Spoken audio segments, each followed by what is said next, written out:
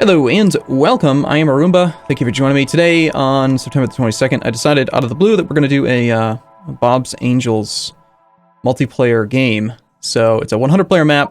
We're going to see how we do for funsies. If you're watching this live right now, because I am streaming at the same time, you need to go to arumba.tv/mods to download the specific mod pack. It's labeled as today's date, September 2016, September 22nd. Twitch mod pack, or something like that. Interesting that every single time somebody joins, auto research is spamming us this stuff. So this is my first attempt doing what I would consider to be big multiplayer with mods, right? We've been doing big multiplayer, but with pure vanilla. This is with mods. We're gonna see how Bob's Angels plays out. So when you join, you will have in your inventory the Arumba Quick Start pack, which is a bunch of junk. You've got telephone poles, electric pole splitters, underground belt. You got some inserters, quite a bit of belt, you got a bunch of coal, you got 20, actually I think it's 20 steam engines, a little bit of science. I mean, we got a lot of stuff to start with. Everyone gets a car.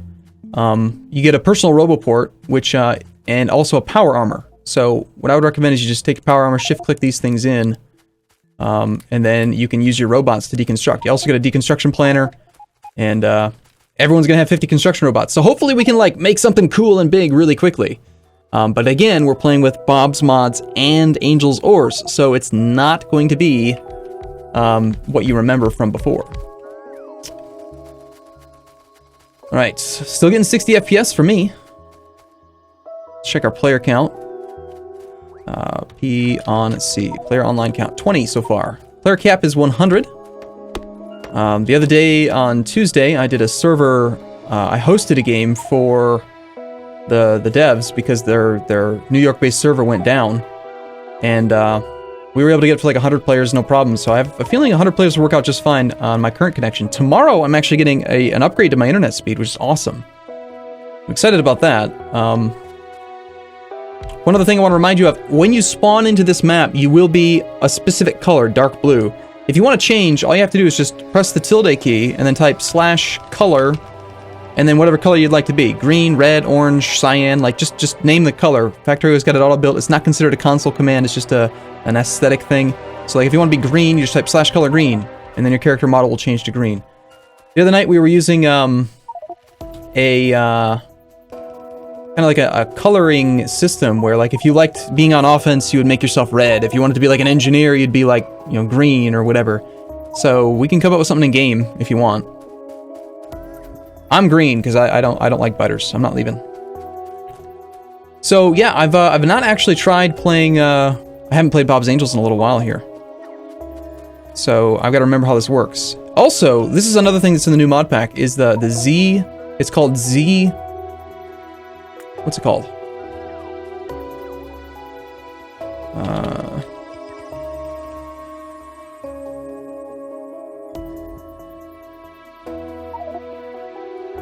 It is called Z something.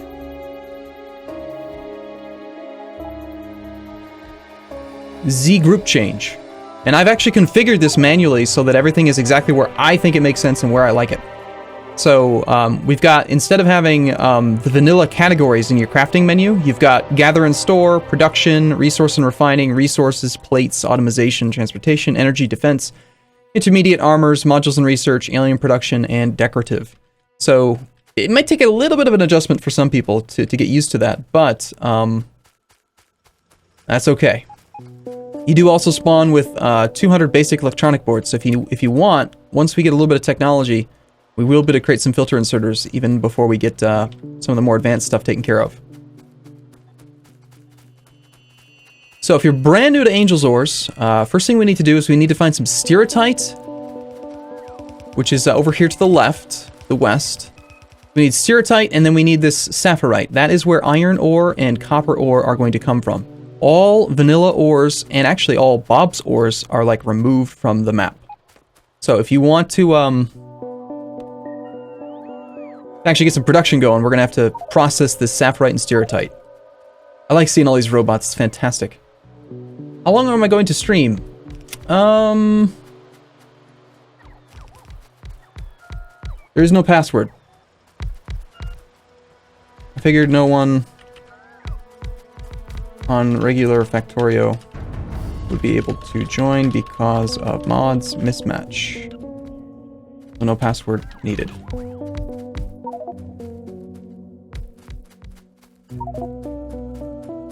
Every time someone joins, we get this pop-up about auto research. That's kind of annoying, but no problem there. All right, so yeah, let's see what we can do. First things first is we need to go to the resources and refining thing, and we need to get some more burner ore crushers. So if we could find some stone, we can't get stone. There is no stone on the map.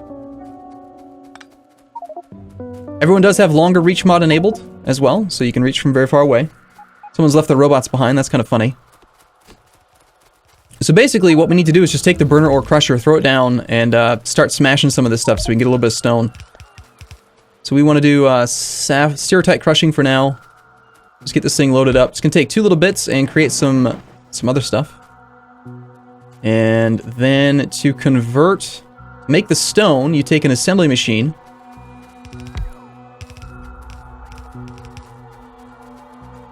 And you actually assemble the stone like this. So once we get this little tiny bit of stone coming out, we've actually got to pull the stereotype ore out as well. Again, this stuff here is temporary. I am just trying to get a little bit of stone going so we can actually create some more crushers.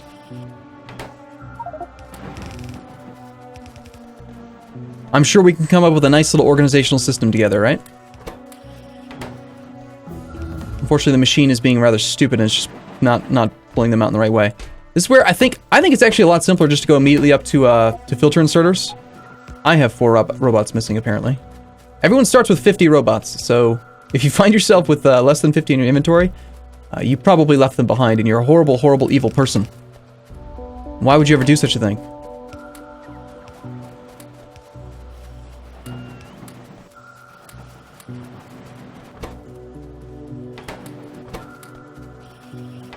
Alright, and then once we get this stone, we can start crafting some more of these burner ore crushers. Now, everyone does have a singular burner ore crusher. This layout, by the way, guys, was temporary, so let's not get too crazy with it. In fact, I guess we might actually see some griefing with this. Everyone's starting off with robots and auto deconstruction, but this was temporary. I just wanted to get a couple bits of stone so I can make another burner ore crusher. We need to make something better than this. So how do we want to do it? I think we pull everything out of the burner crushers. And then we run the belt by a series of things that are going to then pull the stone off. So we go a little bit lower, like this, right? And then we could just go, like... You don't need very many of these things. If these things assemble stone, they will pull the stone off the belt, and then we get the good ore, the stuff we need to actually create other things, will come a little bit further down. And we're basically using the machines only having a certain interest in certain goods to facilitate filtering for us right now. Again, I'm not really trying to only be the one making decisions here, so if you guys want to do stuff, do whatever the hell you want. Go build your own little base off to the side if you want. Go kill biters. We're just here to have fun, you know? There's no set plan or goal here. Okay, so that takes care of one side of the belt. This is Bob's mod, so soon, if we can get some research going, we will actually have the ability to control and configure which side of the belt inserters drop off to and stuff. Which reminds me, I need to change my key binding. I don't think I've done it yet in this one. I like it when the inserter dialog... Inserter... change inserter pickup range? No, I don't want those ones. It's open inserter configuration GUI. Its default is Shift E. I actually changed it to H because that's not bound to anything, and I don't know why. That just makes sense to me. How do you get achievements with mods enabled? Well, there are 2 sets of achievements. There's achievements for vanilla, pure vanilla, and there's achievements for modded games. As long as you never use a console command, you can still earn achievements. So you won't get anything for your Steam account on vanilla, but you can get modded achievements right now. I mean, not that it really counts or matters for anything. Everyone, if you have a second, grab your 10 science packs, throw them into the science labs. Everyone starts off with 10 red science 10 red science packs. Now, there's also, and this might be a little bit irritating, because Foreman hasn't been updated to counteract this yet. CJ and I have noticed it. If you create a blueprint and you press you gotta go to your options, go to controls, go to the mods tab. There is a dialog that you can open up here called Foreman GUI. Toggle Foreman GUI. I've set mine to F2. That's unbound. So press F2, that'll come up even without the research enabled. And then if you add an import blueprint, you can import blueprints, you can rename blueprints, and the really big drawback with 100 players that I'm realizing now is that every single time someone adds a blueprint, renames a blueprint, I think, or deletes a blueprint, we're all going to get the dialogue's going to pop up. So that's interesting. So I guess just get used to having the Foreman dialogue up there. I did mention it on the, actually, I don't think I did. Let me go do that real quick. The Foreman dialogue. We need to get that fixed for multiplayer.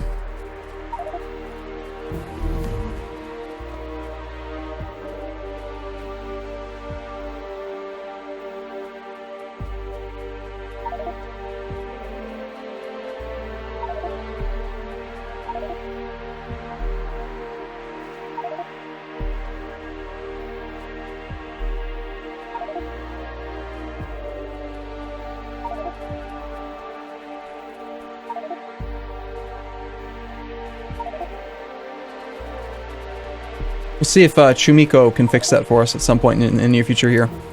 Alright, what's our player count up to? I'm curious. At 26 right now. Still getting solid 60, except we've got quite a few people who are downloading and trying to catch up right now. How is the stream, by the way? I've dropped only 250 frames, 0.3%, so it looks like we're okay. Maybe we will change the player count.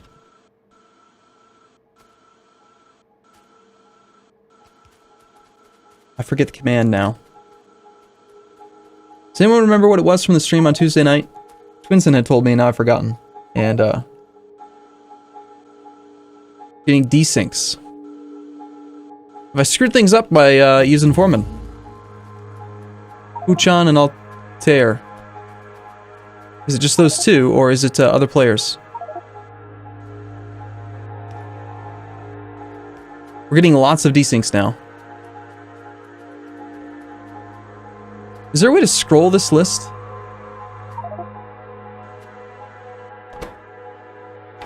The game seems very unstable now, and I think it's related to me using Foreman, but Steejo and I have used Foreman, so I don't think that it's the Foreman mod.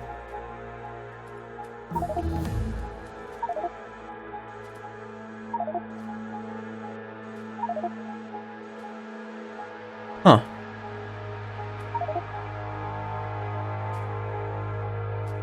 The game's kind of not playable with all these people desyncing, and they're not getting actually kicked out. I don't think the desync limit actually works. Okay, guys, I'm gonna have to rehost this real quick because these desyncs are making it unplayable. I'm gonna save the game, and I'm gonna rehost. Page up, page down. Does that work? I'll try that in a second. And there's an error. Unexpected error has occurred. Alright, I gotta reload Factorio now as well, apparently.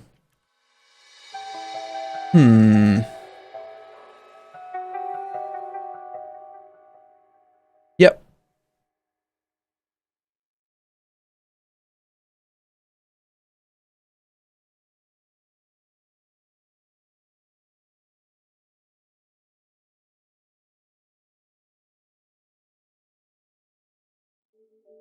Alright, let's try this again. We're gonna lower the player limit, I guess.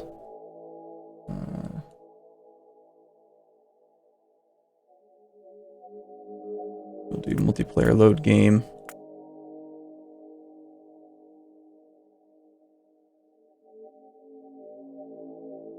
It is public, max players. Let's try 50 this time. 3,000 again, no, those things. 20-minute autosave. Admin only server, yeah, all that stuff. Okay, good.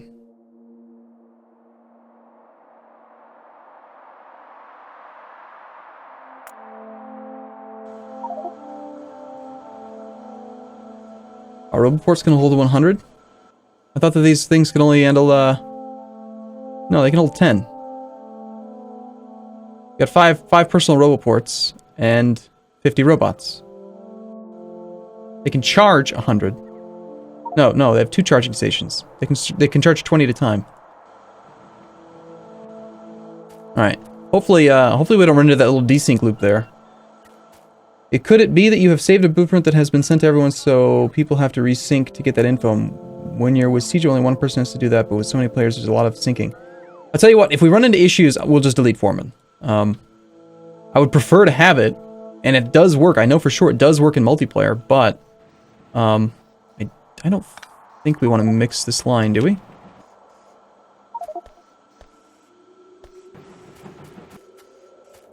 Oh, these are burner ore crushers. You know what? We just need to immediately upgrade to non-burners. Let's just get regular ore crushers. We just need to smelt some stone bricks. I don't think we want to mix the line to feed these. What you can do is just use autofill to fill these things automatically here. Just load them up with a bunch of coal for now, and we'll create some non-burner crushers here in a second. We'll go ahead and smelt some of this stone.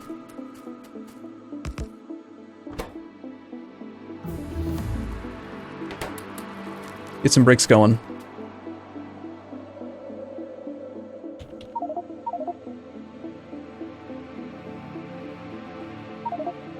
Online players 1. So everyone's still downloading the map. Wow, that is going slow because there's lots of people downloading all at once. I guess that's what happens when you set a 3,000 upload rate. It's just me. It's just me hanging out. Oh wow, I ended up getting everyone's robots. That's funny. I've stolen your robots. I don't need that many robots. Ah, jeez. Well, hopefully people are able to join here in a second. We'll see. Maybe I should just rehost from the very beginning since we're having some issues getting people connected in. Yeah, I think we'll do that. Tell you what. Oh, I set it to 300. Crap. Okay, that's why. Let's try that again then. My bad. Thank you for pointing that out. Arumbas, Bobs, Angels, 3. 50 max players, 3,000 kilobits a second. I wish these settings would just remember what you had them set to from before. Make a whole lot more sense.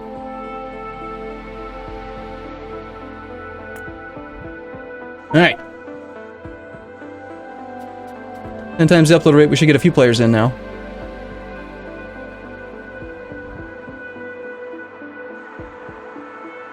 There we go. Sorry about that, guys. My bad.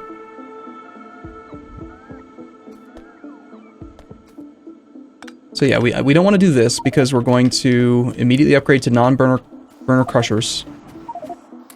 This shouldn't be here anymore because we're actually doing it different. But we do need to get this belt going because we need the stone right now actually to create the burners.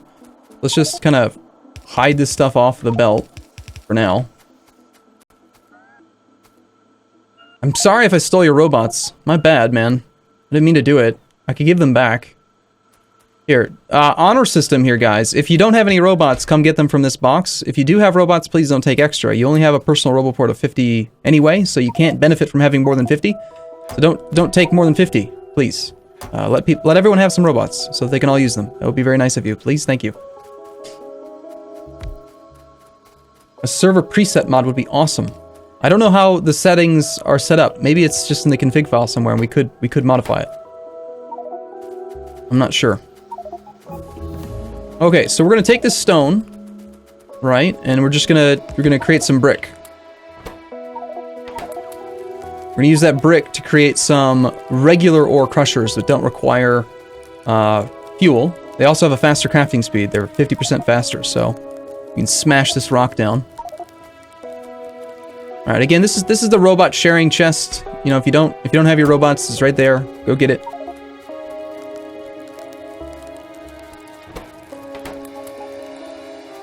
I'm gonna start upgrading these ore crushers to regular real ones here. It looks like we need more inserters on the output side here. We're getting some. They're not able to keep up. Bottleneck is indicating that they're not fast enough. And again, when you're joining in here, guys, make sure that you throw your science packs into the science labs. We do have some science. Everyone starts off with 10 red science packs when you first join. We should probably get a smelting area going. Looks like things are running a little bit better now. We're not getting the desync loop anymore. Out of curiosity, I want to test this just for the sake of knowing if that's what the issue is. I'm going to add a new blueprint again and see if this is what's causing the desyncs to happen. So bear with me if we have to rehost again. I apologize, but I am curious. I need to test it. So we're going to take a new blueprint and we're going to import it. And then I'm going to rename it to test. Now, is everyone else getting their is that dialogue popping up for you as well? It should be. That's what happened to Steejo and I. We're not getting a desync loop this time. Okay, so I don't think it's related to Foreman. Thank goodness, because I'd like to keep Foreman.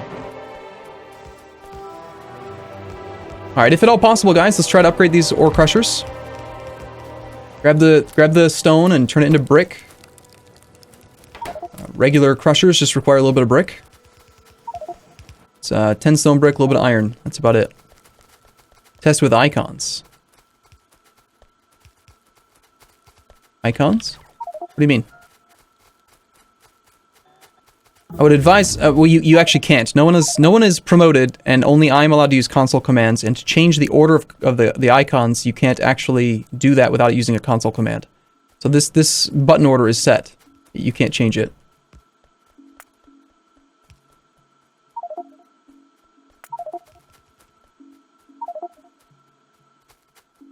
Foreman attempt to index field value, Foreman flow, a nil value. That's getting interesting.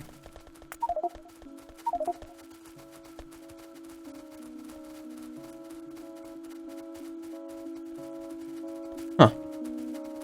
Oh well. Worst case scenario, we could always just fall back to pure vanilla. I mean, that's fun too. But I'd like to try out this Bob's Angels thing and see what we can do in a little while. Alright, so we got mostly still burner ore crushers. We need to keep on upgrading these things. Oh, there's the first desync. Shoot, what is causing these desyncs? Hopefully the desync, it doesn't go into a loop here again. Polando is downloading the map again, which causes us to spend some of our upload rate, you know, given in the map again, and then he's going to instantly desync again. If too many people get caught in a desync loop, the game slows to a crawl because I have to constantly upload it over and over to multiple people.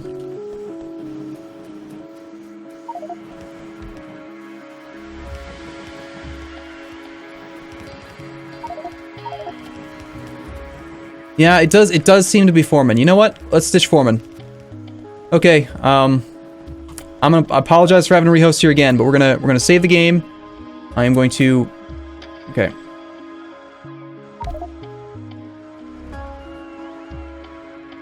We're dishing Foreman. Alright, I'm gonna go update the mod pack real quick.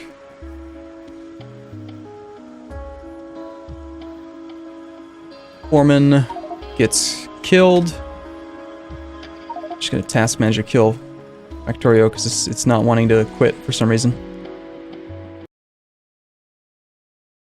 I have dropped 1,000 frames so far, so we seem to be doing okay-ish. Ah, shoot, I can't actually delete Foreman while Factorio is running, can I?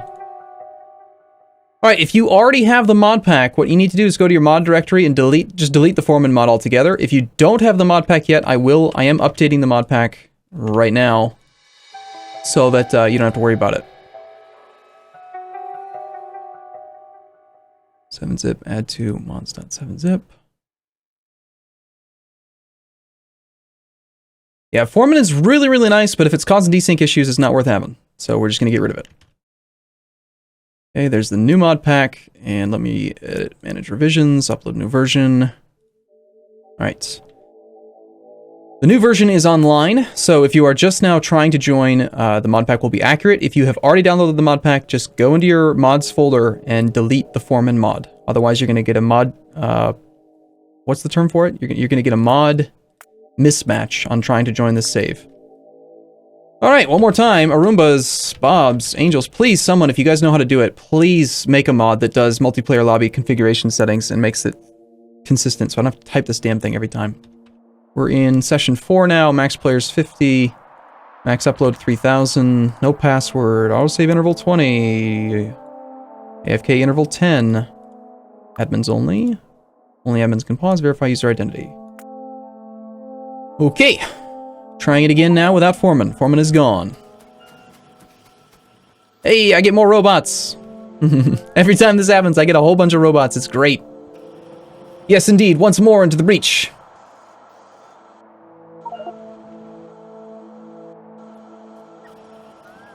Alright, ideally, once we hit the 50-player cap, there will be no uploading of the map.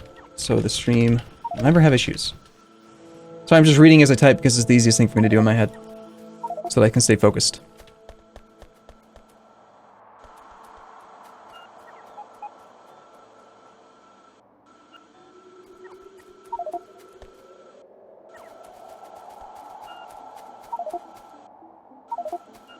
Yeah, well, everyone was gone, right? And if their bots were in the air, and then they weren't connected when I came back, the bots had to go to an existing roboport. And since my personal roboport counts as a roboport, they all were like, oh, well, there's a guy. Let's go land in him. So I'm going to throw... Again, if you lost your robots, there's a chest above this little smelting area here with robots in it. And again, please don't take more than 50 because you can't use more than 50 right now anyway. But if you're missing robots, they're in a chest up there. Go grab them. And I will give them back to you. Get some more stone brick. Okay, so there we go. Someone's actually got the brick going now into a box to the west. Great. And we've got still mostly burner ore crushers here. I'm going to grab this stone brick. And, I mean, technically, we do all have plenty of fuel in our inventory. The coal, everyone starts with like 2,000 coal with this jumpstart pack. So, and in theory, we could just go for a while using the burner ore crushers, but I'd like to try to avoid building that way. Yeah, there's a lot of robots in that chest. 350 robots available now. Normally when a new player joins a server, they cost the server resources because they like set all the logistic requester slots, right? And they get a whole bunch of iron and plate and stuff like that. And then they may or may not stay in the game. But in this case, because of the mod quick start pack, we actually add resources to the game. Lots of belt, lots of inserters, that kind of thing. Lots of robots, that's for sure.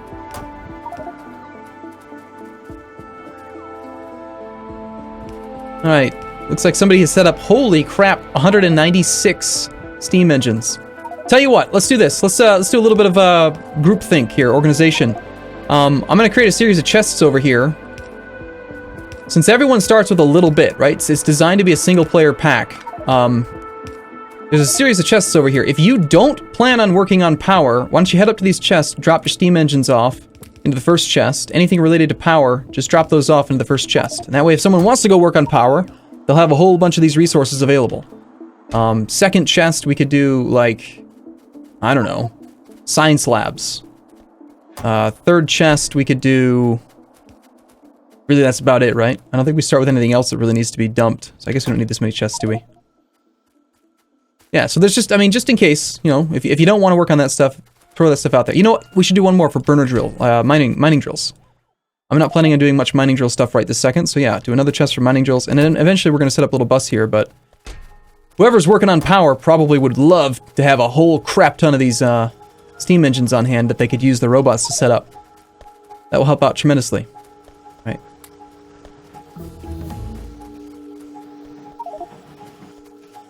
Alright, looks like we most of these things have been upgraded. Cool. And we can already make assembly machine 2s. Nice. We also have electronics assembly machines. And we do have filter inserters. Excellent. I highly recommend, unless someone's much smarter than I am and they know how to do really good setups with Angel's Ores that don't include filter inserters. And if you know how to do that, someone start one somewhere and teach us how to do it. Otherwise, let's just use a lot of filter inserters. Let's organize belts appropriately so that stuff only goes out of a crusher into the right type of belt, and then we can take it to a processing area and kind of go in that direction. Seems like the game is running very well right now, so let's check the player count. We're at 37 right now. We got 13 more slots if anyone else wants to join us. Feel free to come and check things out. Do we have... we do have some access to inserters. Let's go ahead and try to do near inserters. I would love to get near inserters next. Do we have any green science going? We do have some green science going. I'm going to go ahead and just switch to near inserters. We do have, in 0.14.8, they added text saving, so even though it's a little bit obnoxious, you can change research whenever you want, and it doesn't matter. We'll get a pop-up about it, but it's not going to affect progress. All progress is now saved by default in vanilla, let alone in the mod pack.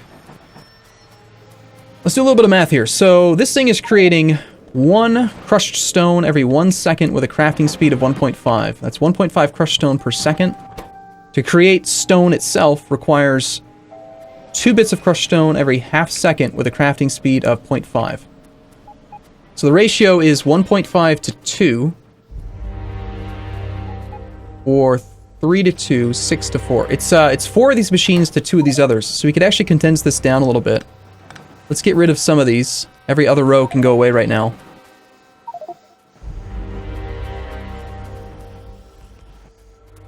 Hopefully you guys heard my math on that. It's 4 regular ore crushers, not the burners. 4 regular crushers to 2 assembly machine ones, turning it into stone bits. So we should probably try to like pair them up in a way that visually makes sense. Why don't we do it like this instead, actually?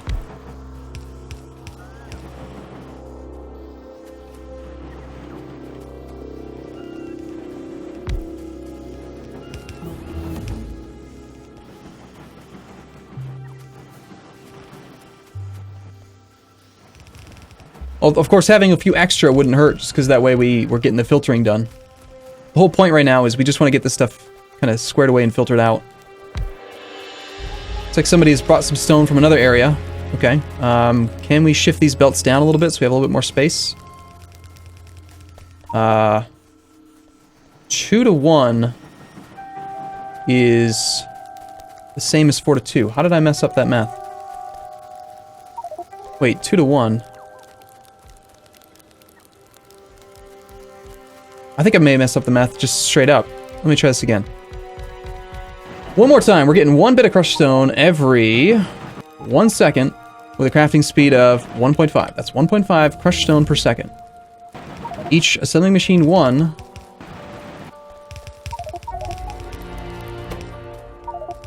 can handle 2 crushed stone per half second with a crafting speed of 0.5. That's 2. 1.5 to 2. If we have 2 to 1, we have 3 to 2, which is wrong.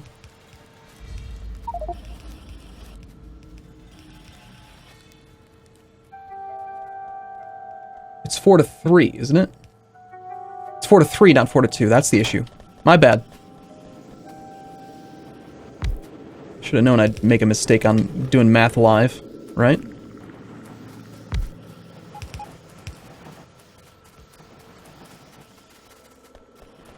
I love having a lot of players running around. It just feels like the right way to play Factorio, you know? Like playing Factorio right. Alright, let's bring this stone a little bit further this way.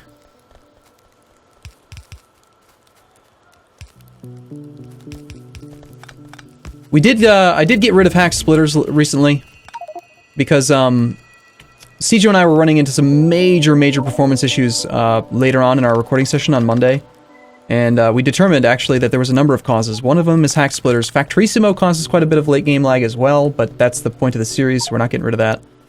What else? So we had Factorissimo caused a lot of lag, hack splitters was causing a lot of lag, and handy hands actually cost a lot of lag as well. Crap, we're getting desyncs again. What is going on with these desyncs? I don't think it was actually Foreman. I think it's just because of the mod pack or something. I don't know. We got up to 40 players, and now we're getting some crazy desyncs. Oh, Petrochem is complete? Angel's been busy? I didn't realize. Alright, anyone who knows more about multiplayer Factorio modding than I do, if you could help us to identify what's causing this desync situation, I would really love you a lot. It's always 1 or 2 players. It is. And what it is I think, from the stream on Tuesday, talking to Twinson, who is related, he's like the server guy, the technical guy. They set something up in the version of the game that we're playing, not .14.8, that was supposed to set a desync limit of 3. And if you got desync 3 times, the game would stop trying to reconnect you. And if I remember correctly, I don't think that feature's working. So what happens is people get caught into infinite desyncs. So, again, let's try to do kind of like an honor system thing here. If you get desynced, please do not let the game try to reconnect you. Quit Factorio completely and try to rejoin that way. Please do not just let the game constantly re-desync you, because it's making the game unplayable for everyone else. I have no issue with people trying to rejoin. I have no issue with people, you know, when we get up to the player cap, that's fine. But please don't let it try to do the desync thing, because the current version of the game just will not handle it. Oh, excellent. Now I have quite a few ore crushers. Also, maybe, I'm going to try this. I hope I don't have to do this, but let me try if the kick command works. Mitch, lol gamer. Well, he just quit. You know what it is? He probably heard me just say that just now. It's about a 15-second stream delay. So if you get the desync pop-up, you can tell you're desynced. It's not like, oh, something's wrong and I'm not sure what's going on. No, it'll say, warning, like desync, re-downloading map, taking local save, all that kind of stuff. So again, thank you for doing that, Mitch, if you did hear me say that and you did honorably leave the game for us. Now, hopefully we see you rejoin here in a moment. I don't want you to leave, for real. Like, I want you to come back, but we're just trying to alleviate this desync issue. Okay, we did do near-handed inserters, right? Yes, we did. Okay, so if you're unfamiliar with this, this is a Bob's Mods feature. What you can do, default key is Shift-E. I don't like using Shift keys when I don't have to. So if you'd like, Cheese Laser is now desync looping. If you can, what I'd like is, sorry, let me get my thoughts straight here. If you would like, what you can do is go to your Options, Controls, Mods tab, and then over here where the Open Inserter Configuration GUI is, go ahead and change that to like H. H is an unbound key. You could also use like F1 or I think even F3 is unbound. You know what? I'm going to change mine to F3. I think F3 makes a lot more sense. I'm going to change mine to F3 right now. So F3. So then what happens is whenever you hover over any inserter in the game, you can press F3 and it will open up this inserter dialog, interface thing here. And this is, you can change where you pick up, you can change where you drop off. And then this offset thing here is what controls which side of the belt you use. So by default, you know, I'm looking at one of these inserters here. Its offset is in the bottom, the opposite side on the bottom. If I change this to, say, this top one here, now the inserter is a near-handed inserter. And it's going to try to put on the top of the belt. If you put it in the middle, I have no idea what the hell the purpose of the middle is. I really don't know. It doesn't... I think it actually does try to put it in the middle, which doesn't work on belts, so I don't know why that's there. But anyway, we can configure inserters to be kind of funky now. In fact, you can do some really fun things like this, if you guys want to take a peek at this. This is the first thing I did when I first figured out that this thing was a thing, because it's stupid fun, is you can do something squirrely like this, where you take a regular inserter, you configure it to... we don't have diagonal inserters yet. We need that. Inserters. I want to have some fun with this. More inserters, more inserters. Looking for... Yeah, we need the rotation options. Yeah, let's do this research right now. Anyway, you can make them go diagonal. You can create like a little stupid loop for fun. But we need to finish the research first. So have some fun with it if you'd like. Yep, someone here's doing this. Now, one of the things that we noticed on the subreddit, my Arumba subreddit, was that someone did some testing. Okay, I'm gonna try using this kick command. I don't know if it works or not. I know it is case sensitive. Oh, Cheese Laser just did it for me. Never mind. Thank you. Anyway, one of the things we noticed on the subreddit, somebody actually did a whole bunch of testing using inserters, and you can actually make inserters perform better than vanilla if you extend their range to maximum to reduce the angular rotation that they have to make. Meaning that if you have an inserter, once we get these more inserters options, I can show you. But meaning that you can just basically make a move just one tile, and the inserter barely has to rotate at all, and it actually makes it faster than vanilla. But one of the other things that we noticed was that if you have a pickup tile position that's, say, 1 tile away, and a drop-off position that's 2 tiles away, all inserters are very slow at moving from one distance to another distance. So whenever possible, you should have like a pickup distance of 3 and a drop-off distance of 3. They're much faster at rotating than they are at changing distance. So try to avoid changing distance whenever possible. But if you need to, it's better to have an inserter that can do its job than it is to have an inserter that can't. So do whatever the hell you have to, but in general, try to avoid that. So what I'm going to do is we're going to save some resources here, get rid of some of these splitters, and we're going to go through and just kind of configure every other one of these guys to be a near-handed. And then that way we don't have to have these splitters. We'll just unload on both sides of the belt. And again, you can shift pace entity settings. So you can like right-click holding the shift key, right-click on an inserter, and then holding the shift key, left-click on a different inserter, and it will copy-paste the entity settings, including the pickup and drop-off distance. So it's very easy to adjust these inserters in mass. Also, if you use a blueprint and you have bots construct for you, they will remember those settings. Piggy whiskey. Seems like the desyncs are getting quite a bit less. Okay, Mitch Law Gamer is still desyncing. I'm starting to think we're seeing the same players over and over again. I do think it might be maybe their internet or hardware related now. I'm not thinking that it was the Foreman mod, but we're not going to go reinstall it because the game seems to be running pretty well right now, and I just don't want to. But so now every other inserter is near-handed. 185 ms ping is it should be okay-ish. Let me check the pings for most players. Most people have a latency of like sub 50. So if you're getting a 200, then that's probably a little bit too high to be able to connect to us in a stable setting.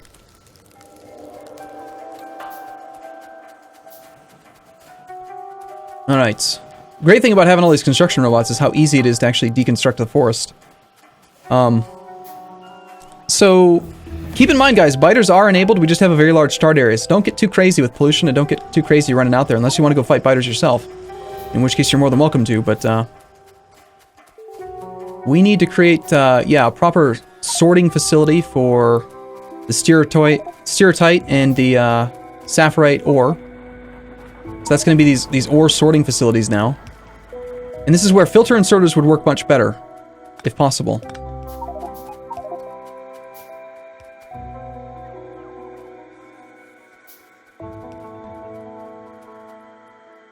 Unfortunately, we have really tiny little electric poles. Can we do, let's get some electric energy distribution so we can do the bigger poles. And then we can create better layouts. The desyncs are caused by packet loss, not ping. So what does that mean? Is that my internet, your internet, or something else? What's causing the desyncs? Granted, I am streaming, right? So, but that's not going to stop. So we're just going to have to deal with that.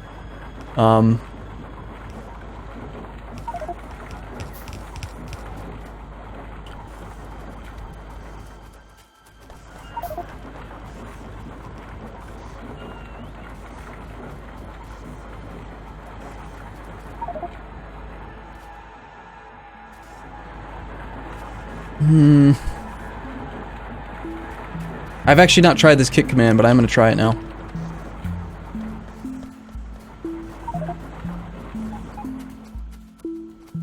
I apologize. If you get kicked, please don't take offense to it. Please don't feel like I dislike you as a person or anything. It's just, we got 40 other players in the game who are trying to have a good time, and, look at it, the game grinds to a halt every time someone desyncs.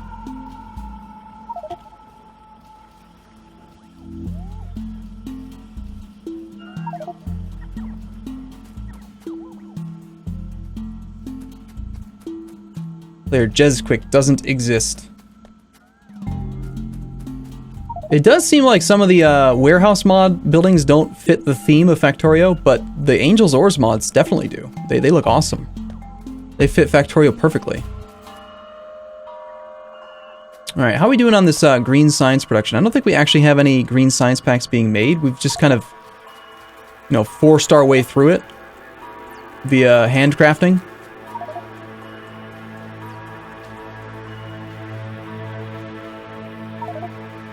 Jess Quick doesn't exist. How is it that he can be desyncing if he's not existing?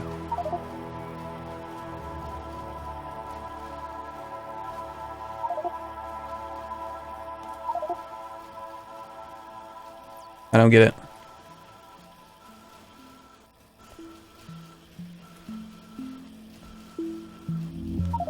Did someone in Twitch chat or in the game remind me what the command is to change the player cap while the game's running? I don't have it handy. I probably should have looked that up. I think we're gonna have to go with like 30 or 40 players. The game's not playable right now. I want to play, and I'm sure that the other 35, 38 people who are in the game want to play right now too. So if we have to go with fewer players to make it stable, then that's what we're gonna do.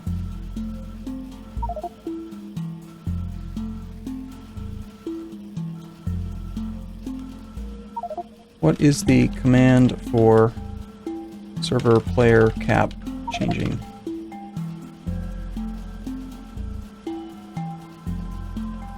Alright, the game is running again because it looks like Deongham has left the game.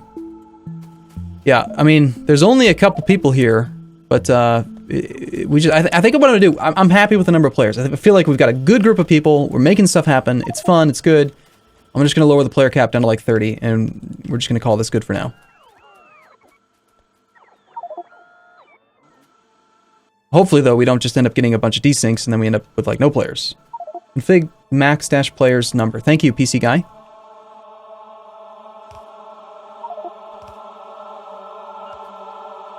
Alright.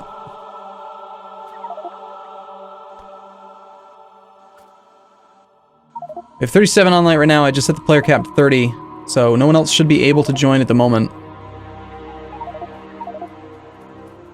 Just quick. Piggy Whiskey, you're downloading the map and being dropped from the game at the same time. How on earth does that happen? I'm going to set a password to the game as well. It's probably... No, online player... When you reduce the player count below the current number of online players, it does not kick people. Config... Password...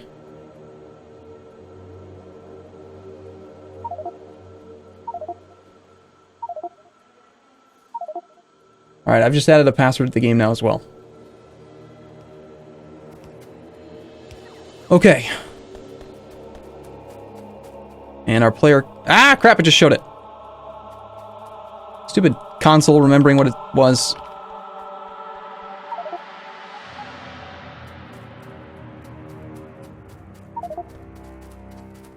Alright, I've changed it again, don't try. And the online players is 37. Okay, so we're still at 37. No one's joining. Game's running. We're at 60 FPS. Excellent. Okay, let's just enjoy this game. I apologize if we, can't have more players. Tomorrow I'm getting 1,000 gigabit up and down. Or sorry, 1,000 megabit up and down. So maybe we'll be able to do more players soon. Now there are green science packs in some of these machines, so it'd be nice if we could get the red science packs into the other ones. You designed a furnace setup. Well, I can. You can too. Nothing's stopping you. I mean, this ore sorting facility is basically the area that we need to go to first. I almost feel like we should move that elsewhere and then do the smelting setup. Maybe. Let's see. We have tons of space here to the north. Tell you what. Let's just go above the bus. It's fine. If the bus needs to get extended down to make it work, and that's fine too. I would love to get electric energy distribution done just so that we can have so that we're capable of having better layouts. On Tuesday, we did a 24 furnace setup with the goal being to have to go straight to red belt for performance reasons. 2, 3, 4, 5, 6. 2, 4, 6, 8, 10, 12, 14, 16, 18, 20, 22, 24.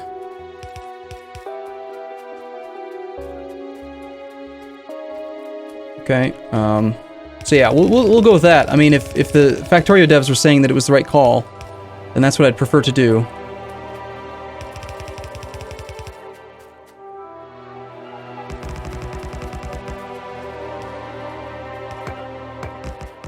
Basically, the idea is to have fewer belt overall by using faster belt to, Okay, and then again, this is where we don't actually need quite as many, even though we're using... You know what?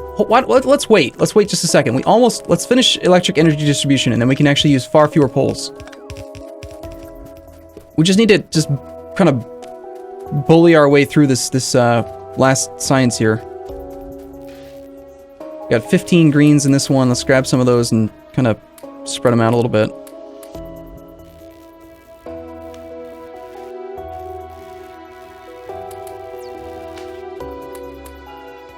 Once we get this thing done, we can make it a lot more concise. It'll look a lot better that way.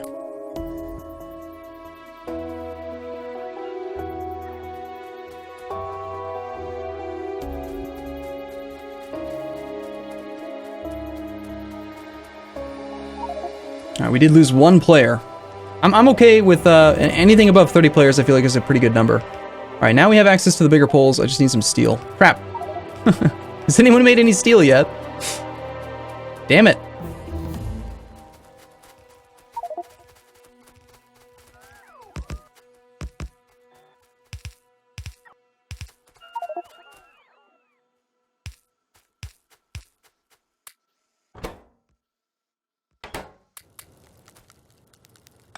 I just need steel.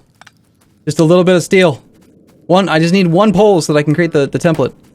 And we can build toward it. Fortunately, we're playing with Bob's mods, so steel is actually much easier to process.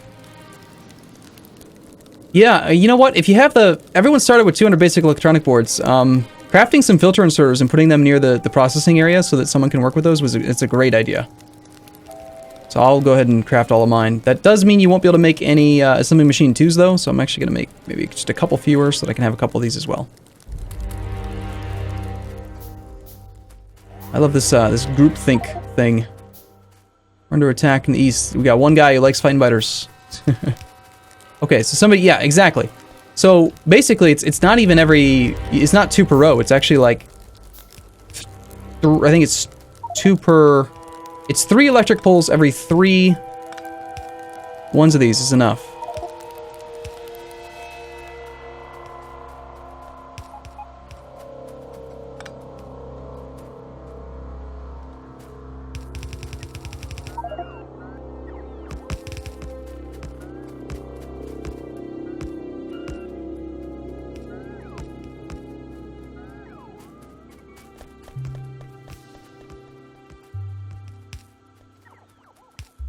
Damn it, he stole my, he took my, the robots take the poles out of your inventory, little bastards.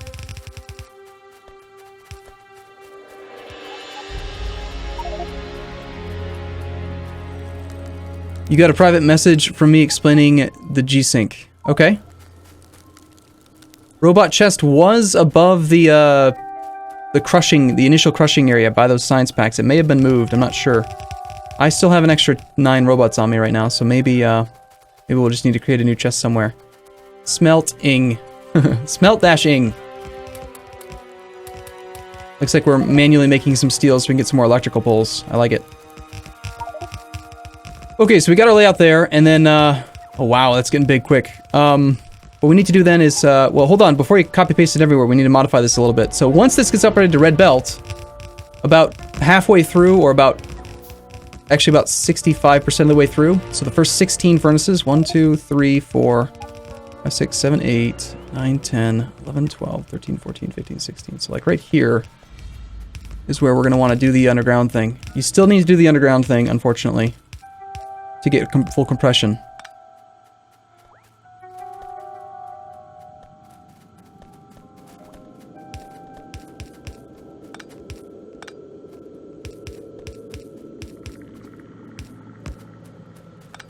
So something like that should work. And so for right now, we can actually just run, you can either try to use the iron ore, or if we just need iron right now, we could just run the stereotype and the sapphirite directly down this area, and it will become iron ore, just like that. So I think we're kind of like out of iron right now, right? We've got like almost none iron production right now. So for now, the simplest thing is actually just to run the sapphirite. Don't even worry about crushing it, or sorting it rather. Although it is kind of nice to, you do get a little bit of an advantage, I think. I've done the math on this before, but it's been a while. 2 sapphirite ore can be turned directly into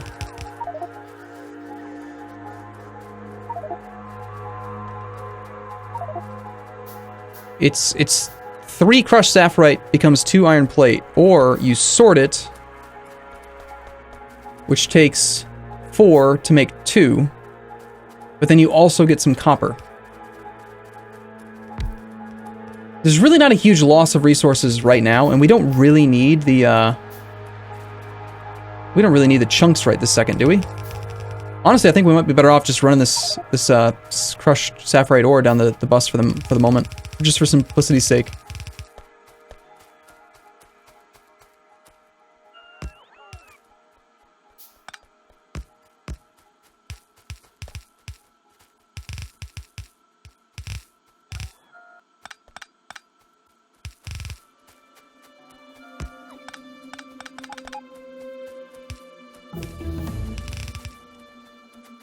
I'll put a chest with a single piece of coal in it just to indicate what the line is.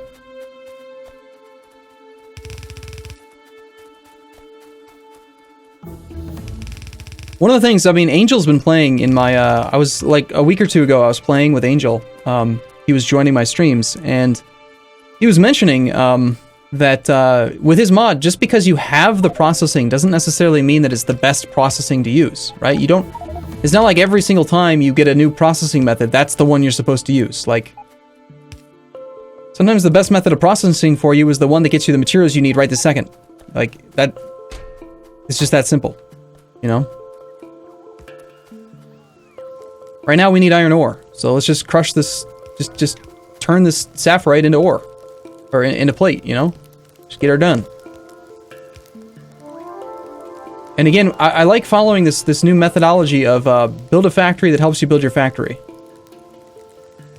You know, I love building with the end game in mind, but at the same time, it is a bit excessive to try to plan out everything from the very beginning. Like, you might not be able to do it that cleanly.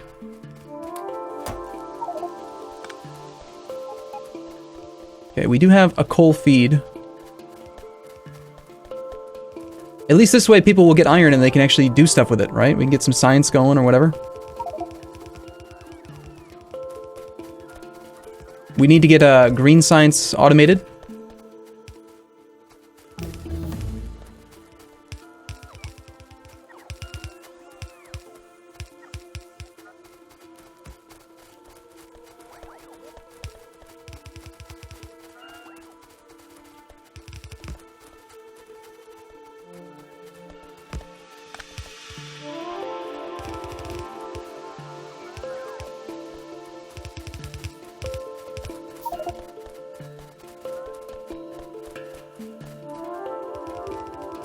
People writing stuff with stone. I like it. Oh no, unfortunately people have... We've dropped from 37 down to 33. I still... Anything above 30 I feel pretty comfortable with. Game's running fantastic now, without people trying to join all the time, so... I apologize again if people are still trying to join, but I do feel like this is just for the best for right now.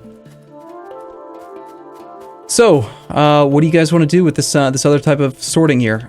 Did everyone create a few filter inserters? Because if you did, we should grab them and put them places. You know?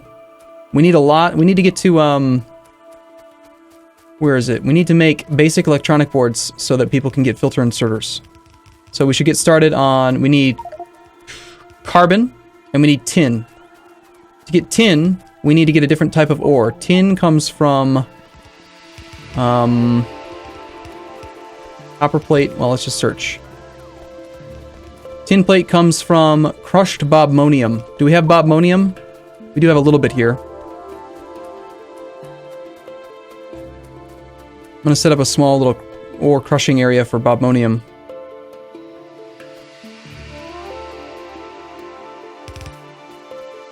Oh, this is rubite. This is not the bobmonium. Oh, there's the bobmonium. It's kind of mixed. Ugh, that's ugly.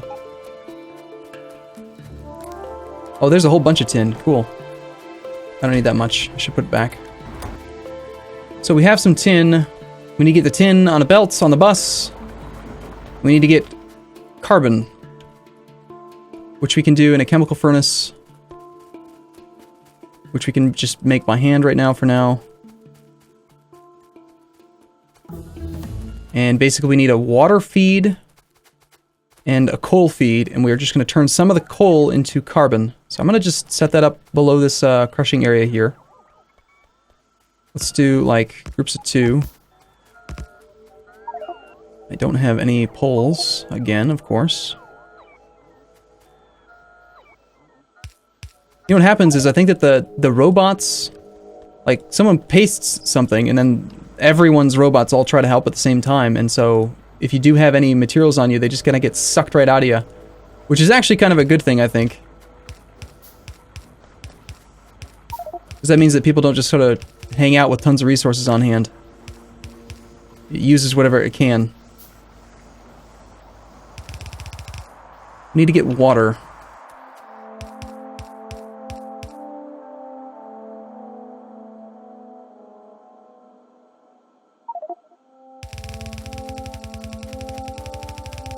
Okay, so this could become a a carbon feed, and it doesn't really need to be 4 wide right now.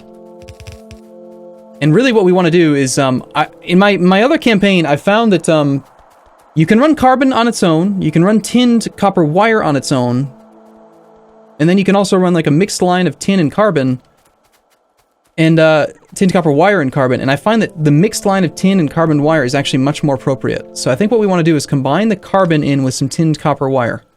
To make the tinned copper wire, we got to do copper plate with tin plate. In a 3:2 ratio, just like vanilla green things. So first thing you do is you take intermediates, copper cable, and then you take this and you make tinned copper wire. Okay.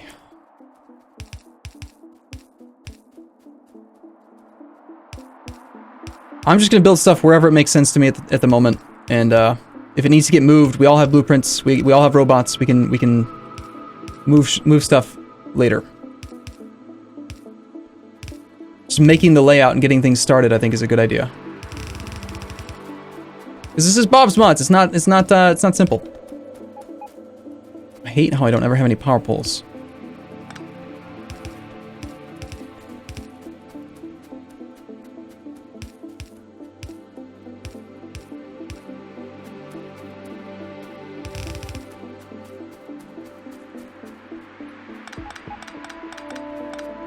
I feel like, compared to like a vanilla game, things have ground to a halt. No one knows what to do. No one's familiar enough with Angel's Oars to like make stuff happen.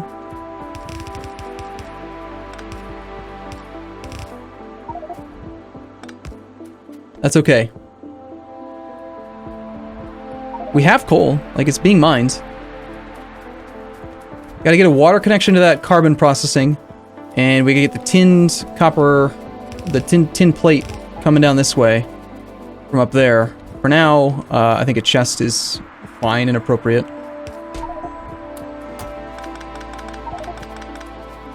If you see chests, feel free to, you know, make the connections so that they're a little bit more permanent. For now, we're just trying to make things, work. So that's tinned copper wire, and that's going to mix with carbon. Looks like somebody's trying to find some water for me. Ooh, water is far, far, far away. Wow.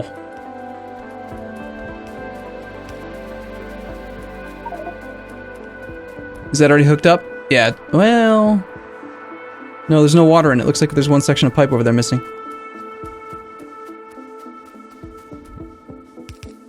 There's the water line. Stuff! Oh, is there just not a lot of coal on the map? We do have... It's Angel's Oars with Bob's Mods and large starting area, so resources are spread pretty far. Okay, so these two components here get mixed together to make the basic electronic components. Tinned copper wire with carbon. And what you want to do is you want to use these electronics assembly machines wherever possible. Of course, we did kind of skip right over the production of basic circuit boards, didn't we? Yeah, need trains. Okay, somebody here is making these. This is interesting. It's functional. Although, it feels like it needs more inserters to pick up the basic circuit boards.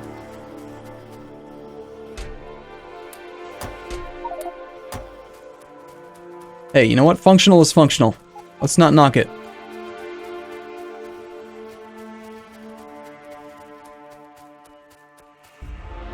Okay, to create a foresting, like an area, to actually get some wood farming going, we need water, we need glass. To make glass, we need quartz. To make quartz, we do something with one of these materials, and it creates the quartz. It's a type of sorting. There it is. We need to sort some bobmonium to get quartz, which is already happening here. So we should have quartz in here right now. So let's cook this quartz to make some glass.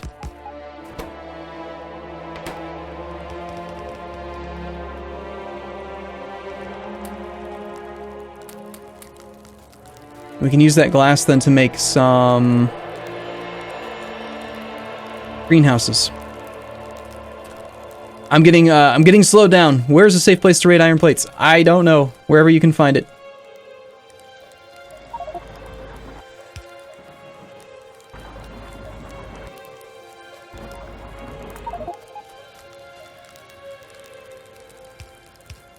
Need to immediately get that bonus if we can.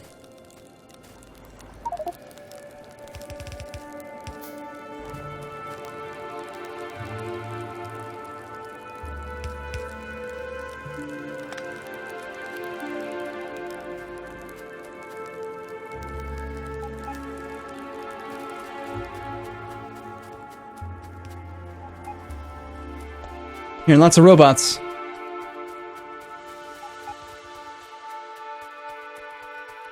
Okay, I mean, this is functional, but I'm gonna kind of maybe mess with this a little bit. I'm gonna use another layout that I've used before. So the ratio here, there's a couple machines you can use, right? We can use these electronics assembly machines. If I could just get a little bit of iron. Oh, wow.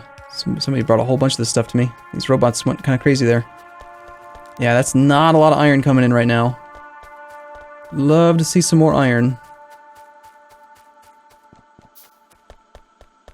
Compare this to the vanilla campaign, right? Where we ended up with almost 10,000 iron ore processed per minute in... No, we were doing 10,000 ore per... Yeah, 10,000 ore per minute after like an hour. We have been playing now for 54 minutes, and we were making 600 iron plate. And that's with the accelerated start with all kinds of advantages. Oh, man. Now, keep in mind, we're not using any hack splitters here, so if you're only going to unload onto one side of the belt, you do need to do a lane balancer. All right, now I've got some material here. I am going to do a little setup here. So the ratio, I do remember this one. The ratio is one blue inserter, or one blue machine into one blue electronics machine making wooden board. Very straightforward and simple.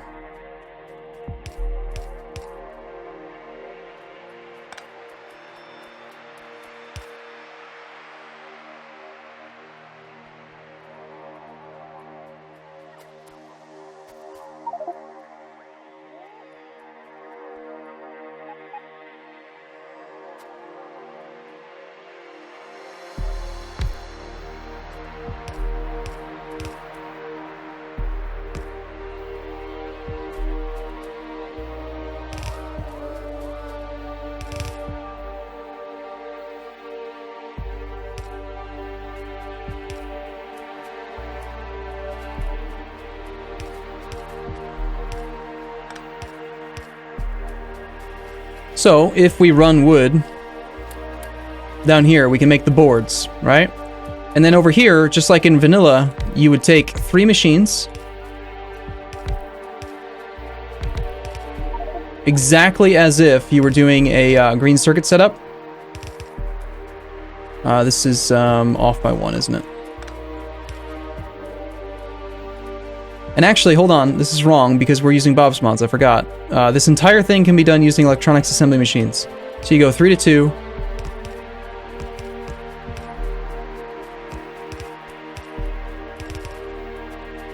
And then we need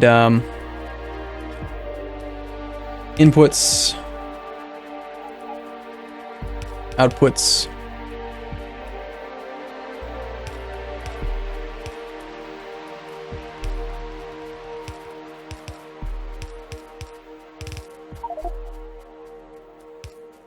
Wish I had some bigger electric poles, but I never find any. I don't have any steel.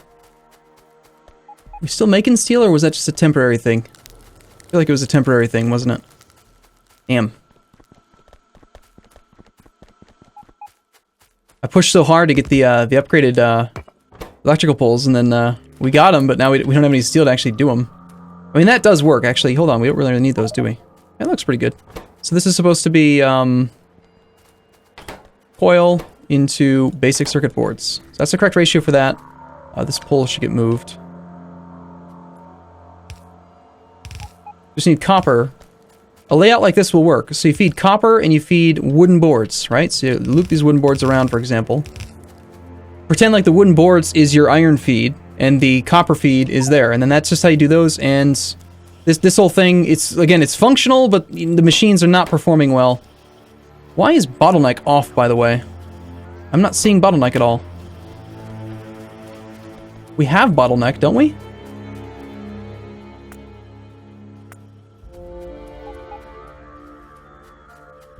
Oh, toggle hide show bottlenecks B. Apparently I pressed the B key at one point. Weird. Yeah, so if you look at this thing, the outputs are being blocked because the outputs are not fast enough, and then all these machines are not really getting enough to function. This smaller layout might work a little bit better for us. Oh, interesting. So every time somebody presses B, it toggles it for everyone. That's what's happening. No wonder. Again, that's a weird situation here. Alright, so we got our tinned copper wire, which we're going to use eventually to make the electronic components, to make the next level of basic basic circuitry. If we can get these boards mixed now up into the bus, that would be good. And again, if after these designs are done, if you want to just move it somewhere else, just take a copy and move it, you know? Like, I'm just building it wherever I can find so that we can try to get some production going, and I'm just showing some of the layouts that I'm familiar with. Again, I'm not an expert though. I don't have the best layouts everywhere or anything. Use blueprints though. Blueprints are really, really handy.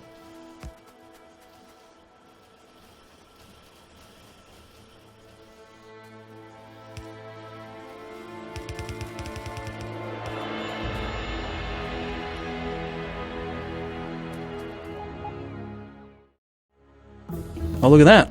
Holy crap, a whole bunch of people just tried to join the game. Or what? It was like an autosave there or something. I don't think that this yellow belt is going to be able to support this much copper. Plus the copper should be balanced on both lanes. I don't know why it's not.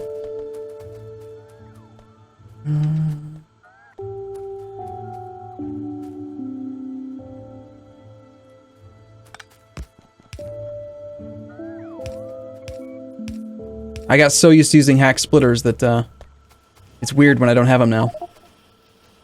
It's interesting that everyone was forced to autosave in that situation.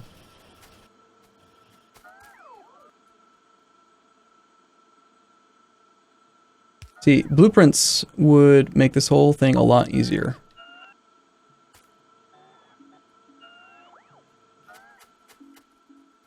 We need more electronics assembly machines here. Getting a production area for that and some gears and stuff would be good as well. So the advantage to using the electronics assembly machines is that they are faster, smaller, and they use less power to do their job. The disadvantage to them is that they can only interact with electronics components. So you can't do certain things. Like notice how over here, in order to create the wooden boards, that's not considered to be like an electronic. So you have to use a regular assembly machine. Making the wooden boards themselves for the purposes of electronics is considered to be an electronics entity. So that does work. Tell you what, why don't we go with 4 of these setups for now?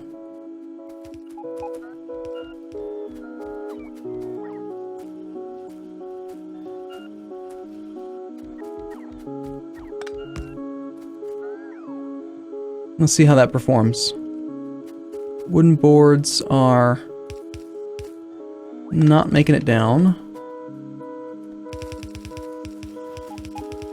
We do 4 of these, so we can just do a four belt thing.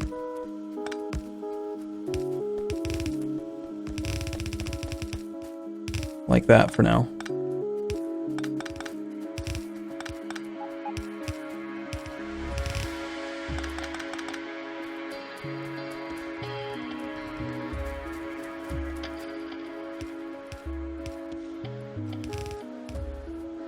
Okay. Game's still running pretty well for everyone else, I hope. I mean, it's running well for me, but I'm the host, so I would expect that.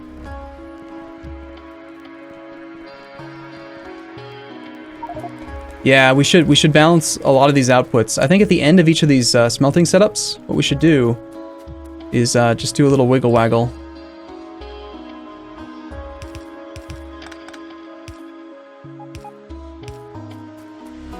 The wiggle waggle.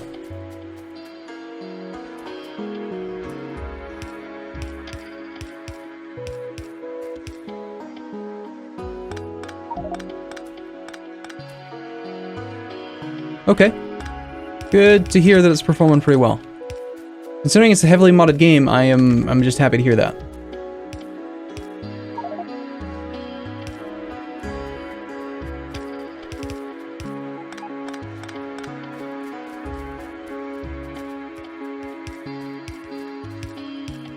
If we wiggle waggle each of these things, then they should be balanced later on in the bus as well.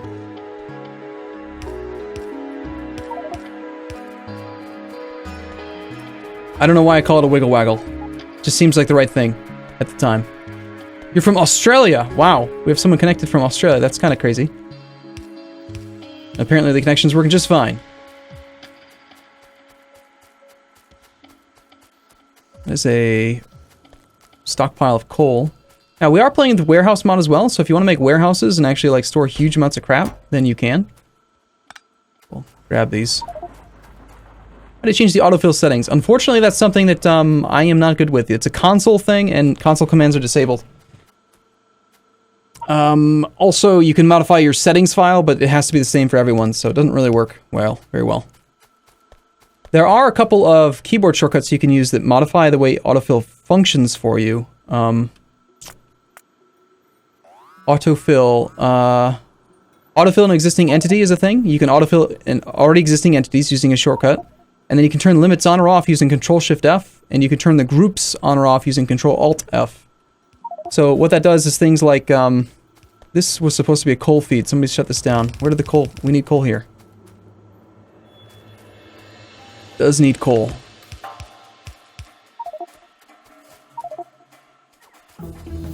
Move science to the bus. Sure. I mean, if you want to run science on the bus, it's fine. Alright, more copper.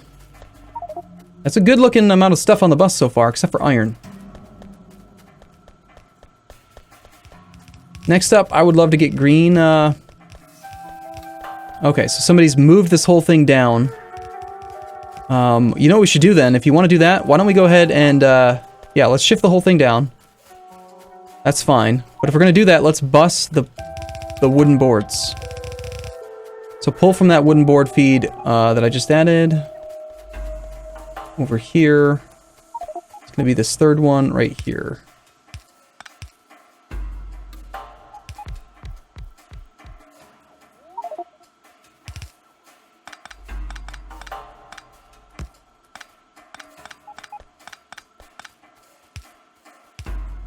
I'm always running out of stuff, aren't I? Need more iron. Best bus. What are these? What does this say? Iron, copper, basic, misc. Okay. I think it's really funny how everyone started with a car in their inventory, and I don't think I've seen a single person driving around in a car, which is probably for the best. We would all be driving into stuff if we were, but I just think it's interesting that no one actually is using their car. We have robots that are being stupid, so I guess they're going to stay there till we have a roboport. Okay, so if all of that is going down there now, we don't need this copper feed to come off anymore. We'll just relocate the processing, because why not, right? I mean, these aren't being used by anything yet. Yeah, there's people in cars now.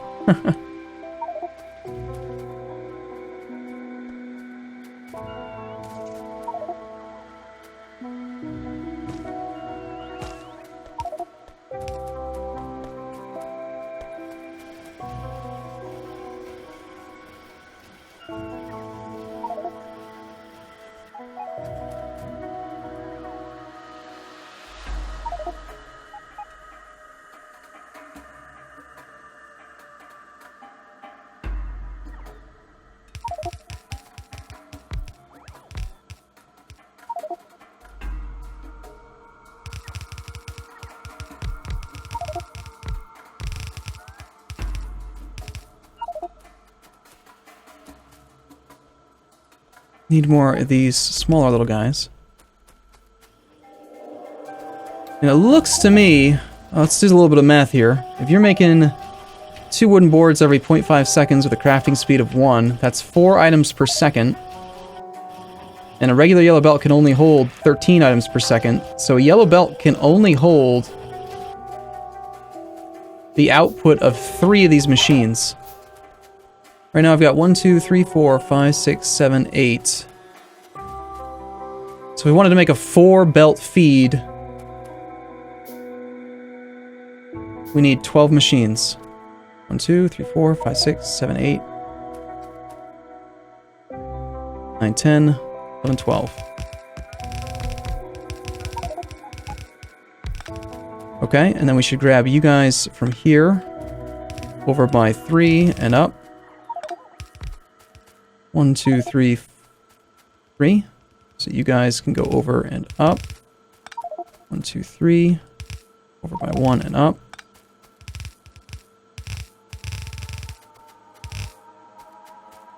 And then this is going to just be a full-on... It's a lot of stuff, but I'm trying to build for the future, you know? I guess this entire thing is going to turn into this. Is anyone pulling off of this carbon and tin copper wire feed yet? No. So let's just kind of repurpose this for now.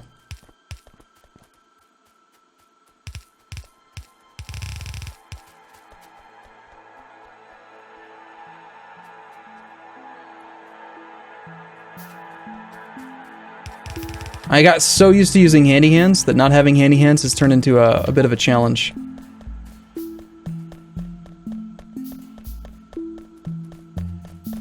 We now have Mucho's wooden boards, assuming that there's wood to feed it. I find it a lot easier to do this. Instead of writing it out with belt and stuff, just put a single entity in a chest. Indicate what it's going to be or should be. Works for me, though, that is.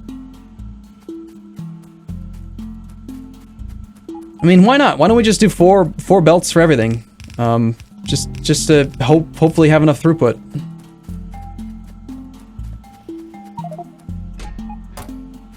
I don't even know where this wood was coming from, but is there a tree farm? Did somebody set up a tree farm somewhere? Maybe.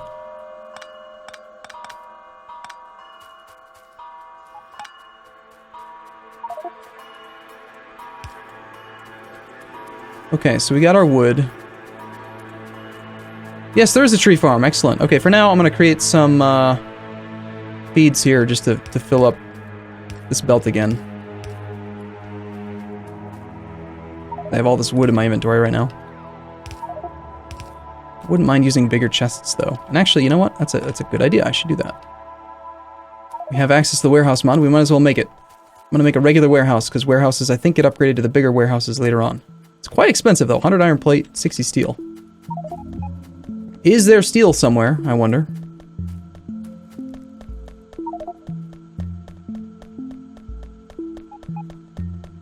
We should get one of these things making steel.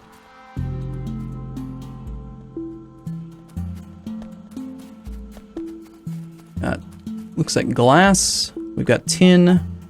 None steel, though. I think what I'm going to do is I'm going to say right in the center here, we're going to take out these 4. Disconnect this line. I'm going to turn this into steel. And I've got a new way of doing this, which I think is actually nice, because it's not quite a full belt of steel, but it makes the processing easier. So what we want to do is we want to cut this line here. And now we want to do another one of these guys. Actually, you know what? To keep it even, I think we just take out 4 in the center here. That way it'll look nice. We do the same thing we did at the start, right? We're going to feed this iron in. Now, the question of, like, how do you get the coal to reconnect is we're going to bring this up here. But before we do that, we actually need to isolate the lines. We're going to do that using underground belt. So what you do is you put down an underground belt, then reverse it. Now only the coal is allowed to move forward. We do the same thing up here, but we can't do it, do it like that. coal is allowed to move forward, but the iron ore is not. Ideally, we want this thing to be right at the end, though. That way, the iron ore can only stop right at the edge. This guy's in the way. Where can we put him instead? Where he'll still reach everything. I should move down by one.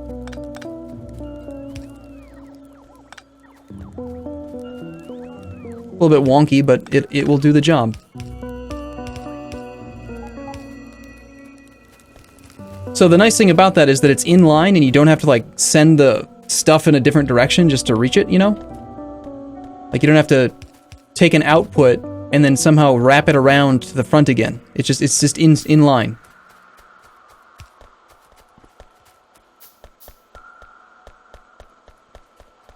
Which is kind of cool. That crafting menu looks awesome. That crafting menu is a mod called Z Control Groups, I think it's called. And I did a custom mod settings file to organize things where I like them. It took me like 3 hours, so I hope you enjoy it. It's a lot of work.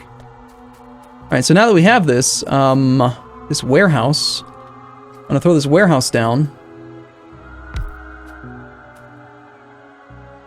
Let's be realistic. Well, actually, maybe now that I just picked up that steel, yeah, I can make some electric poles.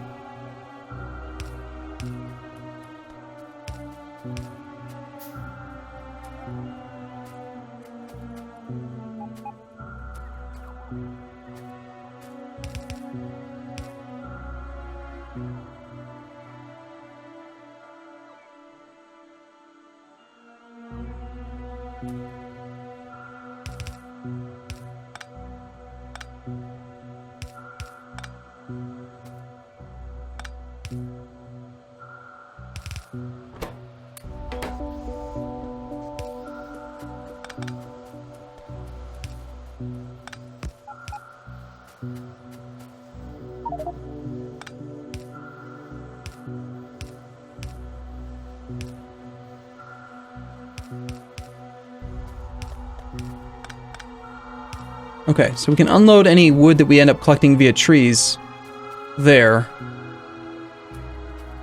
That should give us a nice full belt of that. Assuming all these machines are running, we're consuming 1 raw wood every 0.5 seconds with a crafting speed of 0.75. That's 1.5 wood per second. We've got 1, 2, 3, 4, 5, 6, 7, 8, 9, 10, 11, 12 machines. That times 12. That's 18 items a second, so a yellow belt is not going to be enough to support that. So we either upgrade the belt or we do multiple belts. I think multiple belts is cheaper.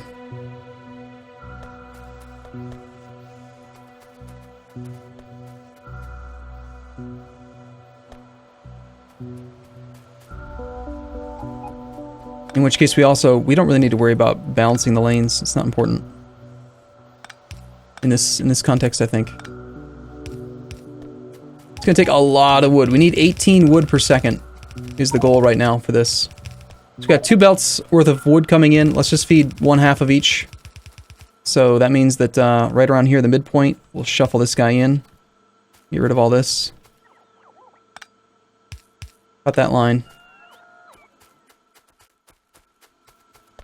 And again, 18 items per second would be like, if each belt can hold 40 thirds, that's 13.3, so 18.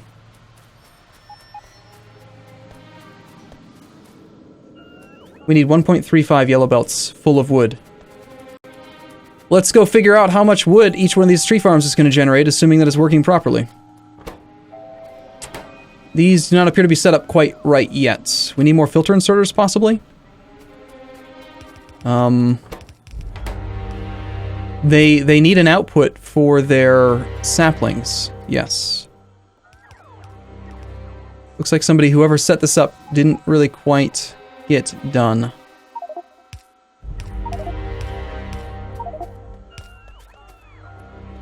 Insulated wire is pretty easy. All you have to do is take some wood and put it into a machine to turn it into resin, and then cook the resin. That'll give you rubber.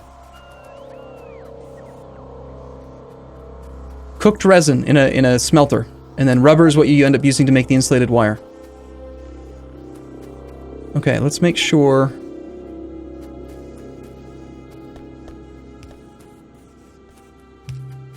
Okay.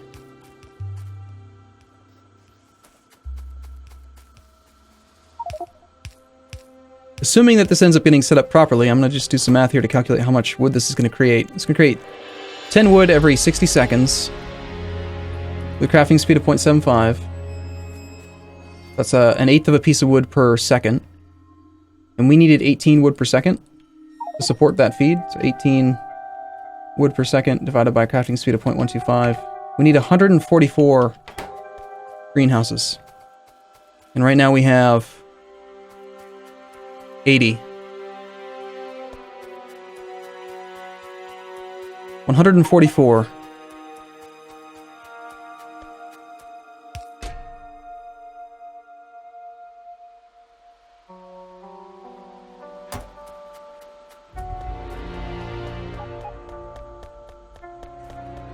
Just gonna put this into a chest to mark it so I don't forget. Someone will probably find it and be like, what's this wood doing here? That's fine. If that happens, oh well. I mean, whoever's been working on this is probably able to hear me right now, and they're probably going to know. But 144 of these things, assuming everything's flowing, right, and there's no issues with the inserters, will generate 144 greenhouses will generate 18 wood per second. That 18 wood per second will get onto these belts. That will support these machines here, which will give us idiotic numbers of basic wooden boards.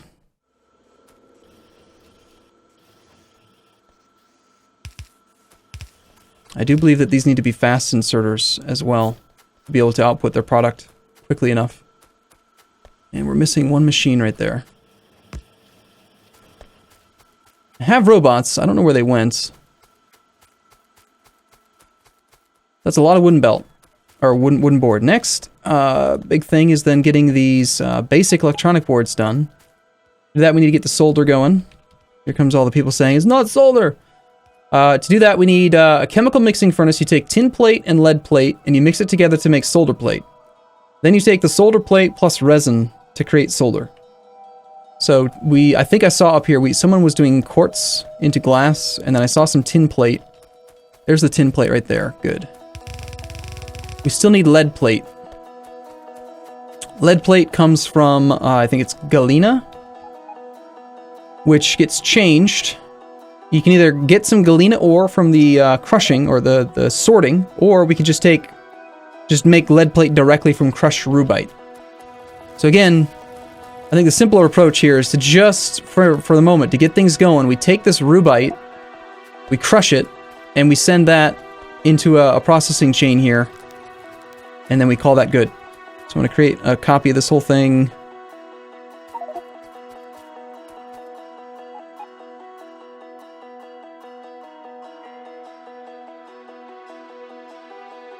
Got our feed for the coal. We got our feed for this thing. Got the output. Got the wiggle waggle. So it's going to become rubite. We should bring the coal a little bit higher. Actually, this coal feed here, where's this one? Is this like a loop or something?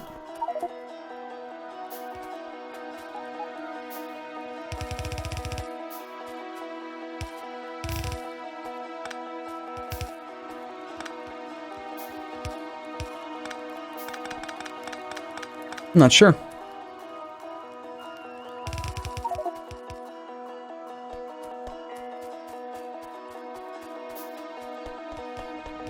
Can't remember how to balance a 4-bus. You mean lane balance or just load balance? There's a pretty easy way to do an inline lane balance, but it takes quite a bit of space.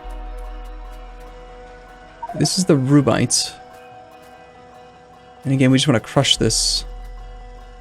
Kind of similar to what we've been doing down there. And actually, I think what makes more sense then is probably just copy this layout all together. We don't need a huge amount of it though, just enough to start. So I'm gonna go like,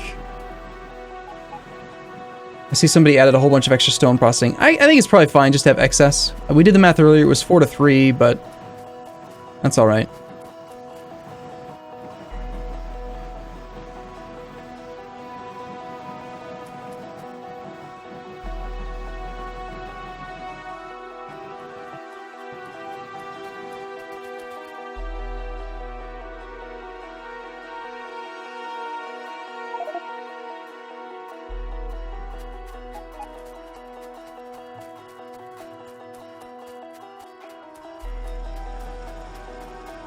Not having foremen. Kind of unfortunate.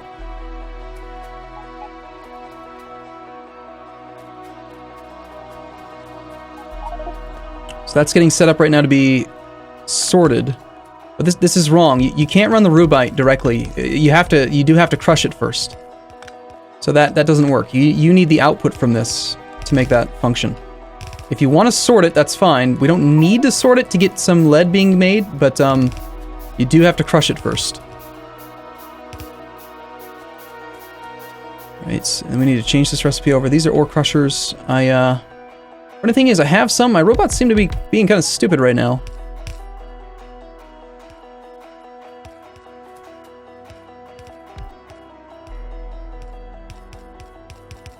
Oh, I see what someone's done. So they've done a direct feed there, and then they've used filter inserters instead. Okay, well then, if you're going to use filter inserters, even more reason then to not use an improper ratio. 4 to 3 is the correct number, so I'm going to change the layout a little bit then.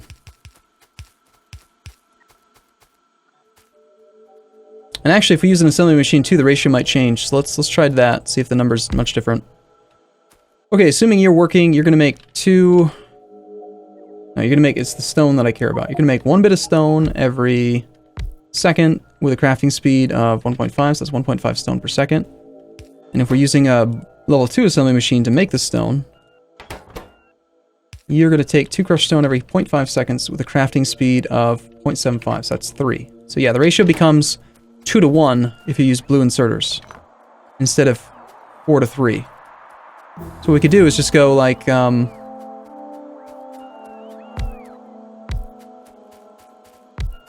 like this. I need more ore crushers. I need iron.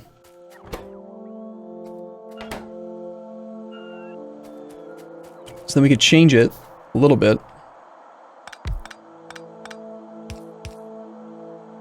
Feed the stone in directly to that machine. Put down a filter inserter on each machine here and here.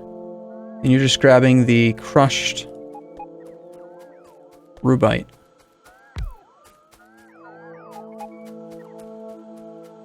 And I think what we'll do is cut here.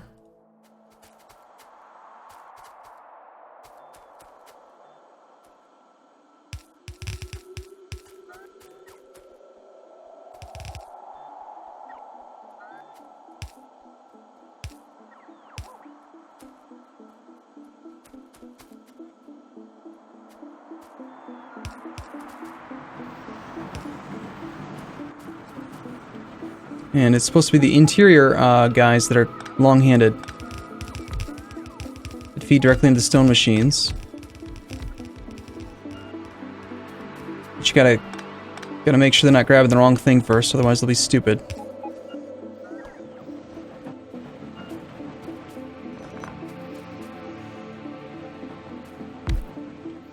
Stupid machine, stop that.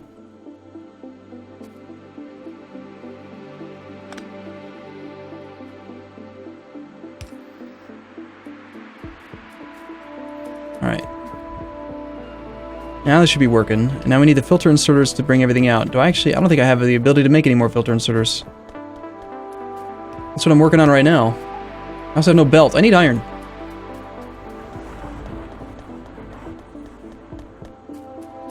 How are we doing on player count right now?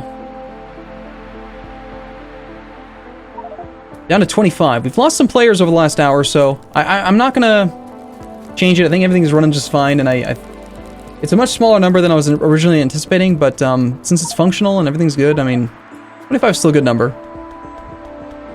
Your missing robots found you again? Nice. Okay, so filter inserters. We gotta get these blue science packs, or sorry, the blue basic electronic boards going. Otherwise, we're not gonna have the ability to make any more filter inserters. Okay, so going back on this, I was doing solder. To do the solder, we needed the lead plate. That's why I was over here. Okay, got it.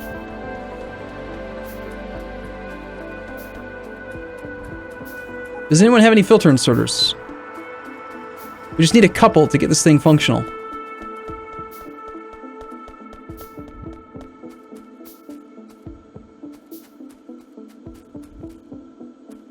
You know what the issue is? Actually, we just need to power these stone furnaces. These other furnaces.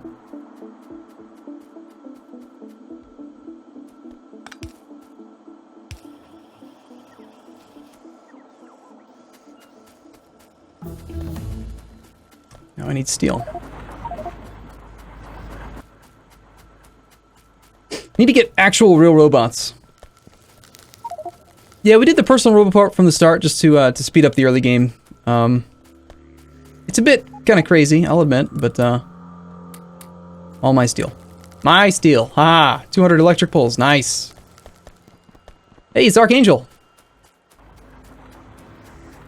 Archangel, if you'd like to join, I wouldn't mind letting you in. I could try to sneak a password to you. I would need to figure out how to send you a direct message. You know what? I think I can do that if I just open up my Twitch screen. And then message you from there. I think I can whisper you. See if I can find you in chat. If you'd like to join Archangel, you just need to download the mod pack. Since this is your... It's a big part your mod. How do I see the list of people in chat? You gotta pop out chat first, right? Pop out.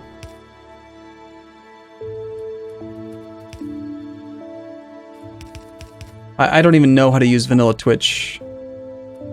Ah, there's the viewer list, okay. And then Archangel, you're Arc666 Angel.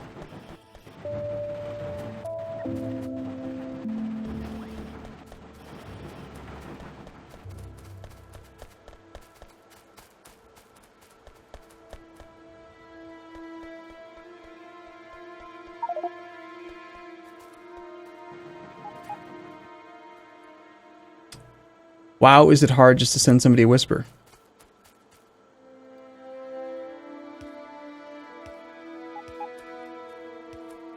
Alright.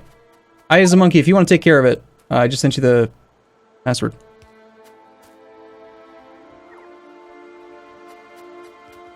Yeah. As needed, you know, if we don't have enough players, then feel free. But, no, let's not open the floodgates if you don't mind. Right now we got 1, 2, 3, 4, 5, 6 machines. Let's rotate these every other. The interior, exterior, outputs and inputs. Okay, we need more. Not smelting. We need more mining of this.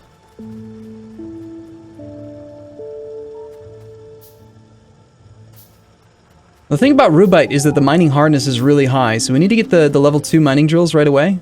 They have much more mining power, so they're far more efficient at it. I mean, we barely have enough rubite to even really do much with this here.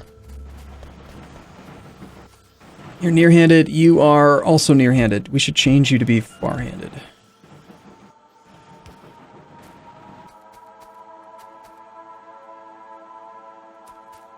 Tell you what, we'll go near, far, near, far, near, far, near, far, near, far, near, far.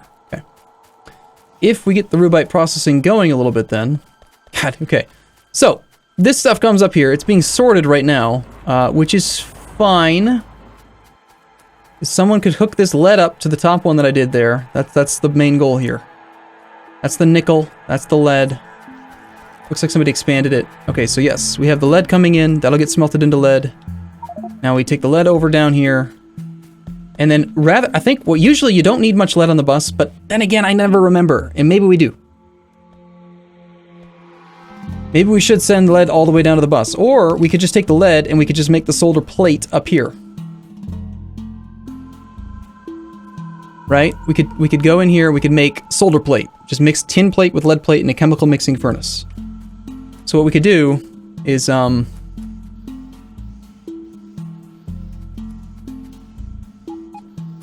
would we want to do it?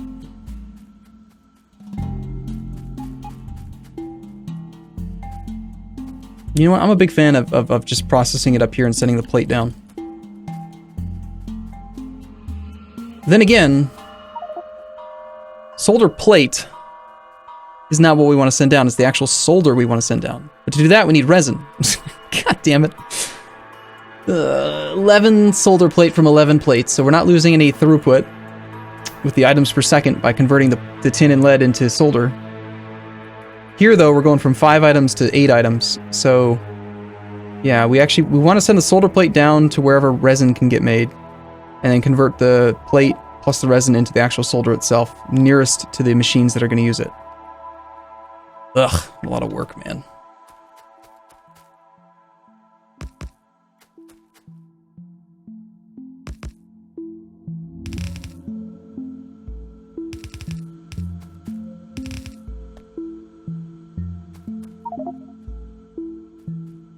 Always feels like so much work.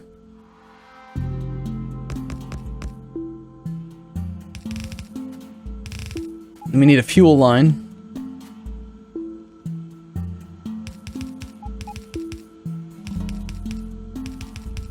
We'll do a hybrid of the two, and then a separate fuel line, I suppose.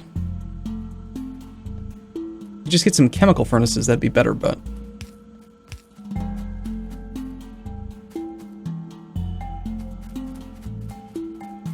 So we take tin. I'm out of belt. I'm out of iron. I have none iron again. Damn.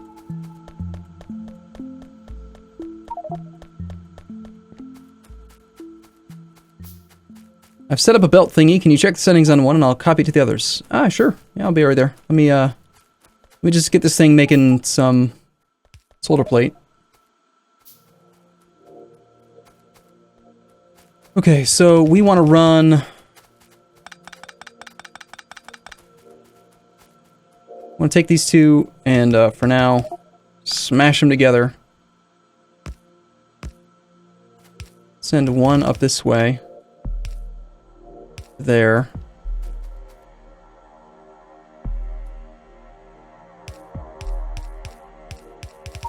Send the other one up this way.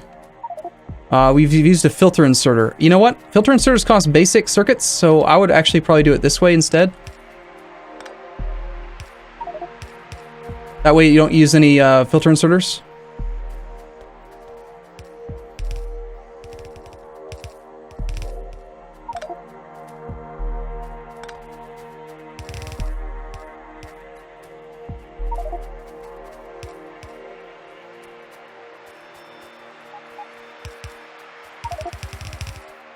So it's kind of a finagly setup here, but yeah, we can forward the coal, and now we just need long-handed inserters to feed these guys.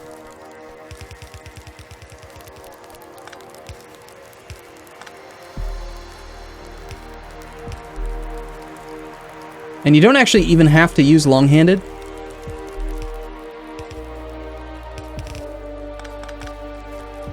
Because you can just make the regular inserters reach farther. Unfortunately, you know what? We need to do the power in here instead, so we have room.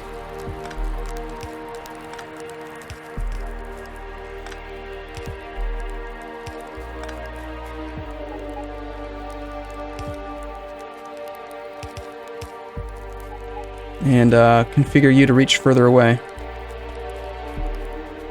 There's our fuel.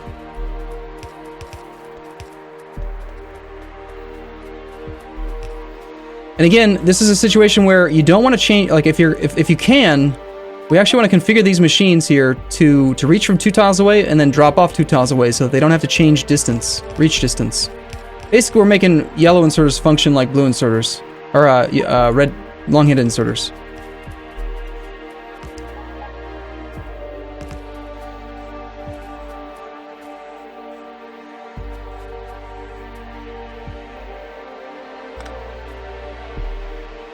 I'm not sure that you can do it this close together, because we do need the electric pole. Well, we could double up the electric poles. That would work fine. Whatever, just do more electric poles. That's a lot of poles. Let's do this so that they're straight. My OCD will drive me nuts if we don't.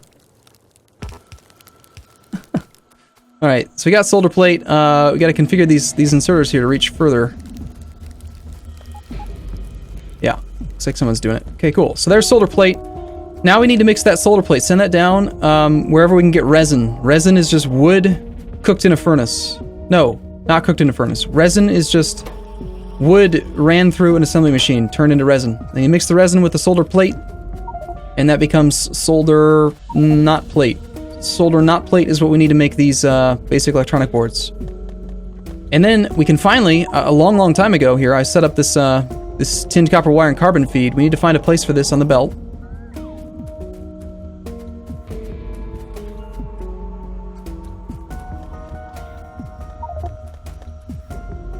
I mean, the bus is already pretty big, but we need more, we need so much more iron. There are certain commodities here that perhaps we don't need to have as much of as I was thinking. You know, like a 4-belt bus of wooden boards might be a bit excessive. It's possible. It's possible. All right, so someone was looking at wiring conditions. That's where were we at? Which one? Right here?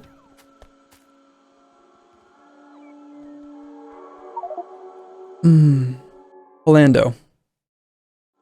Yeah, so this is built by Palando. This one works well. I've recently adopted the cloning approach to one of them, which looks like this. The bottom one, you actually do a belt stop detector, which is where you do an extra splitter. And then, oh shoot, I don't actually have any wire. I need that insulated wire from up there to be able to make some wiring stuff. Oh, that's just regular coal. Where's the darn wire at? Here's some rubber. There we go. Now I can make some wire.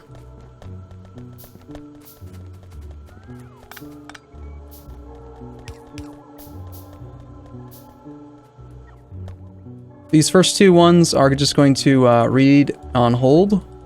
And then this other one here is going to enable disable if anything is exactly equal to 16, or in our case, we could just say greater than 15. So what that does is it splits the one belt in half, and then it says like how much is on the belt.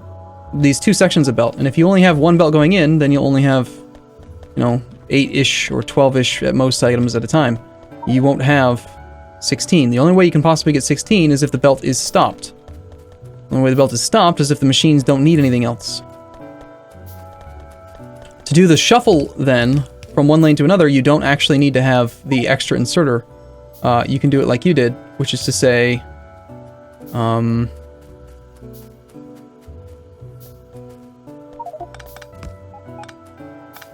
because you don't actually have to split it, and we don't really want the throughput to be kind of shut down. Actually, I'm doing this wrong again, aren't I? Yes, I am.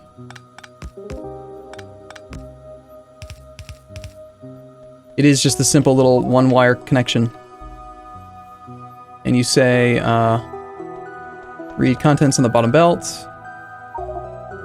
And if the top belt has more than, if anything is greater than 5, I think it was a good number, then it's allowed to operate. So that kind of allows good throughput on the belts, but the bottom one is forced to be full. If you really want to restrict it even more, you can make it like greater than 7, but that makes it so that you'll get some stoppage on the belt. Like it won't let full throughput through because it's gonna be a little bit too anal about forcing stuff off the side belt, which is not really necessary. Okay, what do we need? We need we gotta get these damn basic electronic boards going. Where's the tinned copper wire feed? It's over here.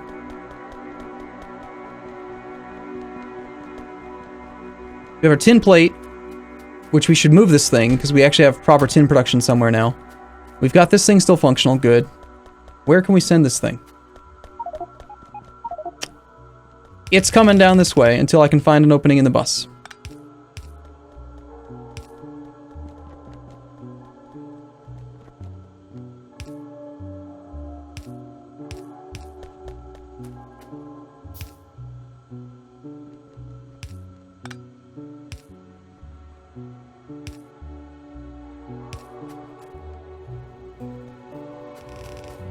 We need so much more iron.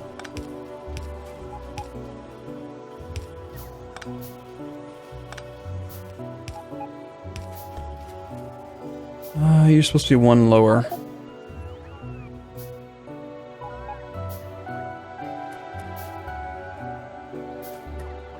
Okay, so someone's actually done that going that way. This thing is feeding in. You know what? I'm wondering, do we need this one here if we've got another one up there? I mean, that one's kind of already set up and functional, and it's at the front of the bus, which is a good place for it. Does this one need to be here? Can we just move this whole thing? Like, let's just figure out real quick. How many lanes could this one support if it was operating at full capacity? All right. Gotta do some math again. You're gonna make one basic circuit board every 1 second with a crafting speed of 1. So that's 1 per second. 4 belts can hold 40 thirds times 4. That's 53 divided by 3 times 4. Yeah, 53.33 items per second. And we just calculated that we're crafting, again, I think it was just one basic board per second.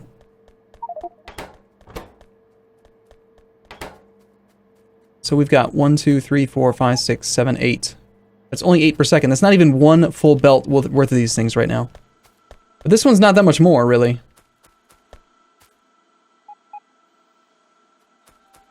So if this is only 8, you know what we should do? Let's make this bigger. Let's try to go to a single full yellow belt, which is going to be 2 more of these. Like that.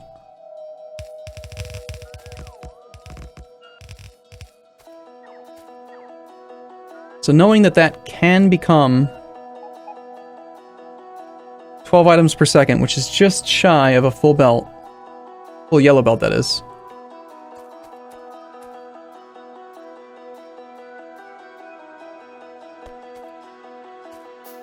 Does anyone know how to make a 6 to 2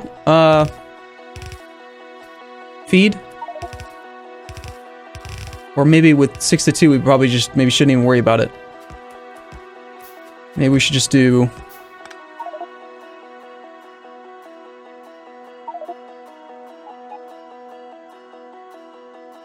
change the reach on the inserter. Default shortcut is Shift E. You can go into your mod control like settings, your shortcut keys settings option if you want to change it. I changed mine to F3, which I think is a good number.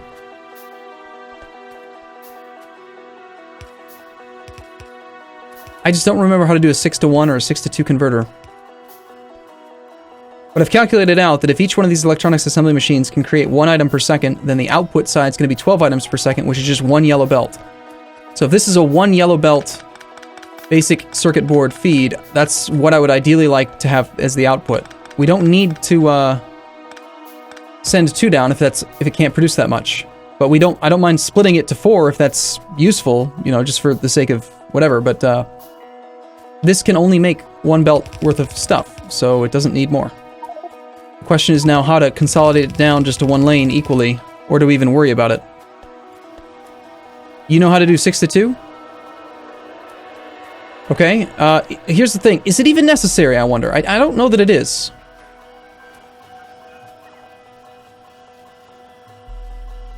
You know what? Yeah, I think I'm just gonna do this different. Let's just see how well this performs if we just make it just directly onto the belt itself.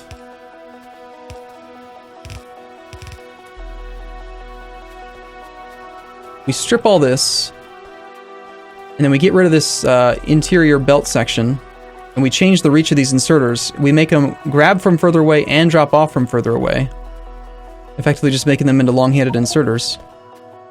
Then we can strip these underground belts as well, which is also less resource intensive.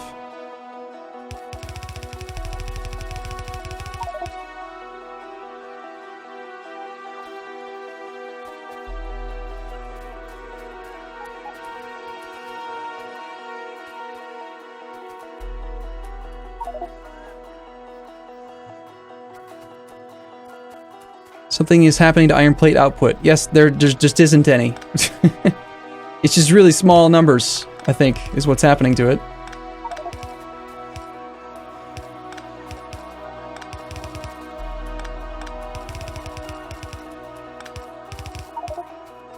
This seems a lot simpler to me. Need more output on crushers. I think we just need to drastically improve overall production capacity of ore. It's the same issue that I ran into in my solo campaign that I've been doing lately, where it's just very difficult to get enough iron coming in. Okay, I'm gonna just stand on this belt this section then, and I want to test this to see how well it can function. Assuming that we've got something consuming everything, how well can these inserters drop things off? Do we... This, again, we're just checking to see, do we even need the whatchamacallit? The 6-to-2 or 6-to-1 converter. I think we'll probably just need to do like a shuffle, you know, like a wiggle-waggle underground belt type thing. Take the front half and the back half and use a splitter to combine them for max throughput. Yeah, that definitely appears to be the case. Okay, so right here, we'll have this belt go up. And then at the end here, we'll have them recombine. And now, assuming that I stand here again, I'm gonna end up with tons of these things, aren't I? Angel, I see you in Twitch chat. Did you manage to make it into the game? /P. Yes, you are online. Cool. Glad to see you in here, man. You can teach us some of the really cool layouts. Uh-oh. Wild Wolf is doing weird things. Wild Wolf, he's running in place. He's getting some exercise.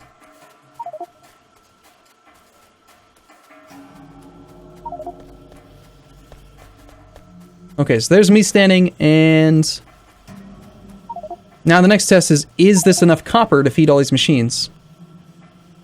This is working perfectly. Okay, so that's great. That's how I would like, whenever possible, to make a single belt, yellow belt of this. So this one over here, again, while functional, if we want more of these, we should just make more of this. But first, I gotta check one more thing, which is how much copper plate per second do we need? So assuming that you guys are running non-stop, again, we need 3 copper cable per 1 second with a crafting speed of 1 times 12 machines. So we need 36 copper cable per second. You are producing 2 copper cable every 0.5 seconds with a crafting speed of 1. So that's 4. And we have 1, 2, 3. We have 18. 18 machines. So 4 times 18 is 72. Oh, you know what? This is Bob's Mods. That's right. Bob's Mods changes the ratio. I totally forgot about that. I forget about this every time, in fact. It wasn't always this way. Copper cable takes a half second. These things take 1 whole second in Bob's Mods instead of the 0.5 from vanilla. So the ratio is not 3-to-2. It's actually 3-to-4. So we have twice as much copper cable production here as we need. Okay, time to reinvent the wheel. I'm gonna take a small snapshot of this thing to work on over here. I'm gonna adjust it.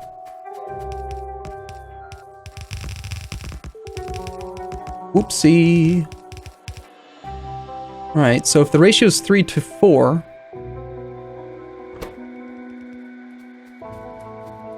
and we need 36 items per second, that's like 3 belt worth of coil, so it'd be better to feed directly into machines for sure. What would be a good way to feed 3 machines into 4?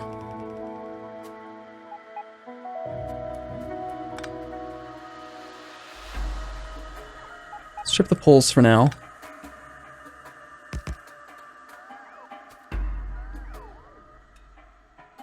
These 3 machines to feed 4 machines. I mean, I suppose technically this would work, but I'm concerned that they wouldn't, like these outer machines only get access to a single guy, and I don't know if that actually functioned perfectly.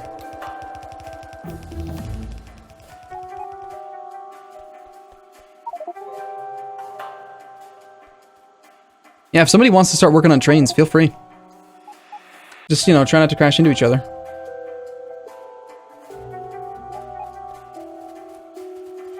Did you just add a factory on either side of the board factories that exist, making it a 3 to 4 backwards triangle?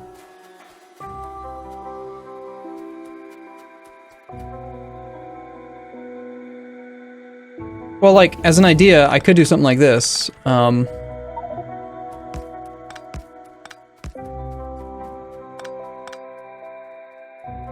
If we could strip these two and then make it like this, like a little diamond thing. Uh-oh. Cogito is disconnected. But I don't really see how that's functionally much different than what we were doing a second ago. Am I overthinking it? Is there even an issue with just doing it like this?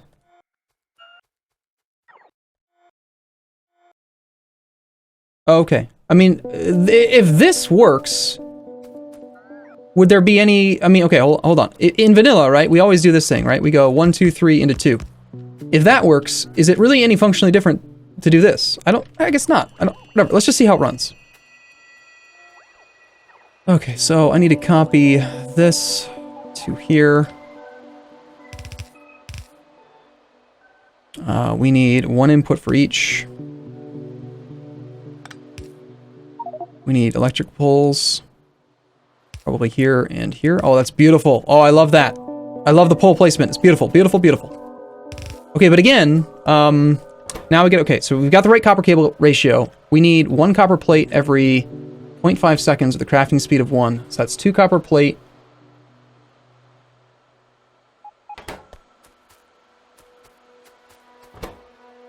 One copper plate every 0.5 seconds is 2 copper plate per machine times 3 machines. That's 6 copper plate per second. And that's going to support 4, and I need 12 of these, so times 3. I need 18 copper plate per second, which is too much for a singular yellow belt. So we're back to the whole 2 belts coming down just to guarantee that we can actually have enough copper coming down.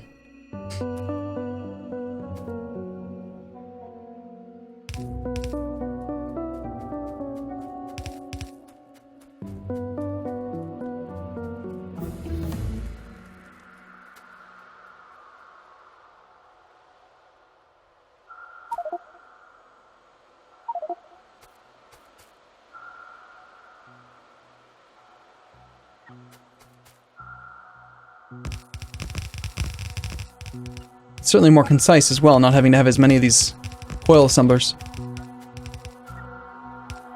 It does end up with duplicate electric poles in the center just to make it work, but that's alright. Alright, so if this is the number of machines that need the copper, and we want to split it roughly equally, we've got 1, 2, 3, 4, 5, 6, 7, 8, 9. Roughly equally is close enough to equally. Just stop you at that machine.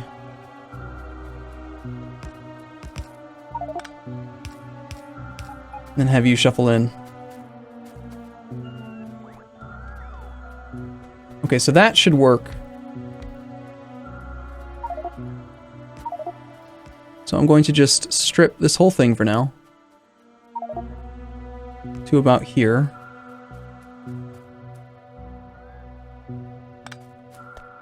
And then we're going to replace it with this one.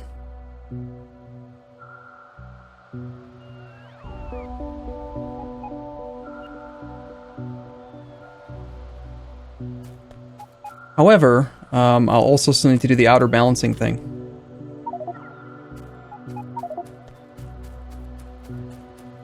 See, one of the reasons why you don't want to just dive right into crushing right away is that crushing can cause you to have issues with, sorry, not crushing. If you do sorting right away, and you end up with an imbalanced consumption of copper ore or iron ore, and you can run into some major issues where, like, okay, you have too much copper, and so no iron gets made.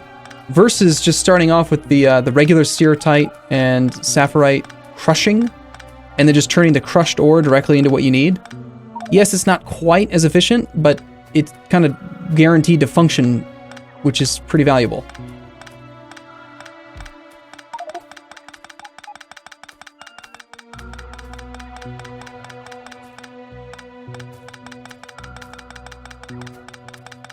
A much simpler approach would probably be just to upgrade to red belt. Do we have the ability to do red belt yet? Yes, we do. Yeah, I like the idea of just doing red belt at the end then.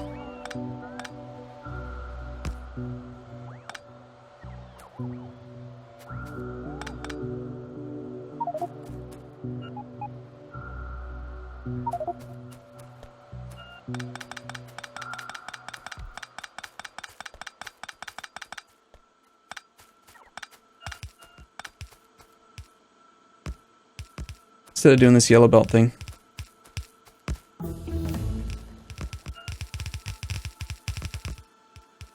So this is required to be a red belt. Then wherever the copper ore is coming from is where we would need to just speed it up. It requires metric tons of iron, but it's also a lot simpler. Isn't it? I mean, it's actually, it technically is more expensive, but...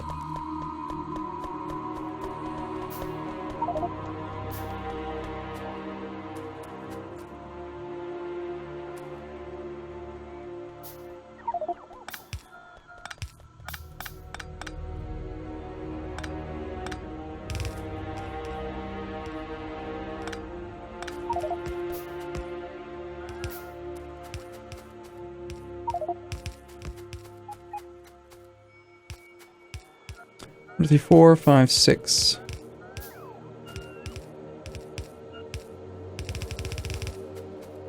That, I think, is a lot cheaper.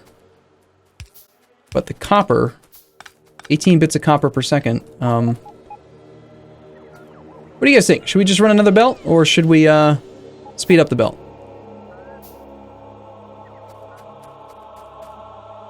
I'm leaning towards speeding it up. I can somehow manage to get enough iron.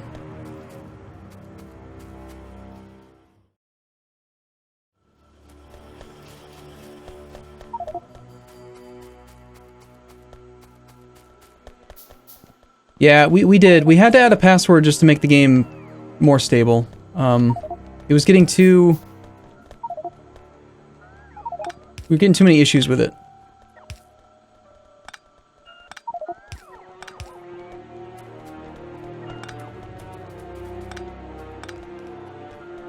I do wish that Bob's Mods increased underground range by 6 instead. I saw a post on the subreddit today about it that made it pretty clear that it was a superior mod available that actually like did underground belt distance the right way, which is to say that it directly doubled the number of bus lanes you could skip, which I thought was pretty nice.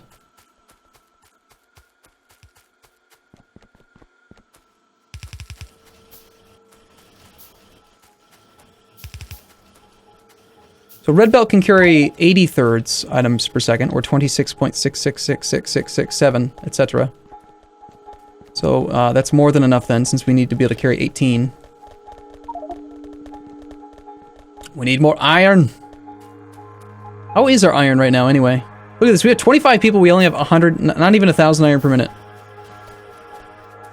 We're trying. We're trying hard. But it's not enough.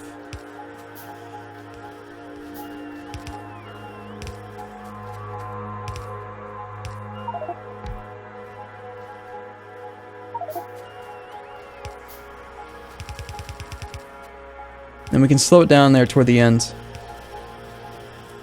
So we got 26 items per second to the first 6 machines, and then from then on, I think we could slow it down.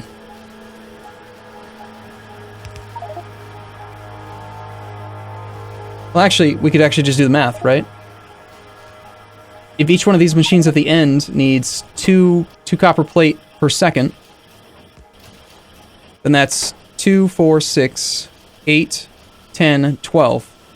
These machines could be supported by a yellow belt. That means we could actually slow the belt down here. It's just to like right there that it needs to be sped up until. And then, unless I'm crazy and I don't know how to do math at all, which is entirely possible, then that should work just fine. How many wooden boards are we using per second? 1 wooden board every 1 second times 12 machines. Yellow belt can support that just fine. Now, it doesn't matter if it's balanced, right? All that really matters is the red belt capable of supplying the 18 items per second? The answer is yes. More input inserters on copper. Yeah, I think the robots took care of it a second ago, but they were being stupid for a while. Okay, belt production, or... Okay, that's getting moved. He's moving it for some reason. Oh, he's doing a... Gotcha. Oh, yeah, okay, it's, Orlando, he's doing a shuffle thing to force 13 items a second down that way. Cool. So we're locking this belt. we are not quite locking this belt. I'm noticing here, it looks like we don't have any kind of shuffling happening, so we're seeing like this thing happen a little bit.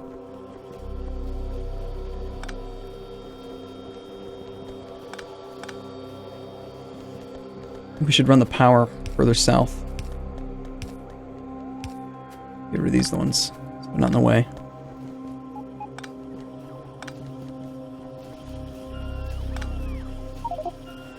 Someone's just making some basic electronic components in their pocket. I mean, you can craft these basic electronic boards on your own if you just grab some solder. Like, you don't have to use a machine to make it, so. Okay, looks like we have one red thing coming through. You know what? This needs to get doubled up. Tell you what, we got this one that's lane balanced, this one's that's lane balanced. Just connect it down in here.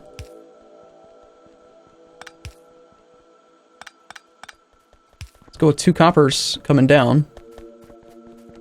And then once they get over here, this is a minor little thing that it doesn't really matter too much.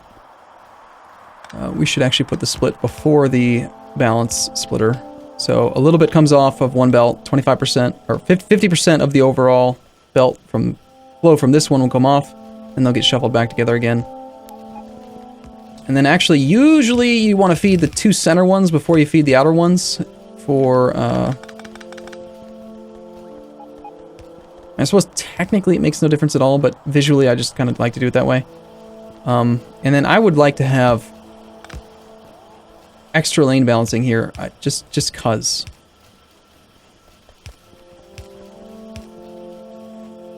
I got so used to using hack splitters, now I'm not using them and I feel sad. But they're performance hogs, so, you know, I can't see myself keeping them.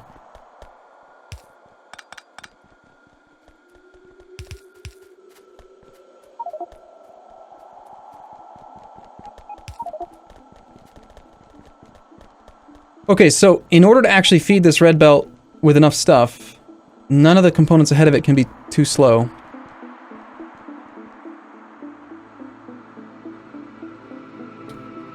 The problem is we're only going to have one yellow belt with this setup right now. Like, this would all have to be red, and it would also have to be red to here. So we need to make some red splitters if we're going to actually make this thing capable of handling it, which requires a lot of basic electronic boards. So I'm going to go find some of that darn resin and stuff. Resin. Turn all that wood into resin, please, yes. And now I need to find some solder plate, which we never... Unfortunately, Bob's Mods is a little bit different from vanilla. When I walk away from an area, people don't just keep working on it, it seems. So no one has connected the solder plate to anything, it's just sitting here. We've got all this solder on the ground.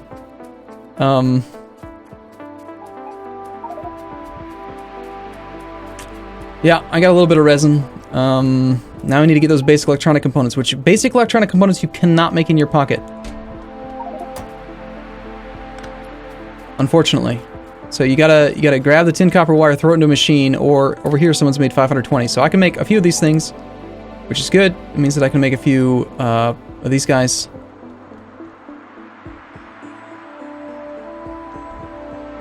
Now I'm out of iron.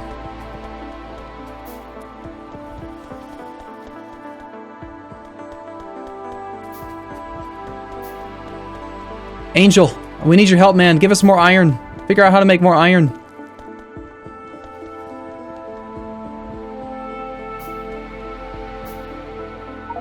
So from there, and that needs to be sped up, these need to be sped up, and all 3 of these splitters have to be full speed as well. Actually, no, is that not true? Let's see, a yellow inserter can feed 2 belts in and 2 belts out. The red belt being faster here. I don't think that this one needs to be a fast splitter, actually. I think I'm wrong. I think that it's just the belt section right there needs to be fast enough.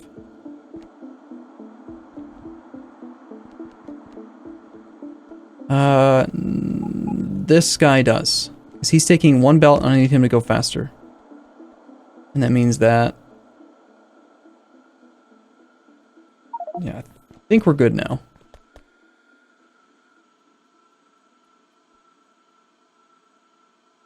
means that this doesn't actually need to be sped up because it's getting consolidated down to one. It's just that one inserter, that one splitter, and that one section of belt. Because this guy takes 2 belts in, speeds them up to the red. This guy speeds it up into this secondary area, and we should be good. Okay, let's go see why we don't have very much iron. We got 1 iron feed, 2 iron feed. This one becomes steel. Should do something with this steel. At least send it down onto the bus.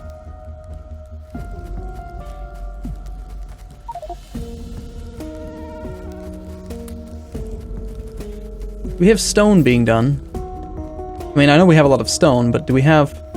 Oh, I need more copper.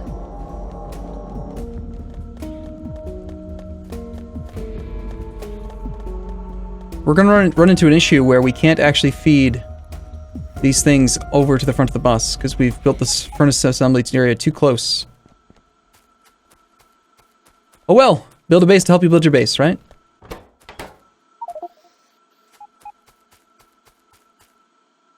We're doing fine on copper for the moment. It's just the iron.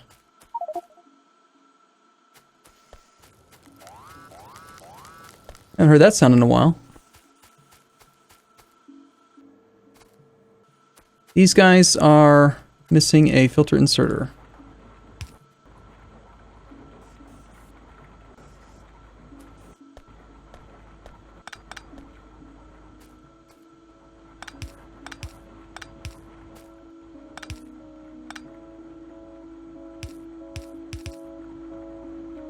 Wait.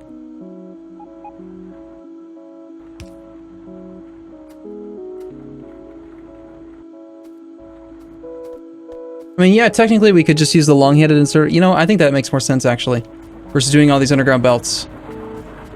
As long as we make the grab distance long as well, it shouldn't slow this thing down at all. So just do this, right? And he's still just as fast as he used to be. So the rotational speed hasn't changed at all.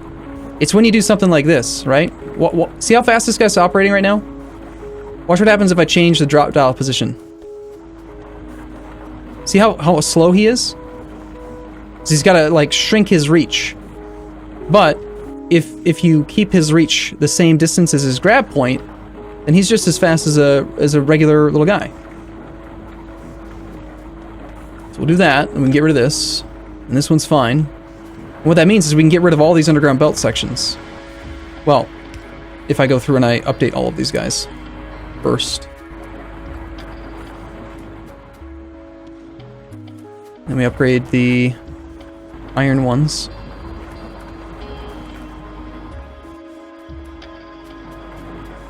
And then we can get rid of you.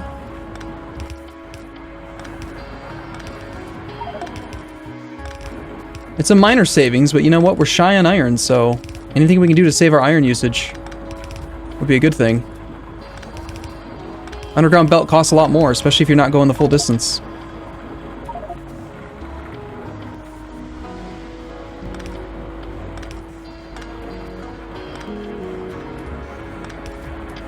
He says as he uses steel poles, which cost more. I like having fewer electric poles going everywhere. I just don't think that they look nice.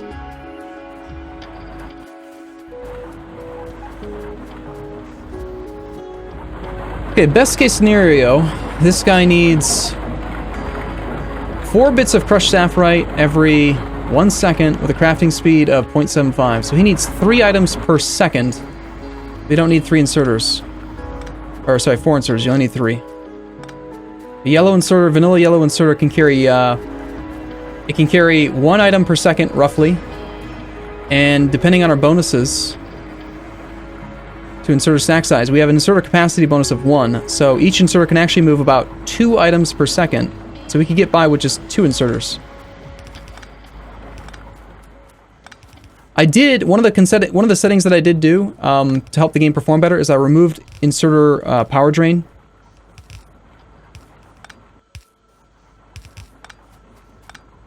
You know, it's just less stuff for the game to have to keep track of for us. Basically, I'm hoping that makes a difference. It's not like we're going to run out of power. We have so many people who are doing power all the time that I highly doubt that's ever going to be an issue ever, but...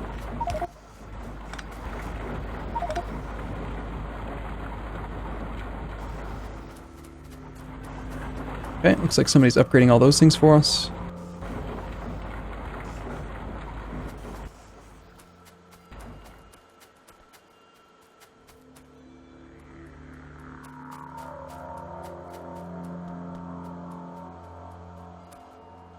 Alright, I'm going to remove you.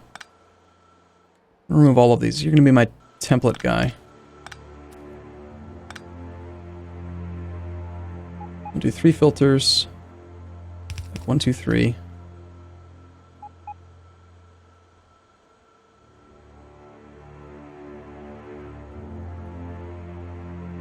Copy this.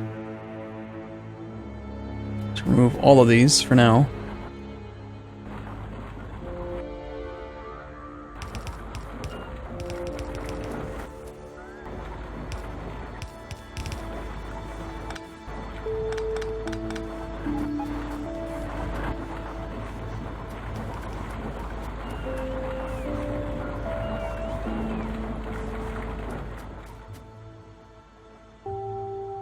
Do that. It's not going to work right, is it? It'll work on all the others, though.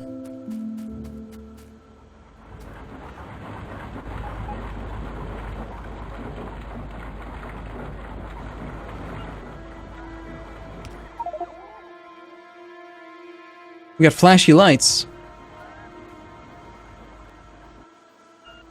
Who has made flashy lights?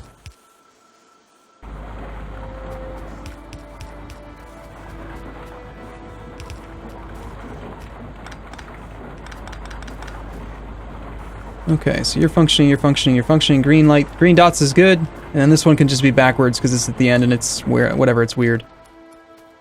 Okay, I like this one. I mean, gotta update all these. Darn it.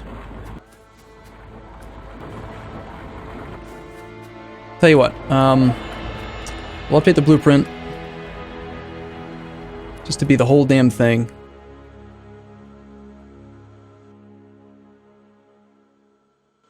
And then we're going to remove all this stuff for now. A little bit of stuff's going to stop functioning for just a moment. Never worry, it's fine. And then I'm not going to replace the buildings themselves, because I don't want to change the recipe. We're not going to remove the buildings.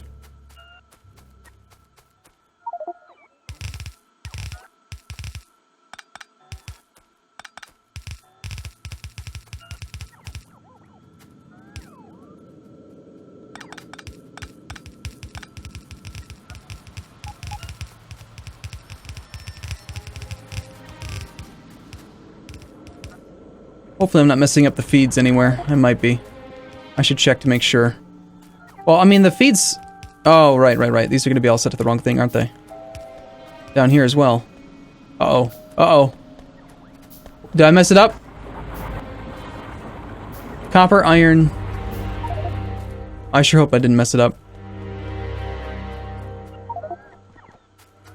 Copper, iron, slag, copper, iron, slag. And then this one's not copper, iron, slag. It's, I've forgotten now. That looks like tin. So tin goes on the middle one. You are now tin.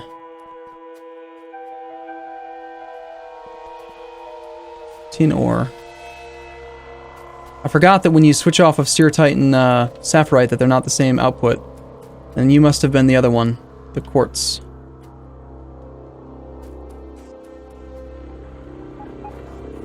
The slag is the same. Quartz was going into this one. Yes, that's glass. Good. Okay. All right. Let's not do the whole thing at once this time. I'll probably mess it all up again.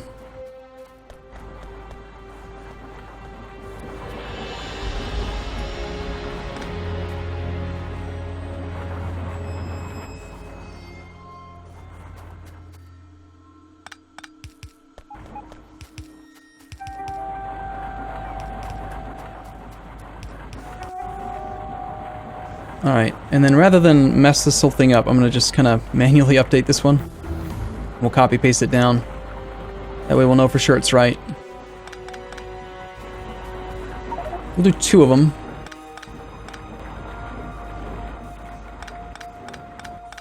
So you're my template, so let me know which way each belt's supposed to be. Put a pole in the center. Do our filter inserters, 1, 2, 3. And then I wanted the, that guy there, and this guy here.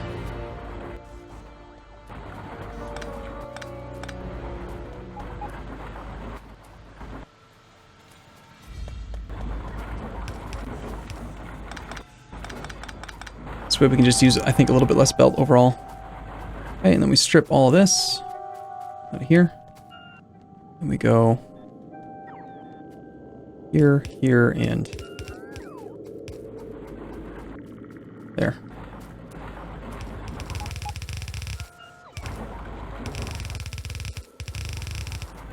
Your poles.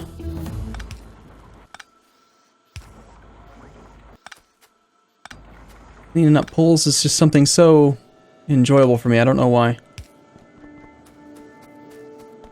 Alright, well, what else was I going to work on? Oh, right, I want to check these machines. These are still all regular mining drills, and some of this ore is much, much harder to mine. Alright, if you actually do the calculations on how effective mining drills are, the harder the ore is, like literally the harder its hardness value, the less effective a mining drill will be, especially if it's got less mining power than the hardness. So, rubite is significantly harder than iron and copper ore, or the saphirite ore and steatite ore. So if we want them to function well, we need to get rid of some of the, we need better mining drills, is what I'm trying to say. The lead, the quartz, nickel. We can do some interesting stuff with nickel if we, nickel, actually. Nickel becomes, you just take the nickel ore and we gotta mix it with oxygen. And we can take the nickel plate.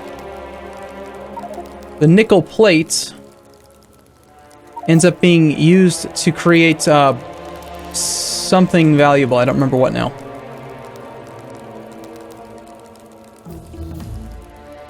Okay. Nickel processing leads to ninitol. It's over here. It's Invar. You take nickel plate and mix it with iron to make Invar, and then you can make better tools. You make an Invar steel tool or something like that, I think it's called. Wow, we are knocking out science like crazy. What's going on? What just happened that we're suddenly getting so much science, I wonder? Anyway, I wanted to make better mining drills. So I need basic electronic boards. Huge stockpile of copper plate down there. Was research just like not set for a while or something? So this one was correct, feeding 1 yellow belt. We don't seem to be consuming very much. If we wanted to do another setup, could we fit it below this one? And then feed 2 of these up. I don't know. I'm tempted to remove this just so there's more space on this front side of the bus. Especially because this is one of the ones that we built earlier that it's not even in the right ratio. It's 3:2 instead of 3:4. Yeah, I'm just gonna strip it. You know what? It's the wrong ratio. It takes up more space than it's supposed to. And also we're not using any of this production right now anyway. So strip it. Give us some space to work with.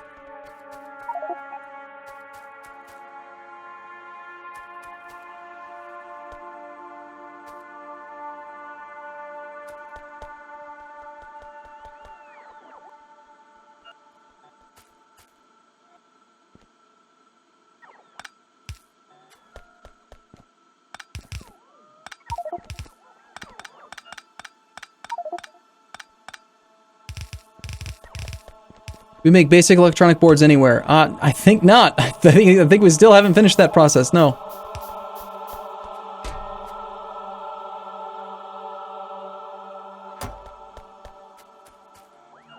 Okay, there's a gear on this thing. How'd that happen? This was coming down to go feed something else over there. So that is important, but rather than come from here, it should come from here. And we should do one of our shuffle things.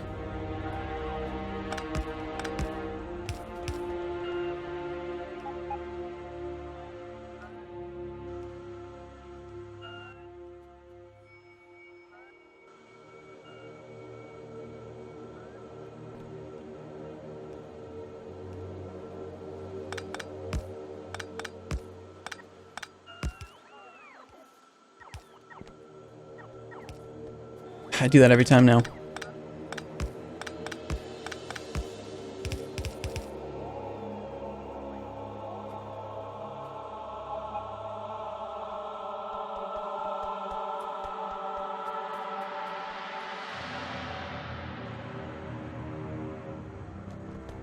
Okay.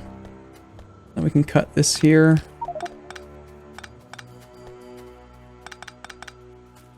What kind of flashy lights are they? Like, what do the flashy lights do? What was this? Well, there's a line here. It's not connected to anything. I don't think I'm the one who disconnected it.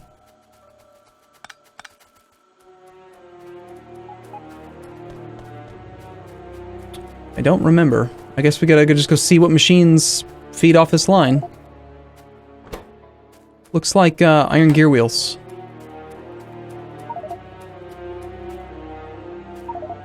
So this is supposed to be an iron gear wheel feed right here.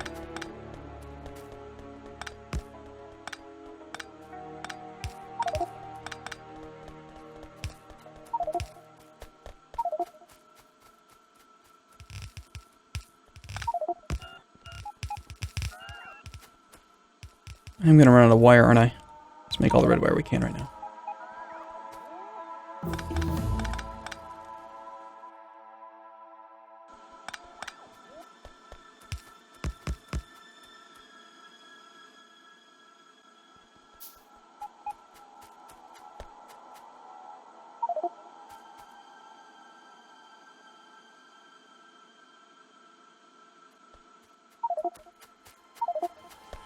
This is a bad way to do the side loading, because, no, it's wrong.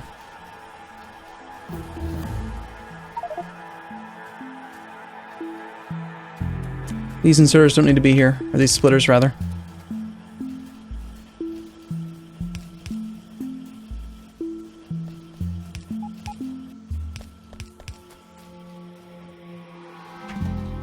Yeah, you only need it's 4 splitters, not 6, to do a 4-lane balance.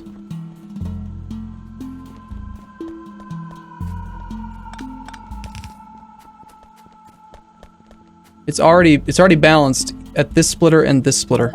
This splitter carries these 2 belts forward, so you got these 2 are balanced, and then this splitter mixes the outer and the outer, so these 2 end up balanced. You don't need to split them again.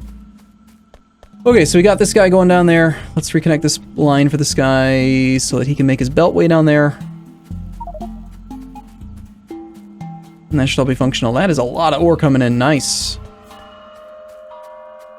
I think that's stereotype, I think. Javolite incoming. Awesome. Javolite is great for iron ore. Do we have Javolite processing yet? We do have Javolite crushing. We have Javolite sorting, but we do not have Javolite to just make lots and lots of ore. It's not hydro, it's not chemical, it's not thermal.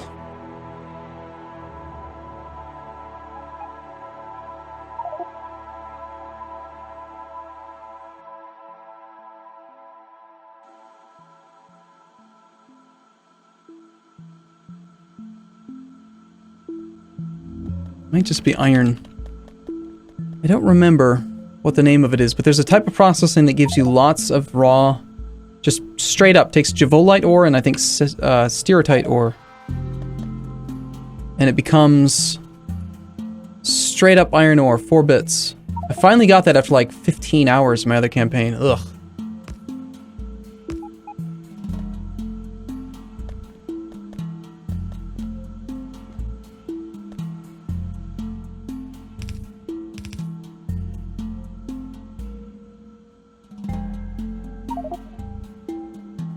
I don't remember what it's called.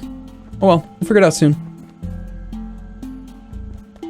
Okay, I was working on mining drills because I needed to go and upgrade the mining drills on the rubitite and stuff, because I wanted more, I don't know, just felt like doing it. Felt like the right thing to do at the time. I got 7 of them so far. I just remember I was working on this area in the machines and I noticed that there wasn't really any stuff coming in. And the reason for that is that, what are you making? You're stereotype. You're also stereotype, apparently. Wait. Wow. Did one of them get removed? This doesn't look like I remember it. Oh well. So the bobmonium and the rubite, that's what I wanted to upgrade.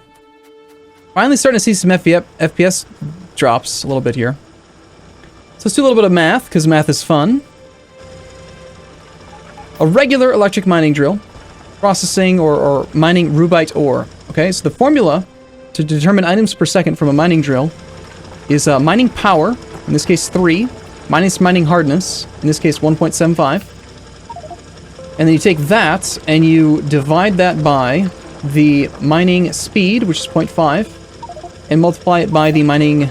No, I did that backwards.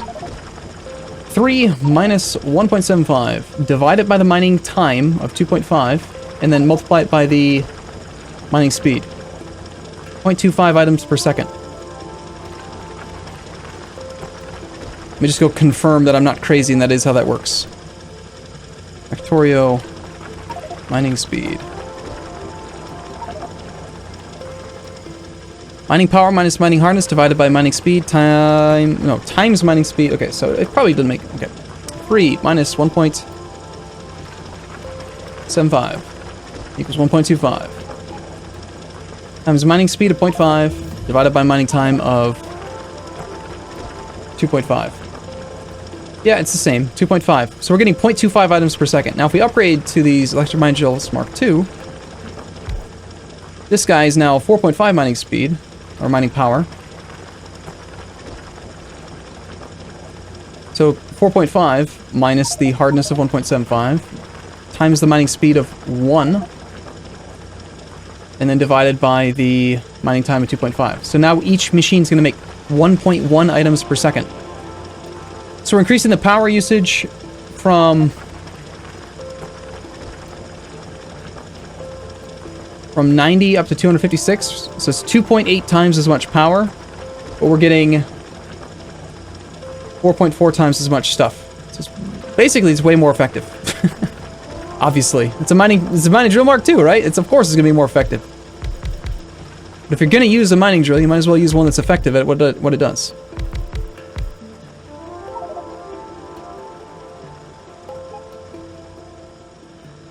Just want to temporarily pick this up, see where this border is. Yeah, that looks like somebody did it almost in the perfect spot. There's a little bit of rubite here that's getting missed, but that's okay.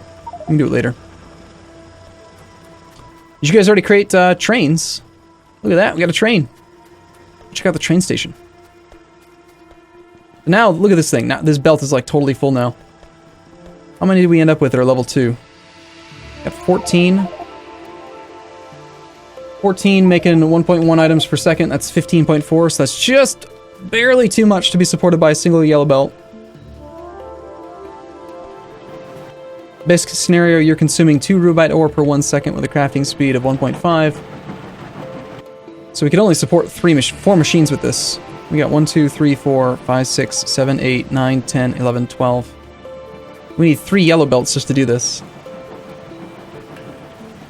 I think the more appropriate thing then would be to scale it back from how big it is down to 4, go down to 6.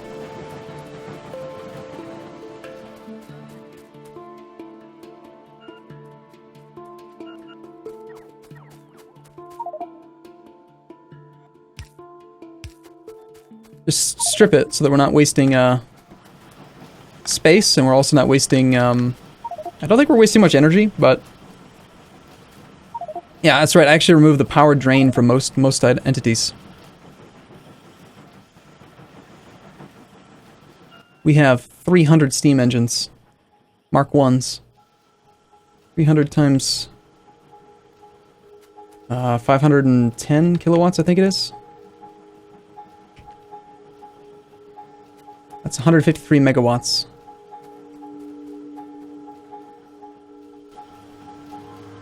We're totally fine on power, basically.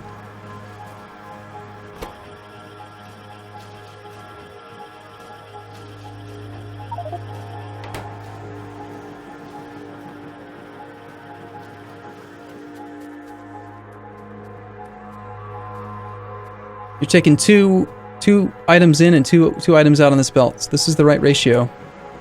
The issue is compression, so it looks like we're going to have to do a little wiggle waggle. What if we have you go under the whole way? No, can't quite reach.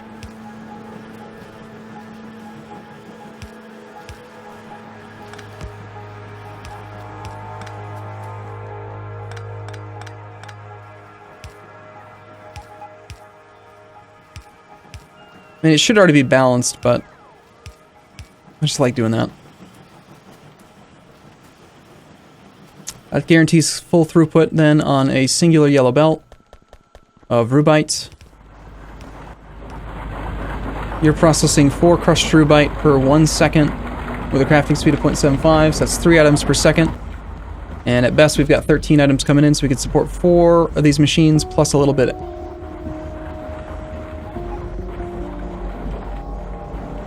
4.44 machines. So this is the right number of machines. 5. 1, 2, 3, 4, 5. 1, 2, 3, 4, 5. 1, 2, 3, 4, 5, 6. But this guy's doubled this one up, so that's fine. Hey, next then is to kind of mess about with the Bobmonium.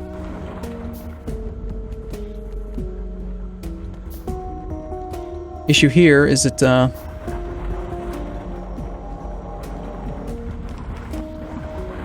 we're not using one of the components. And you seem to be blocked a bit. Should alternate the output side on these.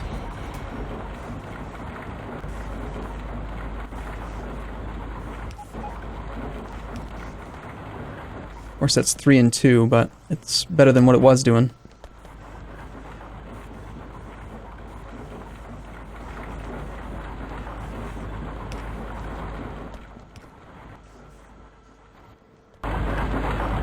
The iron that we get more of, so we should again do the same thing here. I don't think we're ever going to run out of iron though, is the issue. Like, the iron's not going to overflow. That's fine. Okay, green little dots. Green little dots are good. We need more crushed sapphirite, looks like.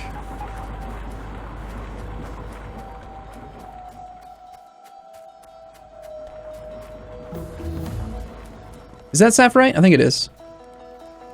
Yeah. Look at that, I actually know the names of the Angel's Ores. Can you believe it? I know I can't.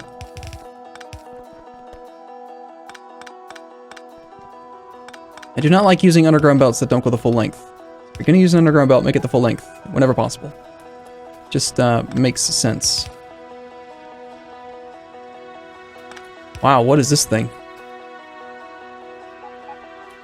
What is this thing and why would you do this? How can you change the distance of an inserter? Well, if you've never used it before, the default key is Shift-E when you have your mouse hovered over any inserter. It'll open up an inserter dialog that you can, or GUI that you can use to mess about with stuff. I rebound mine to F3 because I think that makes more sense. Again, I don't understand what this thing is. What does this do, Hatterson?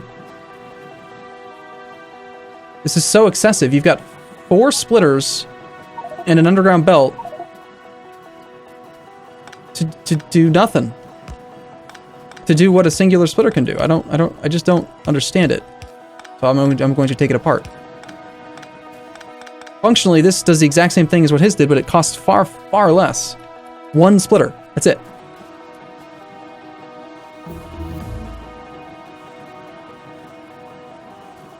Oh, it's already noon. 4 crushers. Looks like we need more. These don't need to be blue inserters. Blue inserters are expensive. In fact, if you need 2 sapphirite ore every 1 second, with our inserter stack size bonus now, we really just need 1 yellow inserter to make that work.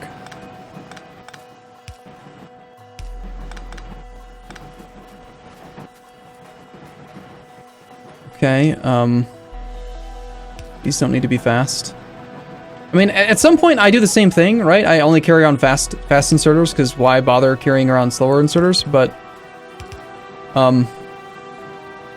we have such a huge iron shortage, I just don't think we're there. We cannot afford to be spending fast inserters. Fast inserters cost, they cost basic electronic boards. You compare the price, look at the overall components that go into a fast inserter versus one of these. 3 iron, 0.2 wood, and 1.5 copper versus, man, it's a lot. You're talking about 66% more iron for an inserter that is completely unnecessary. Just increasing our costs. So I'm going to continue to, like, kind of, you know, be all anal retentive with math here and just keep doing math wherever I can, but if it's not necessary, I feel like it should just be removed. He says as he upgrades to steel electric poles. Because I like steel electric poles. I think they're better. Fewer bits of cable going everywhere is certainly superior.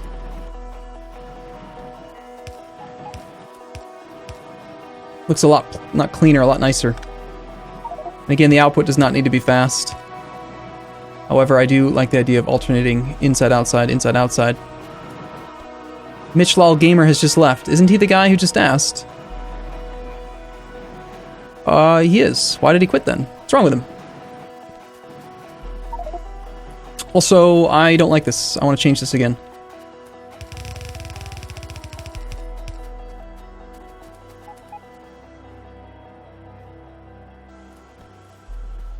In fact, it should be more like down here.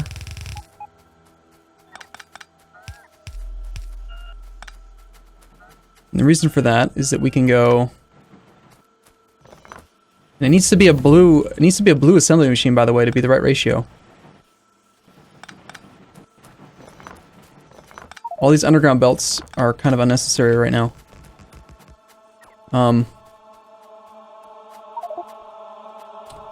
So we want you to reach 2 tiles away.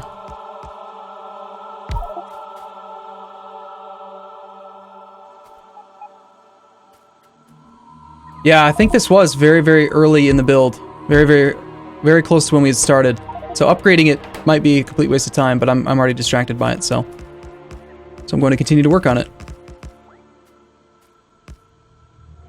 Turn these guys into long-handed inserters.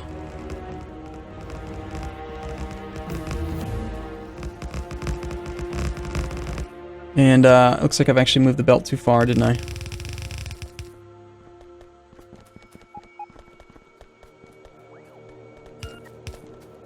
Well, the thing that made me think that it wasn't new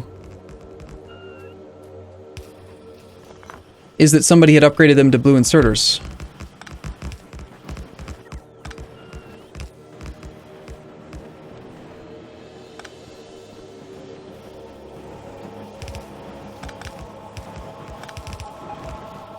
So somebody had messed with it at one point. Either they just went through and used the upgrade planner, or... do we even have an upgrade planner, I wonder?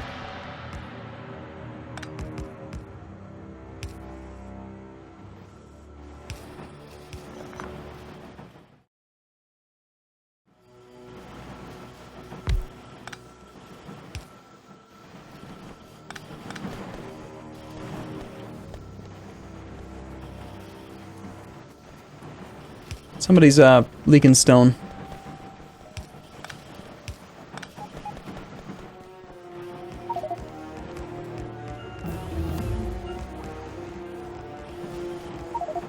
Down to 24. If one of my moderators wouldn't mind, maybe share that password with a couple extra people, we can get back up to about 30 or so. Okay, we're gonna rotate you inside. Inside, outside.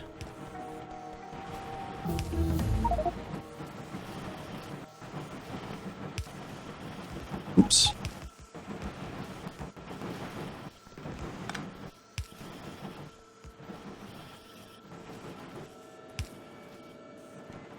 Inside, outside. Inside, outside. Inside, outside. Inside, outside. Now it's clean. Very few poles. No underground belts. I like it. It's pretty. It's very pretty. We can still make this shorter by going like this. And we can consolidate this one into there.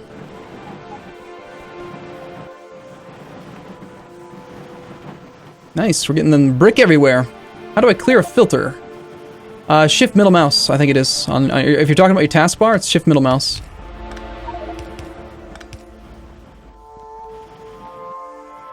Oh, are we looking at, yeah, it looks like we gotta do this guy. We'll shuffle down from, like, here. Do that guy there, and then do the balancing right there.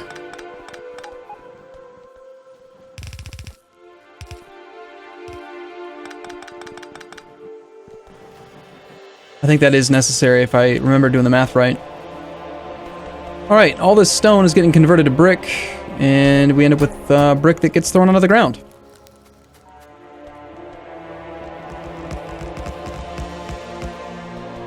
Let's see how some of these look. These were way excessive. Again, it was the initial setup, right? So, shouldn't get too upset about it, but, can we make better crushers yet? Or Crusher Mark IIs? Yes, we can. Stone brick plus basic electronic boards. I'm gonna make some more Crusher Mark IIs, and, then we get to do all the math all over again.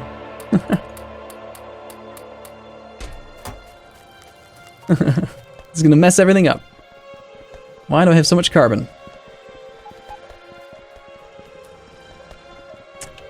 Looks like we added some players. Good. Thank you, moderator man. This needs to get connected to some tin. Do we have tin nearby? Tin's way, way over there. Well, because... Is this even hooked up to anything? No, it's still not even hooked up to anything. Like, this thing that I built ages ago, still not hooked up to anything except for this one little thing making basic electronic components.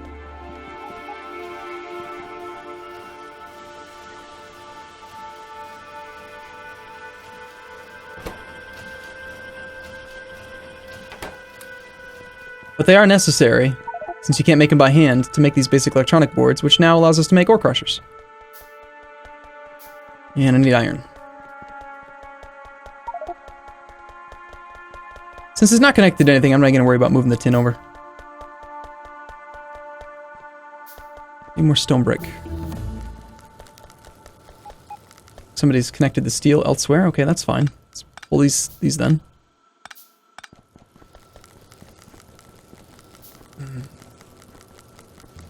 Let's see, how are we doing on production now? We now have still 900 iron per minute. Ugh. Needs more. It needs more iron.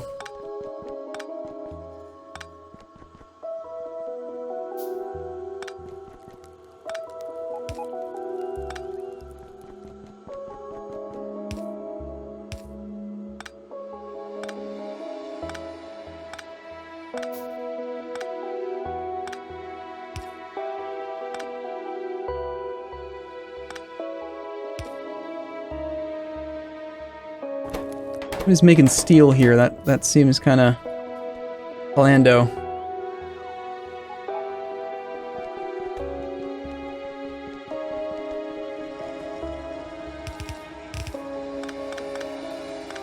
I don't know why I do that. I just like straight lines, okay? Whenever I can, I prefer to use straight lines. Okay, so we got some more Crusher Mark IIs, right? We got need some more stone bricks and I can make a bunch.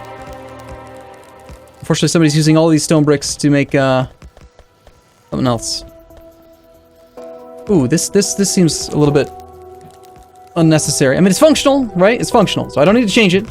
But it does seem a little bit unnecessary. We're using 3 inserters per guy. You could easily handle this with just 2. It's a waste of iron. It's a waste of iron right there. I mean, we've got a smelting setup that works really well. So like what I would do is do like 12, so that's 6. I'm completely out of belt. Somebody was making belt down where? Down... It was past this whole area. There was, I remember I connected a gear thing. Did it get disconnected? It looks like it did. There's no belt being made over here. Damn!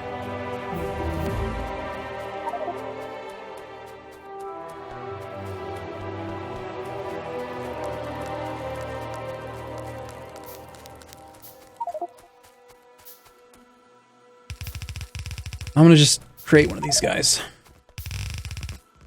Now the thing is, if you're gonna do brick, I will admit that it is a little bit different for brick. That's 12. 12 furnaces can smelt fast enough to fill a yellow belt once they are upgraded to steel furnaces. You do need to do the little wiggle waggle to make it work, but the thing is, to make brick, it takes 2 bits of stone instead of 1 bit of stone. So you actually do need either red belt feeding it, or you've got to do a double yellow belt thing to feed half of each side of it, which is actually cheaper, so we're going to do that. We're going to go with poles on the outside. We're going to go underground belt here. Down and over. And then we're going to go wiggle waggle. Good old-fashioned wiggle waggle, but I'd actually kind of prefer for the wiggle waggle to go this way, wouldn't I? Yes, yes, I would. I like when I ask myself questions that I know the answer to. It makes me feel smart. There's our wiggle waggle. Which, this is just a template. I appreciate somebody putting the brick down, but and then of course we're going to do the same little underground thing. Hold on, do we want to? If we mix coal onto both belts.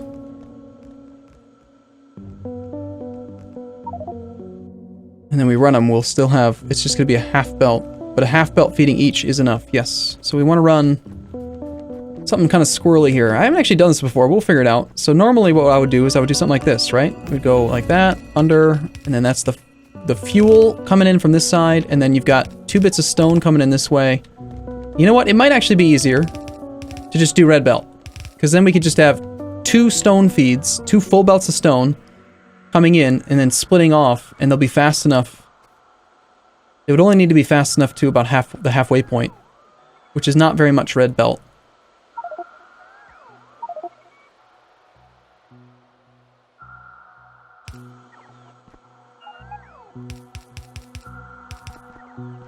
If I'm going to make that happen, I need to get more iron so that I can actually make this belt happen.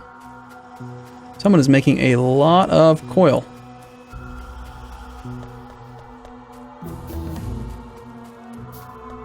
Ooh, look at this. The iron is actually kind of bumping up a little bit here. It's still not even close to a singular full belt of... We still don't even have like 1 damn full belt of iron. I bet if we consolidated it in, it would be, but it's just not much iron. Not a lot of iron.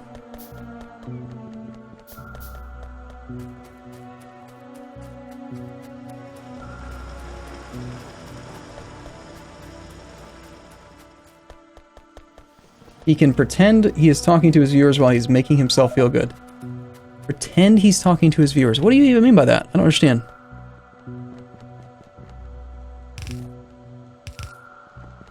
And then the second half doesn't need to be... It doesn't actually need to be up to full speed because, it just doesn't. Because 13 items a second is, more than enough to support the last 6 furnaces. Alright, we are getting a bad disconnect thing here. What is going on? I don't think I've actually taken a manual save in a while, so I'm going to go ahead and do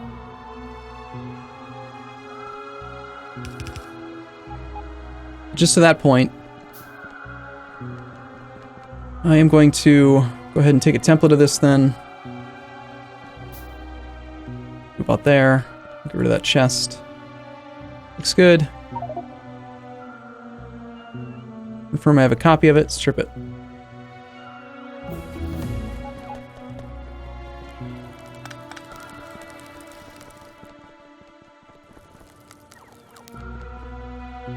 Let's strip the feeds first.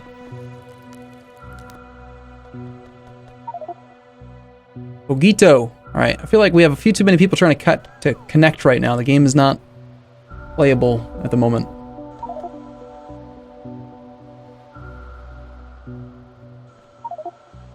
Yeah. Probably about 20-30 minutes ago, I gave the password to the moderator, one of the moderators. I think it was I as a monkey. And now we are having some issues with playability here. So, I'm going to go ahead and change the password again, sorry. But the people who are in the game, their enjoyment is more important to me. So, the password setting was...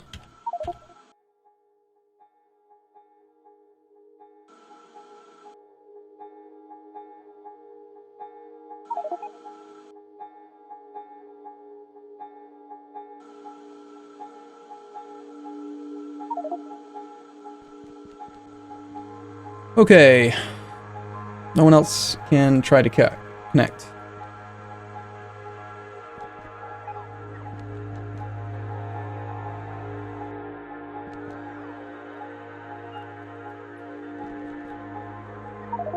I'm going to repurpose this whole area. The new setup. It's better. Clearly.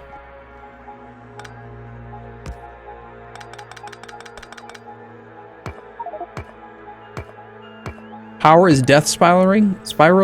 Yeah, we only have 51 megawatts right now. Are we, somehow, do we not have a coal storage in front of the the power area. I'm of the mind that moving to solar is just always the best answer. As fast as you can. It does take a tremendous amount of solar to actually get a decent amount of power, but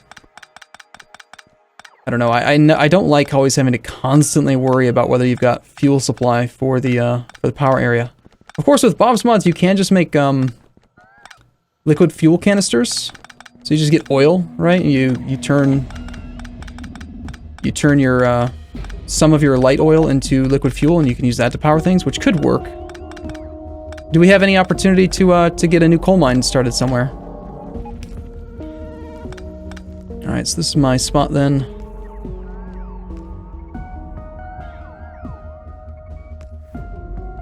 Go like here.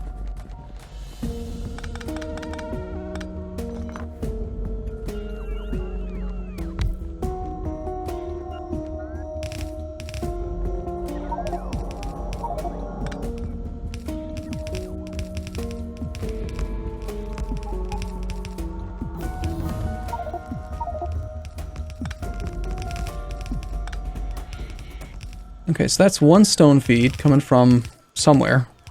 Some machine somewhere.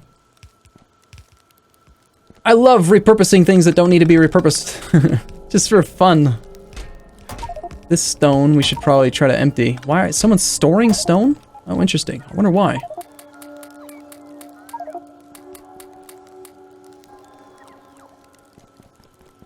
For what reason? I mean, I know that you need it for chlorine and stuff later, but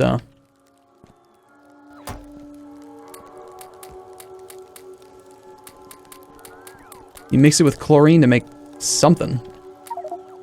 But, alright, fine, I guess we'll keep it there, but,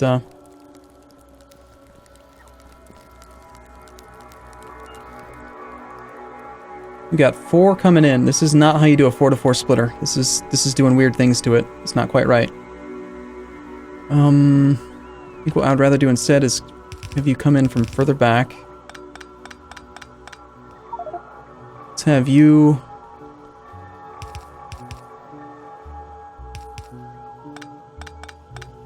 consolidate down to one belt.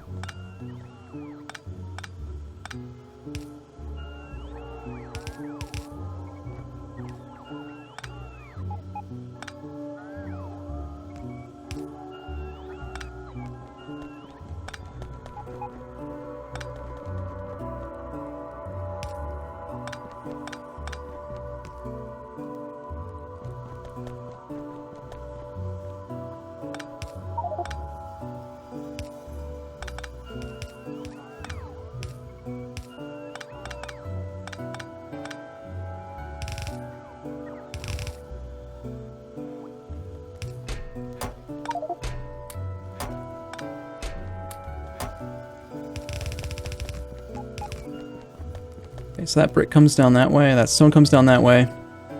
Got more stone coming in from down here. Let's see.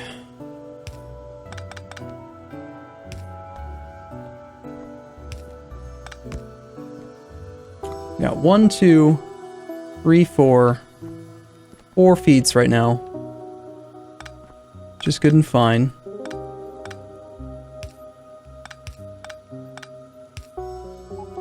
Just take them right here. So 1, 2, 3, 4. So you get that one. You can actually go to here. You go there, you go there.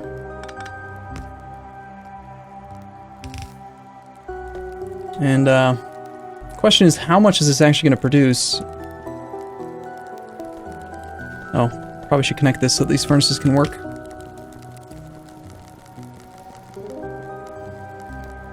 For now,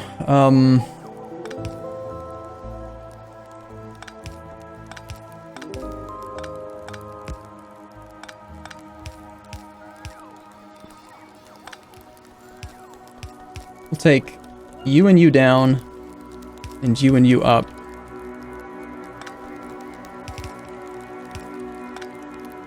I don't know that I'm going to actually repurpose this other one for now. The only drawback to this right now is that there's actually no lane balancing, and it looks like most of these inserters are not doing the wiggle waggle, so we'll just modify those instead of doing a lane balancer. those are balanced now. This belt's coming from who knows where. Way the hell up there. Alright, let's just do a balancer on this one right here. I like these balancers too. That's a much more concise way of lane balancing. These guys need to get wiggle-waggled. They are. Outside, inside, outside, inside, outside, inside.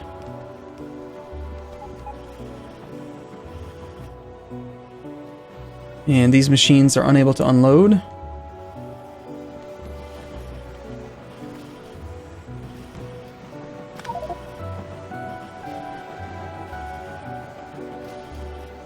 Need more red belt. Ah!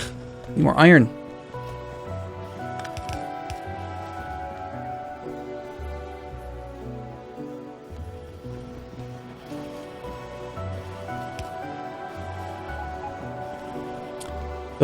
The backside here does not need to be that fast.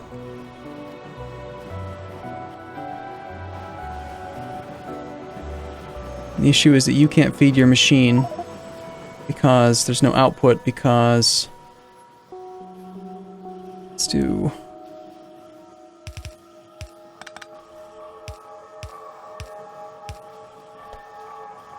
Outside, inside.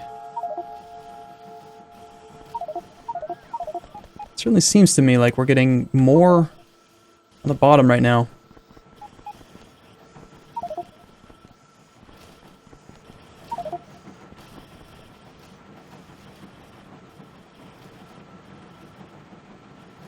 Okay, let's just do a little bit of math again. You're producing 2 bits every 1 second with a crafting speed of 1.5. That's 3 items per second. So we can handle 4 of these machines before the yellow belt is full. 1, 2, 3, 4. So that means that at this point here,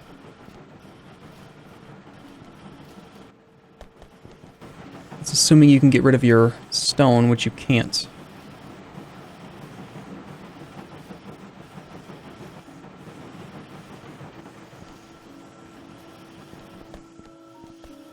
This whole thing I don't like. The ratio is just not right.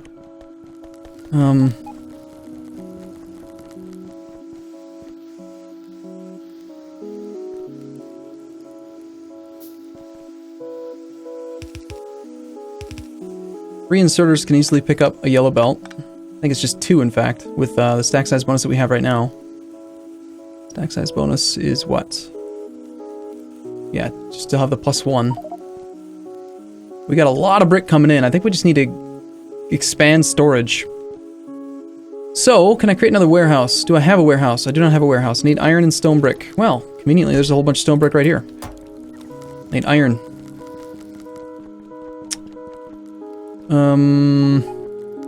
What has happened here? Why did Howitzer rotate them all?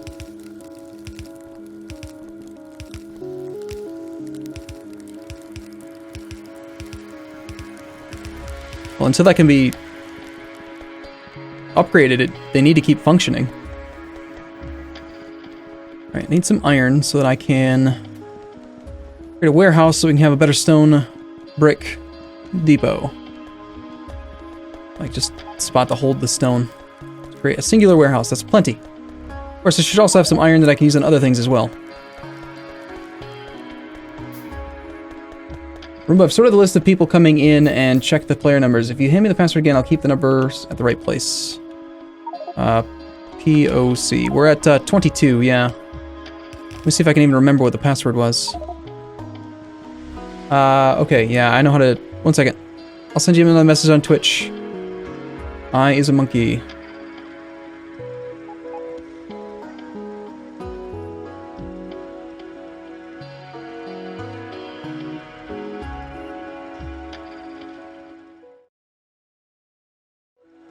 Yes, we are running on my computer for this.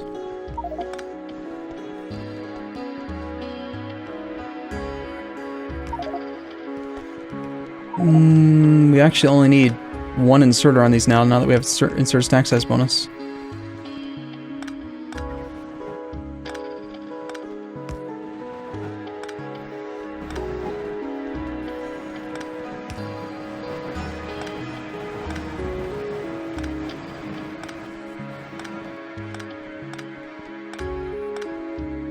I was going to upgrade to the better crushers, and then I got distracted by this thing, didn't I? Yes, I did. Alright, so now stone is flowing perfectly. It's just disappearing into the bowels of this thing.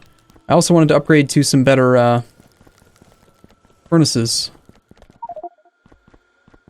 Only thing stopping me now is stone brick. We got plenty of that. We're mostly using the stone brick to upgrade the floor, it seems.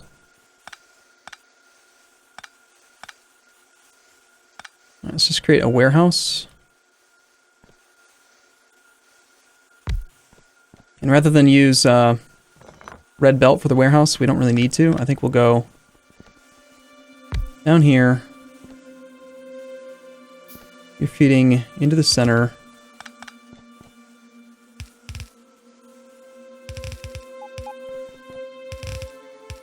The yellow belt can be consumed by 4 blue inserters, it seems. And this is necessary, so 4 in the interior. Some poles up.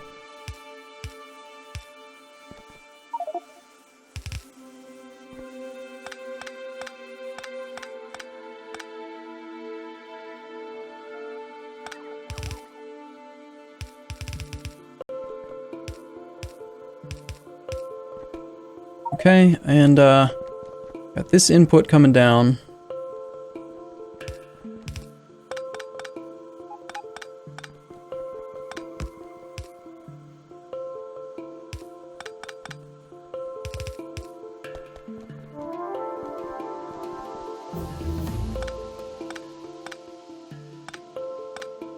That is going to hold a lot of brick. 100 times 350, I think, is the storage capacity of a warehouse. Yeah, no, it's 800. So it's going to hold 800 times 100. Hold 80,000 stone brick. It's not as space efficient as a little steel chest, but it's also easier to reach with the long reach, and it's also, I don't know, it's just easier to unload and load to with more input sides. Instead of having 4 input sides from a singular chest, 1, 2, 3, 4, you have 6, 12, 18, 24 inputs. Potentially. Plus you can go more with Bob's mods, so. Assuming we actually had full throughput of ore, so this thing again here, I think we can actually go down to just these 2. Seems to me like we're getting caught up on our stone smelting. We haven't even upgraded to the steel furnaces yet.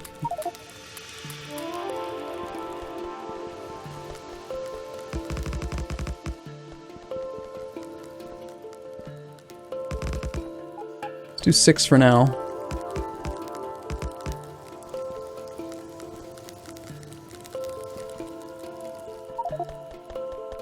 Yeah, we're taking all of the ore into just these 2, so we can get rid of all this. Well, actually, if I'm going to upgrade them to steel furnaces, of course it's going to be fast enough. Because we're doubling the amount that it can process.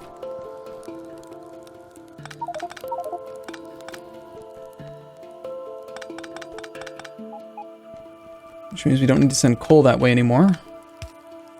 Someone has upgraded the coal belt to red. I don't know why. Coal is one of those items that you really do not need a lot of throughput on. Coal is not needed further where...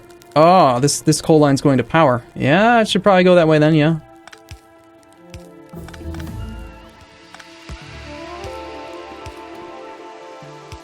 Yeah, I'll give you that.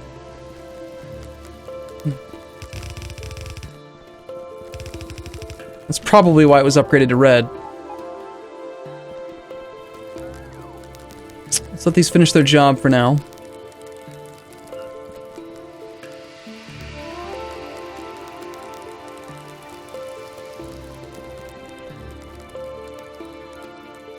Once the machines power down, we'll strip them.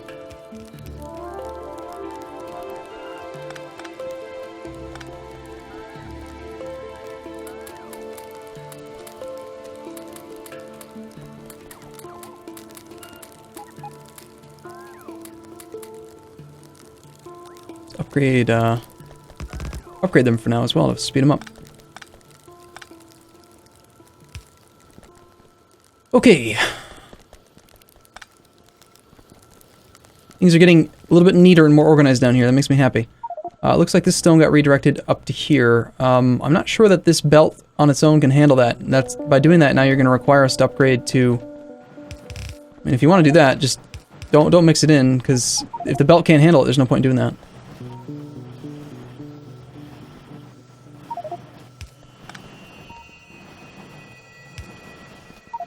I mean, if you want, I mean, I think I understand what's happening. He's just trying to make it a little more organized or something. Let's move this radar further south.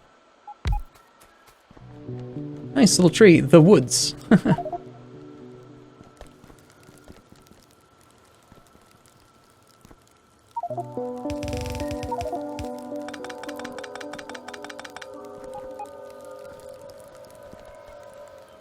Okay, if these belts end up full...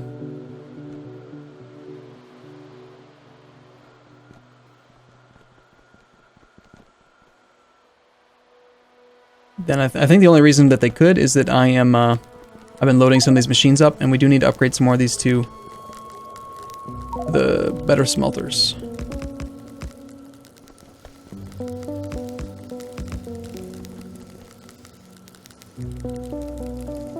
I need more brick. There we go. Let's get some of these things knocked out. So in theory, let's see. Stone brick. We produce 1 stone brick every 3.5 seconds with a crafting speed of 2. That's 0.57 brick. We've got 12 times 2. It's 24 steel furnaces eventually. That's going to produce 13.714 items per second, which is just barely above what a belt can carry. So yes, this is the right ratio. There's no reason to go any higher or bigger. No reason to upgrade any red belts, except for this area down here, because we need to be able to get the stone bits in there fast enough. This can get stripped to about here.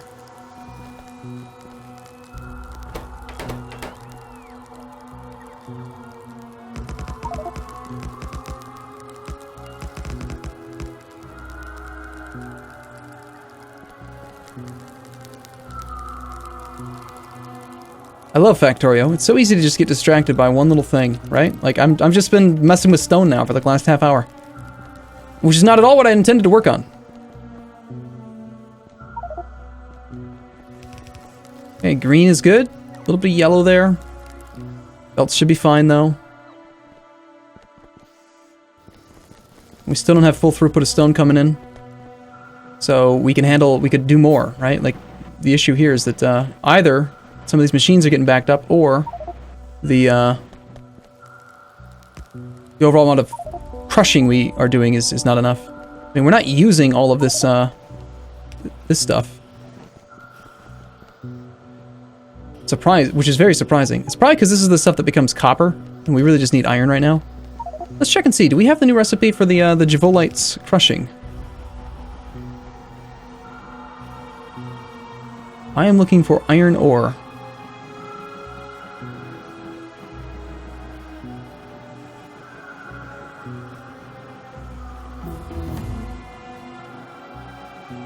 That's the one right there. That's what we need to start doing. You get 4 iron ore from crushed sapphirite and crushed javolite. It's so good. I want to do ore sorting facility Mark IIs. Let's go get some steel. I think stone is decent. I wouldn't... No, hold on. I don't want to leave before I finish this job. I'll rip these up as they finish their job.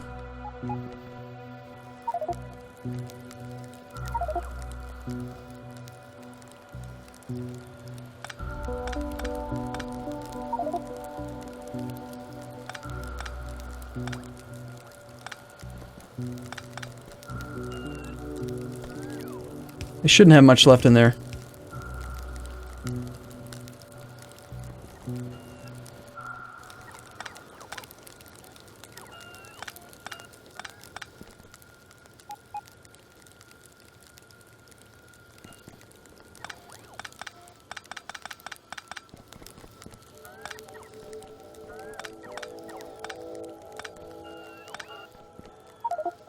Almost done.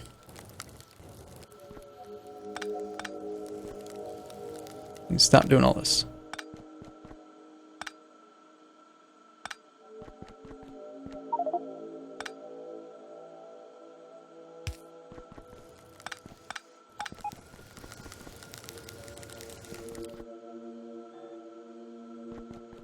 then we end up with just the one belt, and just one yellow belt, so it really only needs to go to one of these sides.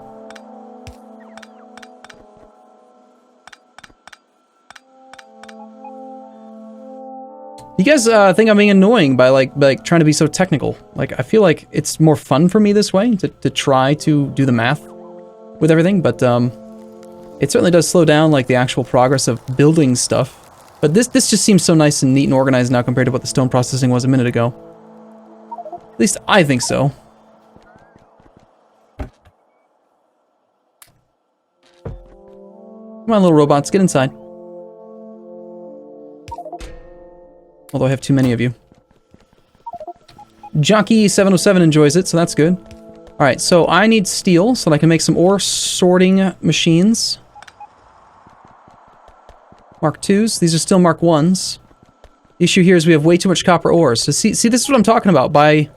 Instead of just taking the crushed sapphirite and just, you know, turning it directly into copper, we're trying to do a little bit more of an advanced process. And we end up with too much copper, so most of these machines shut down, which means we don't get any of this iron ore, which means that, you know, we're just not getting much.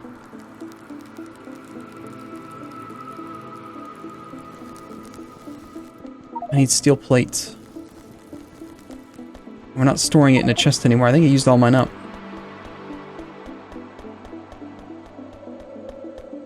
Yoink. All mine. I've taken it all. Yeah, ore facilities, Mark 3s. How am I doing on the circuits? Why do I have so much of this wooden board stuff? I should get rid of some of this crap.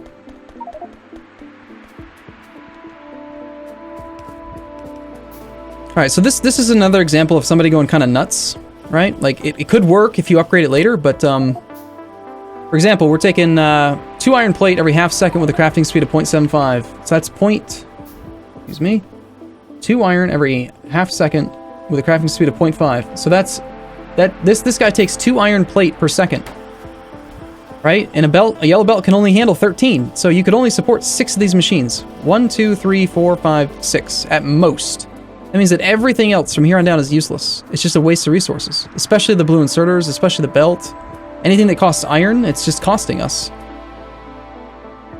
for no value. Now, if you upgrade the belts later, yeah, but why build it now without the belts? Like, wait until you actually have the belts. Build your factory to help you build your factory. That kind of thing. And then the same thing here, like, there's just no way. Like, if this one is cascading the iron down this belt, there's no way this belt's ever going to get any iron, so you might as well just do the 6. Like, this whole thing. I'm just going to strip the whole damn thing. There's no way to support this. Completely impossible.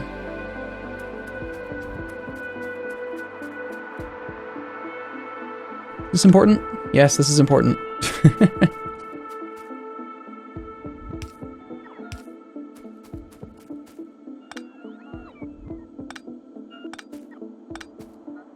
All of these inserters can be repurposed to something more useful.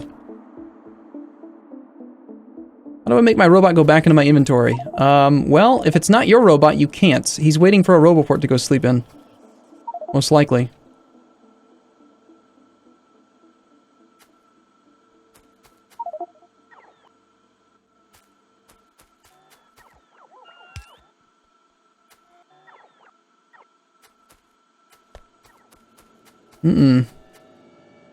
Somebody cut off some pretty important power lines somewhere.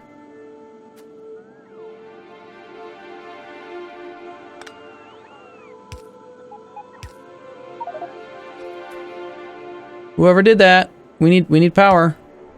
All right, that works.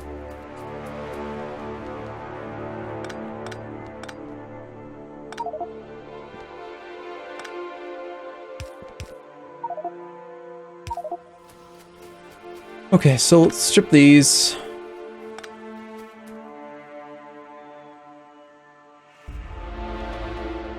Get this secondary iron thing coming off. Gone.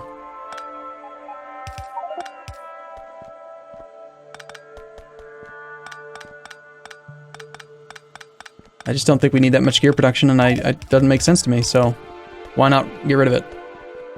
Until this belt is full, these will consume 12 iron plate per second. So what we do then is we Have you go on the inside.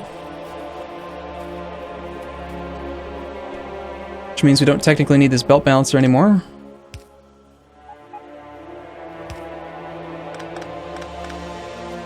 Well, we should still have it. It's just one splitter. And you never know. Production could get uneven later.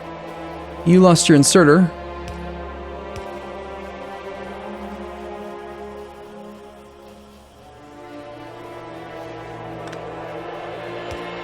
We need fast inputs, slower outputs.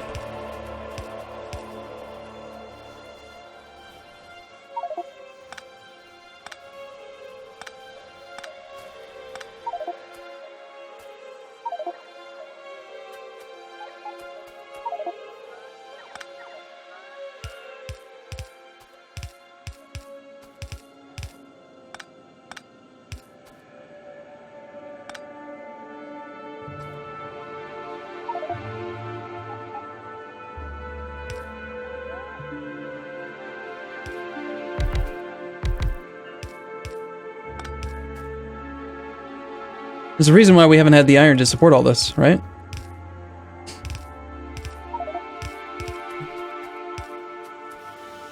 Okay, then we'll speed up the inputs. And then we'll rotate the inside, alternate every other. Guarantee that they can get out. It's a little bit larger than the previous setup was by increasing, like, there's like an extra 2 tiles. It's 2 tiles longer.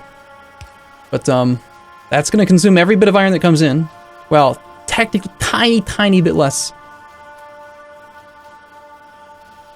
Right? Because if this thing was actually fully loaded, it'd be 13 iron per second. And why is this? Why?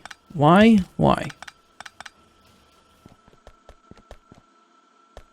But again, that would require us to actually have a full thing of iron, in which we don't. I think that these restrictions are not quite restrictive enough.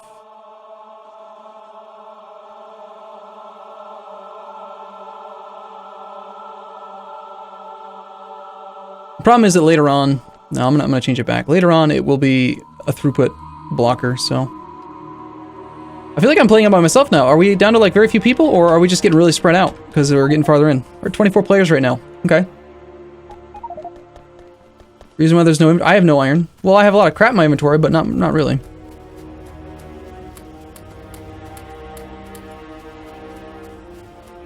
I certainly don't need this many basic circuit boards.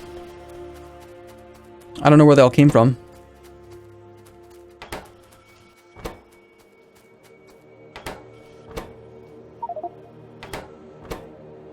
Let's just feed them back onto the bus.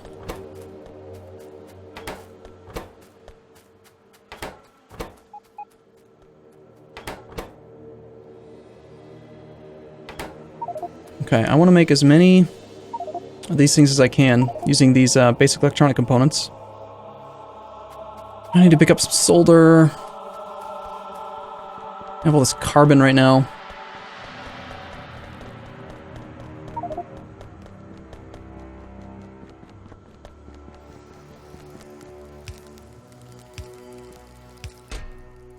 Get rid of that carbon.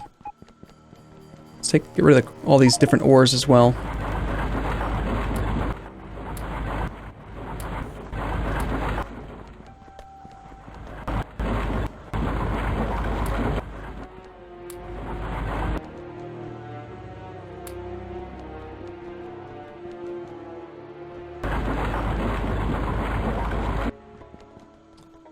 Okay, coal. Where can I get rid of coal?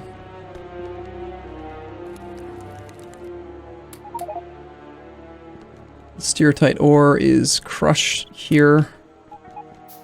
Crushed stone gets assembled in stone machines. Copper ore. Go into there. Stone itself. Go to here, I guess. Why are we stockpiling all of this right here? I'm curious. Okay, basic electrical poles I'd like to get rid of, but... oh well. Alright, a little bit of solder so I can get rid of these basic electronic components. Or just put the basic electronic components back. But they were being made temporarily.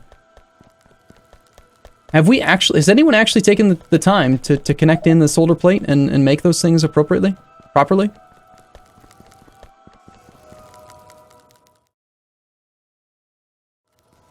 Oh, good. Some steel furnaces. That's good to see. Now, keep in mind, we've made these 24 furnaces long, so this does need to eventually get upgraded to red belt. And it would happen 6 furnaces in. So 1, 2, 3, 4, 5, 6. So like here. That's where from there on forward it needs to get sped up.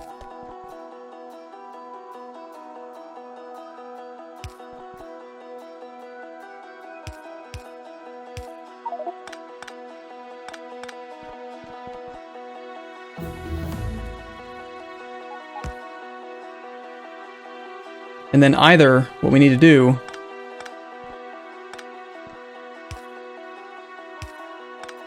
is run red belt all the way down to the bus, or just run two yellow belts adjacent to each other.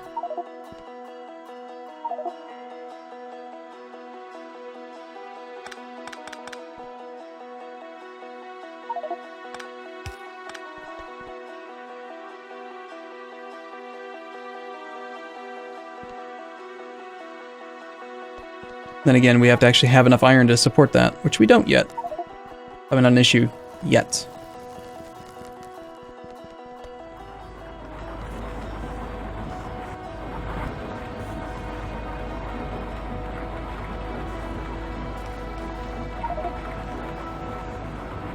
Processing all of this, we're not processing all of this. We still have too much copper. But we could try to process this a little bit faster.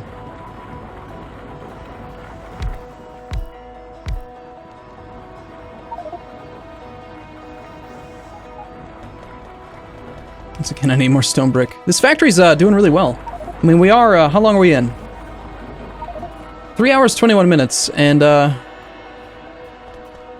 iron plate still at 1,000 a minute. Oh man. It's just not enough, man. We just need more.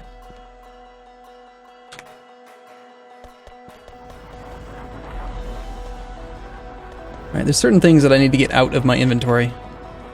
And that I don't think we need to ever have again. Burner crushers.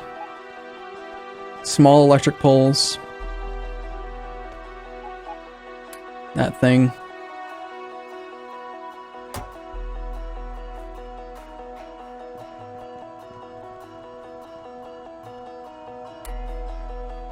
The pistol. Regular ammo.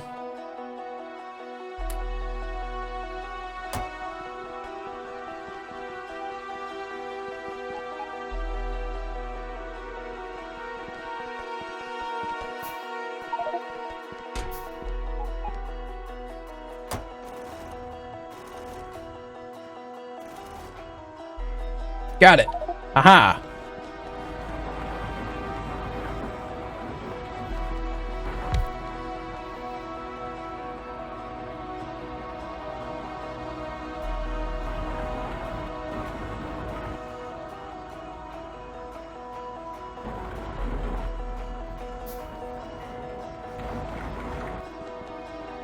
Ore sorting facilities. This is the wrong row, wasn't it? Shoot.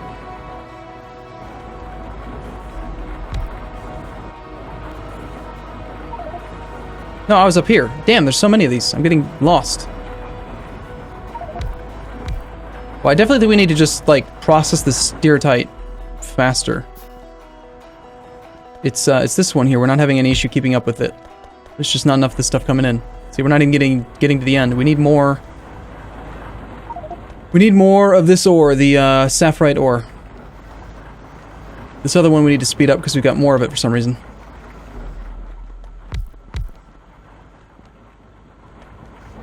And part of the issue here is that we've got a full yellow belt and 2 inserters can't keep up. This needs to be more.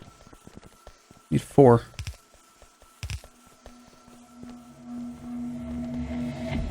That should let it flow freely without being backed up at all, which will allow us to output more of the copper plate or copper ore. Get these machines up to full speed.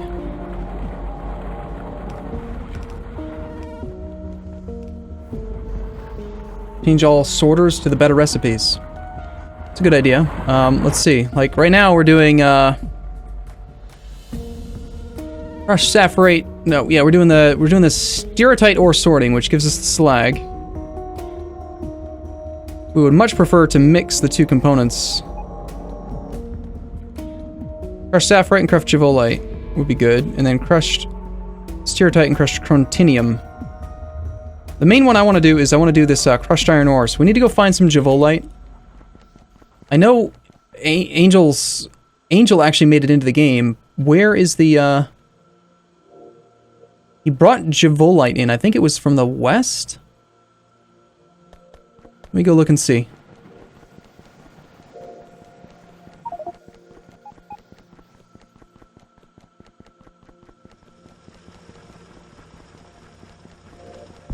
This does not look like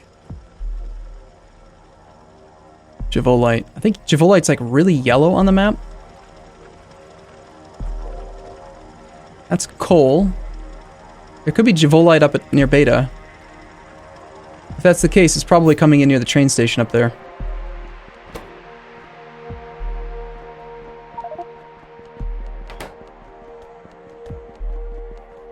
Boy, does this feel excessive. Trees! Yuck! Kill them!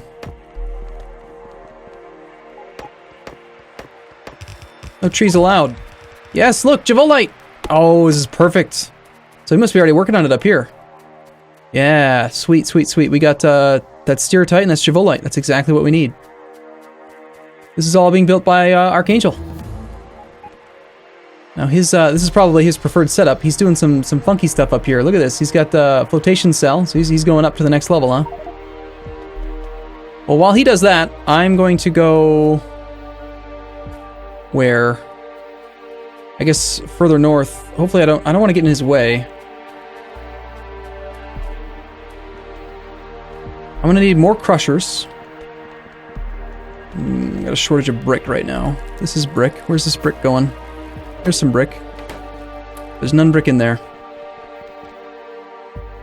I can't make crusher mark 3s, but I can make crusher 2s and sorting facility 2s. And that's all I want to do is just crushing. I just want to take javolite and sapphirite. No, javolite and steatite. I can never remember the difference between steatite and sapphirite, damn it. I want sapphirite. Sapphirite and javolite. I'm going to make tons of iron ore. It's going to be great. Just you wait. Wow, someone keeps taking all the brick.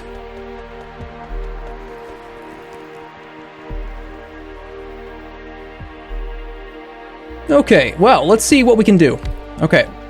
We'll stay down here while I'm figuring out the math, and then we'll go back up there. So if we are doing a bit of javolite crushing with a Mark II crusher, we're going to produce 2 javolite per second, which is fine.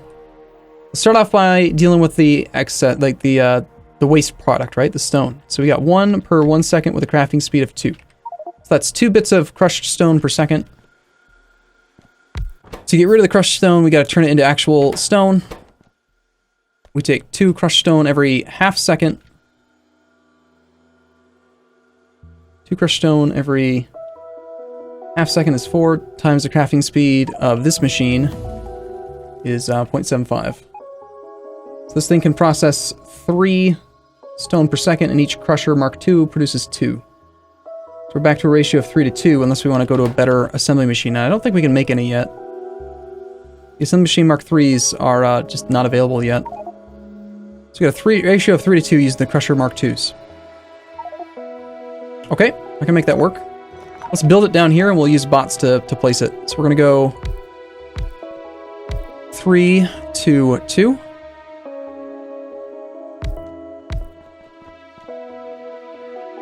I think what we'll do is we'll shift you down by 1. I don't want to use these regular ones anymore.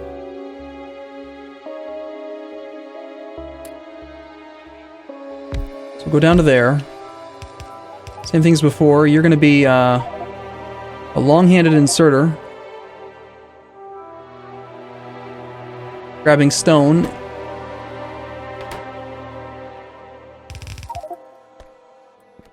And then you're going to be our javolite crushers. So we need to use filter inserters. If we go 1 there and 1 there, we're good. 1 filter inserter should be capable of keeping up. Yes, we're producing 2 per 1 second with a crafting speed of 2. That's 4 items per second. With only a stack size bonus of 1, We're up to 3 now. It's still not enough. I think we do need to use... Actually, I think that, I think 1 fast inserter should be enough. Because they're actually faster than 2 times the yellow. They're like almost 3 times the yellow. I think it'll be fast enough.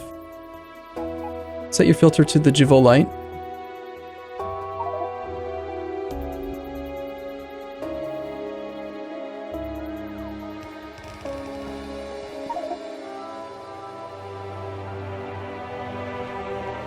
Need more space. So we do like one of those, and one of those.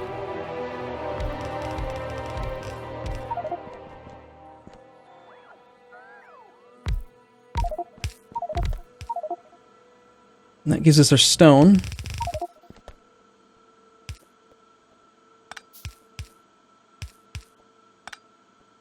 Rotate the input and the output.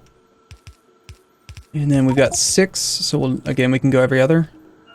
So, inside, outside, inside, outside, inside, outside. Got that there. And that is going to produce how much Javo light per second? Well, obviously, we need a ratio of Javo light ore... We need a ratio of Javo light, crushed Javo light, and crushed sapphirite to be the same, to use the ore smelting machine. So that's fine. Question is, how much is this actually going to produce? It's going to produce 2 every 1 second, with a crafting speed of 2, times 6 machines. That's 24 crushed Javolite per second, which is going to be a red belt worth of Javolite. Basically, these 3 machines are going to load up a whole yellow belt. So what we could do then is actually alternate the output. We'll have you go one way.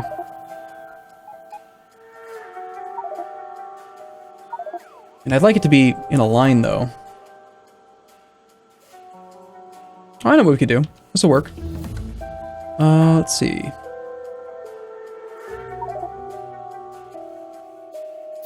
I have an idea.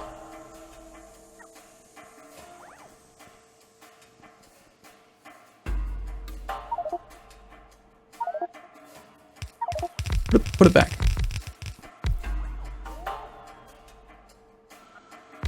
Okay, and now strip this part.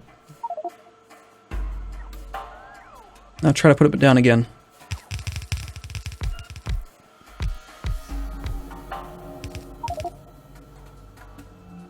Okay, we increase the rotational size of these guys. Maximum.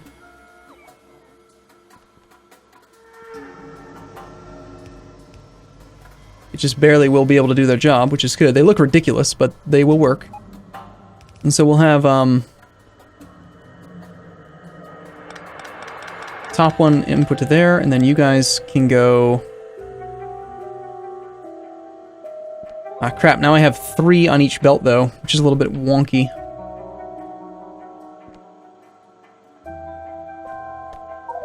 So how can we balance it?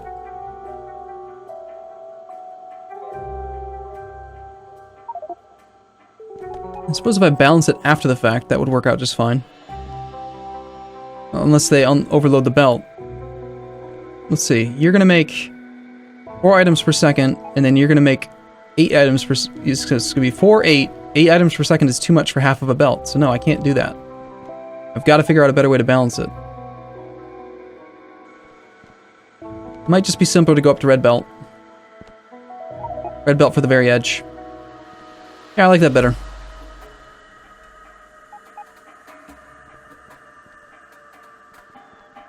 So we'll go red, we'll go yellow belt for the first 2, and then at the 3rd one, that's where we're going to have compression issues. And again, I calculated out, we're doing, what was it, 24 items a second, which is, it is barely sustainable with red belt.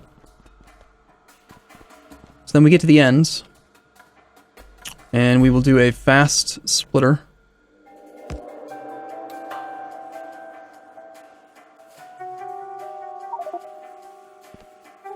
Actually, I think I'll just do a regular splitter, and then a double lane balancing, even though they are technically already lane balanced.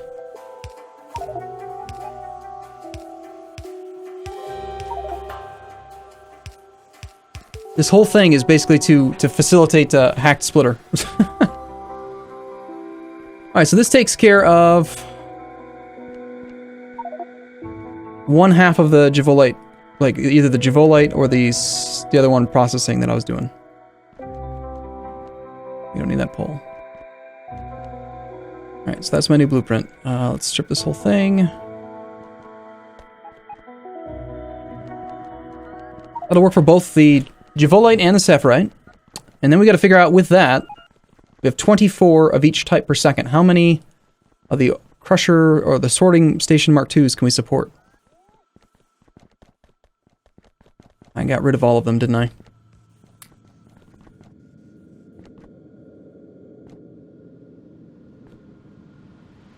You can unselect parts when making a blueprint. Yeah, it's a fairly recent addition to the game. It's awesome. Makes it a lot easier to take good samples. Okay, so each ore sorting facility Mark II is going to take in 2 of each, and again, we're going to have 24 of each per second available. So we're going to take in 2 crushed sapphirite per second with a crafting speed of 1. This guy's going to take 2 of each, so I can support 12 ore sorting facility Mark IIs with the amount of crushing that I've already set up. Okay, so let's make sure we have 12 before we head up there. Ooh, hey, tool belt, cool. I've got 5, 6, 7, 8. I need 4 more of these guys. It's just going to require more stone brick. 1, 2. I need all this brick. I'm sure you're probably down here to steal the brick, but I need it. Okay, that's 12 of those guys. And I think we're good. Now we just have to go up there and figure out, like, how many yellow belt it's going to take to actually pull all of this iron ore off. Hopefully it's not going to be excessive. I said I don't want to work today, I as a monkey. I didn't necessarily say I wasn't going to. I'm supposed to record some Hearts of Iron 4, and I just don't really want to. Because honestly, Hearts of Iron 4 bores the shit out of me these days. I hate to say it, I really do. But every fear that I had about that game becoming boring has come true. It's just not a... I don't know, it's not a very fun game. Okay. We'll go west. That way I probably won't run into his fancy pants smelting area. Go like right here. So that's going to be one of them. And... I failed to capture the bottom input, didn't I? Also, I never set up the input. That's probably why I failed to capture it.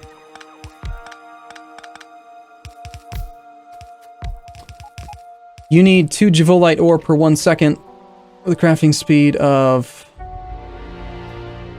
2. That's 4 items per second times 6 machines. You need 24 items per second. It's gonna have to be red belt or 2 yellow belts. I think we can do 2 yellow belts easier.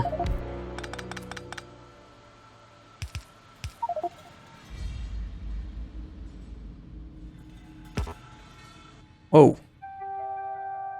What is going on? Alright, come on now, game. Work with us here. I'd rather that Alex 33 doesn't reconnect if he's gonna make this happen. Good lord.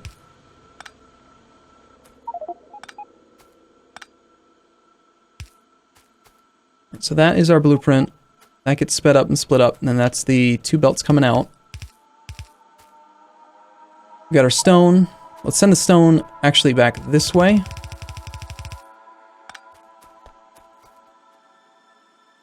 I don't know that we actually want to process the stone into anything just a second, but so I basically need 2 belts worth of this stuff, Let's copy this whole thing right up to here.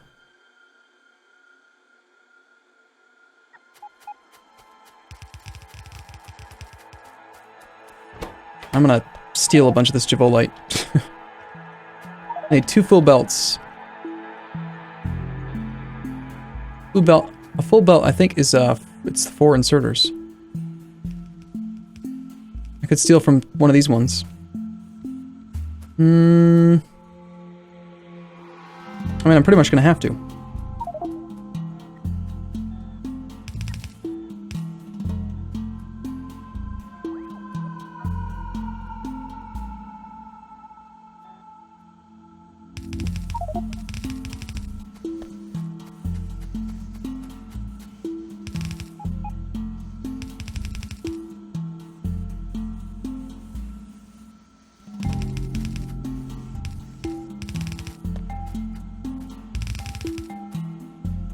Now he needs some. I can't just steal it all from him, even though I kind of want to. So we are going to route our 2 yellow belt worth of this crap north. For now. I'll create a secondary connection for him in just a second. And actually, it'd make a whole lot more sense to do it to this one. And then this one can go north to the other one.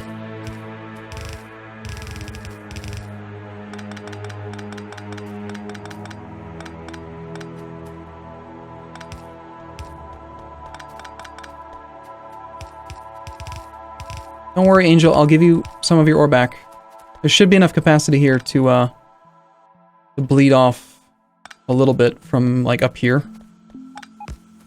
While still giving me the 2 full belts that I've calculated that I need. Besides, look, he's not even using that much. Not really.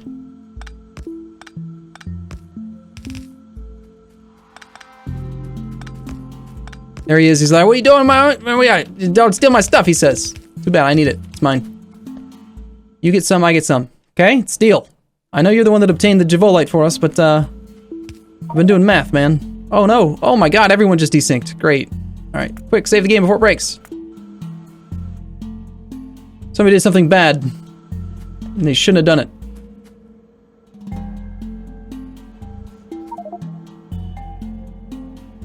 Great.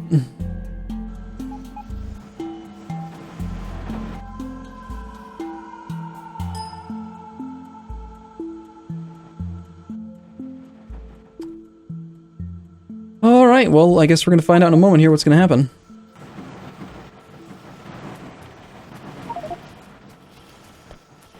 Okay, we'll take our 2 stone feeds. People are just leaving. I don't think that anyone's gonna be able to reconnect. I don't know what's going on right now.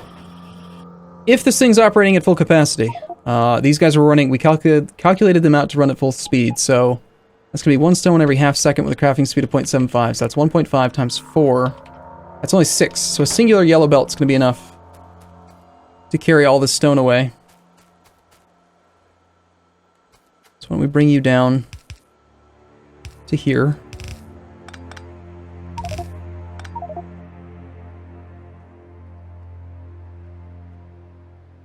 Yep. Now my game's frozen right now. And now we're good again, but I have a feeling that no one's gonna be able to reconnect and it's just gonna keep on freaking out, not being able to do anything. This stone, again, I'd love to process this. We ended up with 12 stone per second. What's it going to take to smelt 12 stone per second? Stone is 1 brick.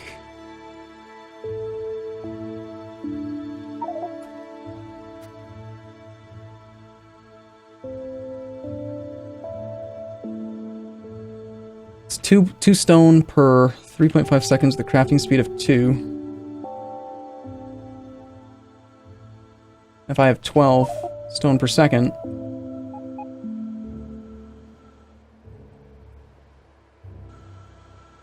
divided by 1.142857. I need 10 steel furnaces to get rid of it.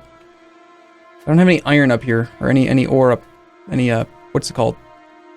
I don't have any stuff up here, okay? I can't process this crap, so let's just get rid of it.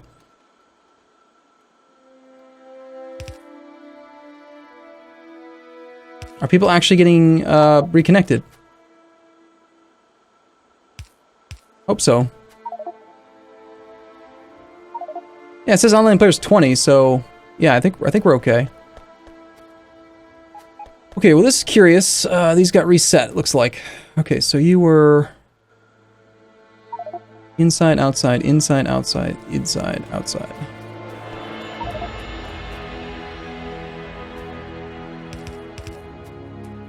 Okay, next up then is the 12 ore sorting facilities to make the iron ore.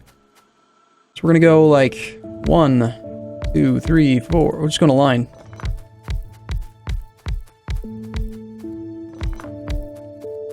Aw, man. Darn it. Stupid train.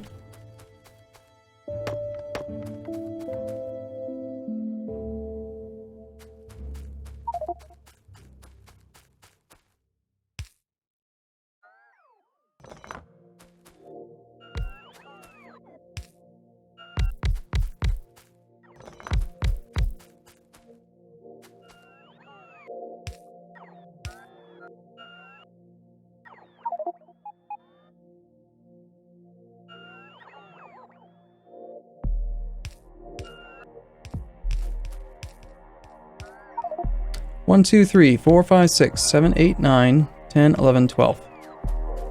Okay, set the recipe to the iron ore.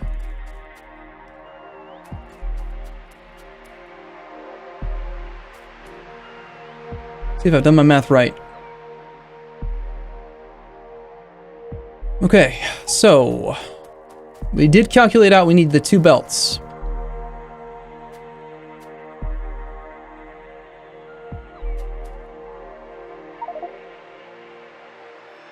I think we do want to have inputs on both sides.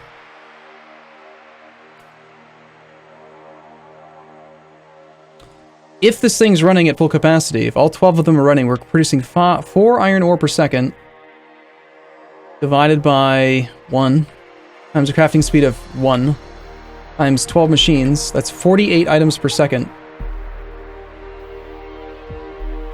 So we would need 3.6 yellow belt to support that. It's going to have the same number of inputs as outputs, which means that if I'm going to run 4 belts past it, I'm either going to have to use red belt, or I'm going to have to do some weird wonky stuff to actually get this iron ore back out again.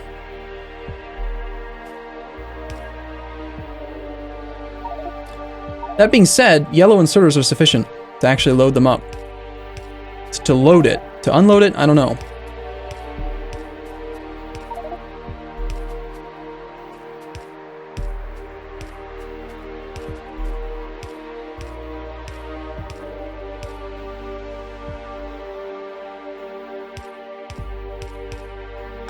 Did we figure out who's to blame for the desync? I blame Stejo.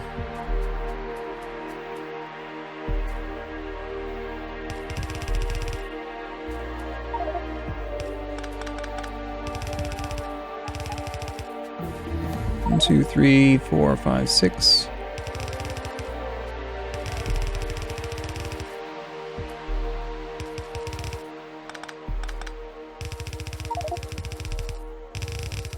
Maybe we just use red belt. I don't see an easy way to make 4 belts fit here. I can reach to here, but I'd have to do some I'd have to put the inserter here to go further away, and it just, well, you know, we could do it, actually. Or think about it. I could group them up in pairs and just do a singular underground belt. Oh, come on, Alex, dude, you keep on desyncing, man. You gotta learn how to quit when to quit, man. It's not working out. I want to upgrade that computer.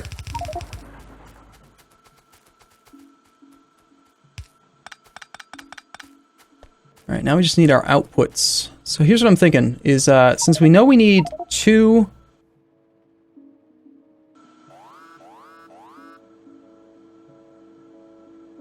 I think that 1 inserter could actually handle it, but I need 2 belts of yellow to actually be sufficient to carry it all.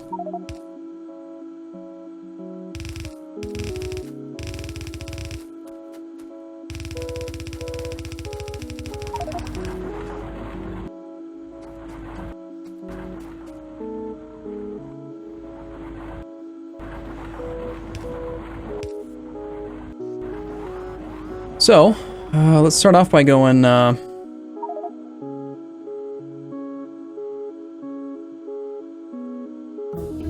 there. We'll have you guys kind of rotate on your sidedness.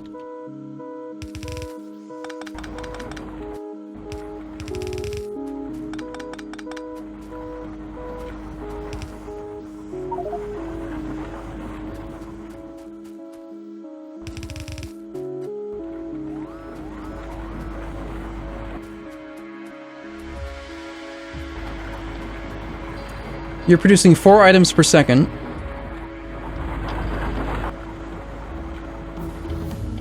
Basically, I've got to take these 2, because you're 4 items per second, you're 4 items per second. This one shouldn't even be here. It should be here instead.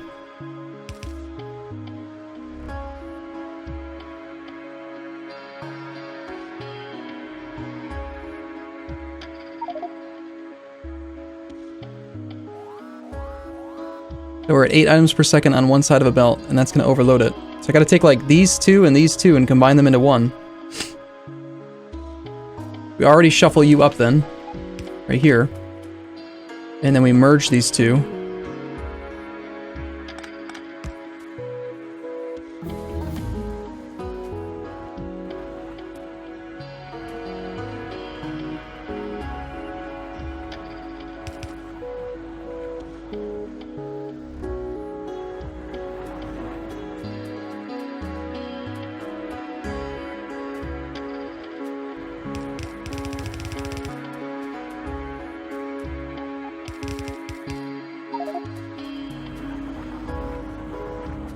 I'm gonna have 1, 2, 3, 4, 5, 6 outputs. Well, I'm doing it right now.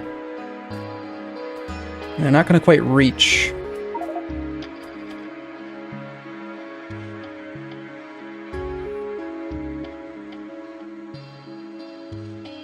He's taken so long to try to catch up. I feel guilty, like, trying to knock him out of the game, but... Oh, he quit. I didn't do that. It wasn't me.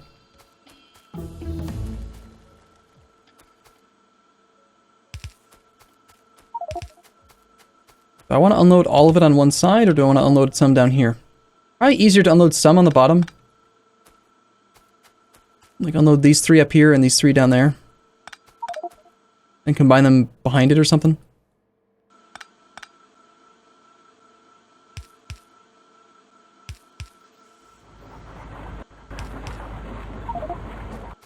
Let's see what we can do.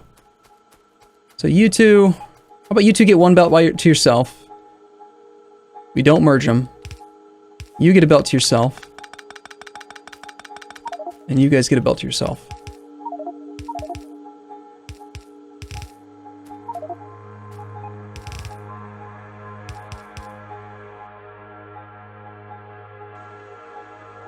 So none of these belts will actually be full on their own yet. And then we'll just have to do like an 8-to-8 splitter or something. And then just take 4 of the outputs from an 8-to-8. How are we going to do you? This is where it's a little tricky, because I need to reach pretty far. I gotta go... You guys can reach, right? I can configure you to work. We go like this.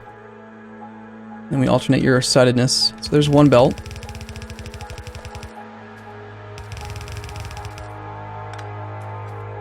I think what I'm going to do is just go ahead and do a little bit of underground right here.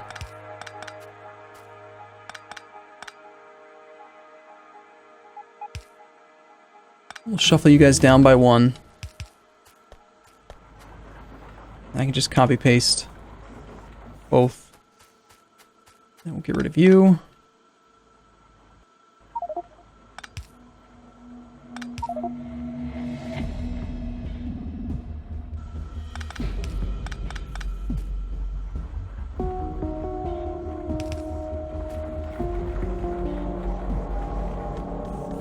Uh-oh. How'd you grab the wrong thing? Okay. So now we get our 6 belts. How much space here? 1, 2, 3, 4, 5. Not enough. Guess we go above and do the thing up here and then bring it down somehow. How can I squirrel you 3 belts above it?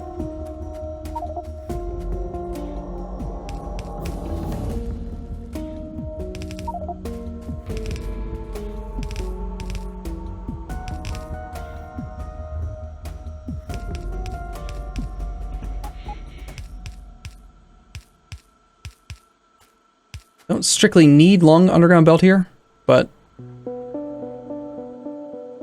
I mean, I need it to reach, but it doesn't need to be faster.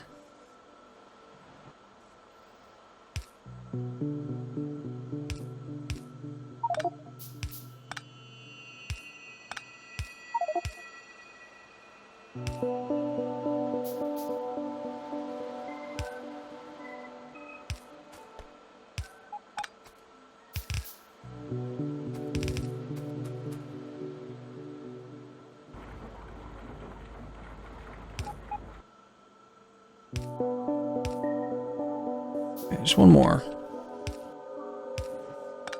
I don't know how I ended up with an odd number of underground belt, but you know what? It happens.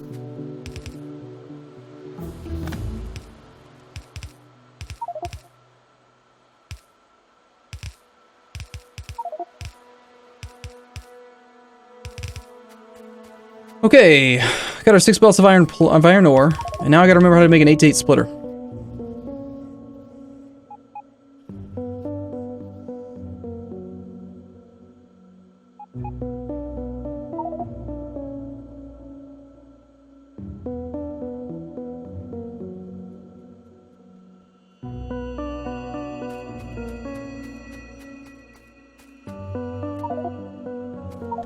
What's wrong with this one?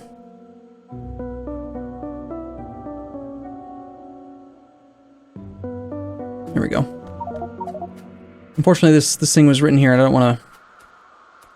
Actually, hold on. I don't need this anymore, so let's we'll copy paste his little text.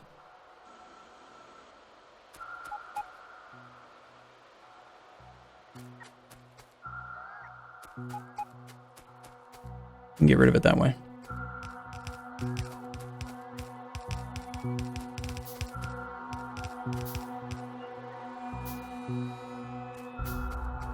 And now I need to get started building this splitter thing.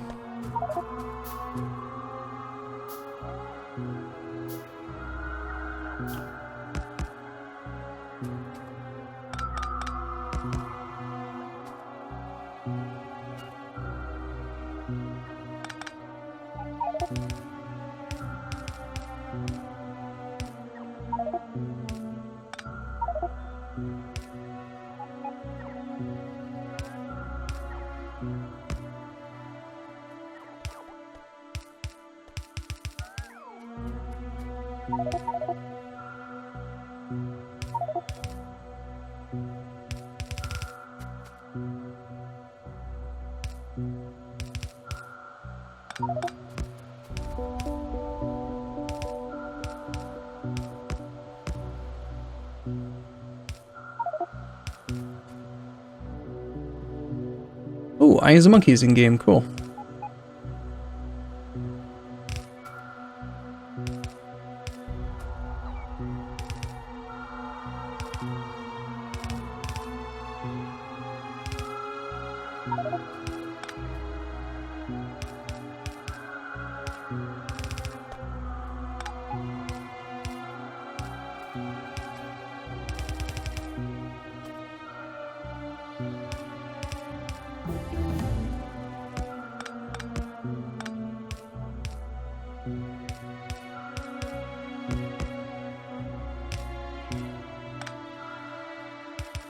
Well, hopefully this works. I'm looking at a guide right now to build it. It's not the same one as I'm familiar with, but that should work. Let's test it by... I'm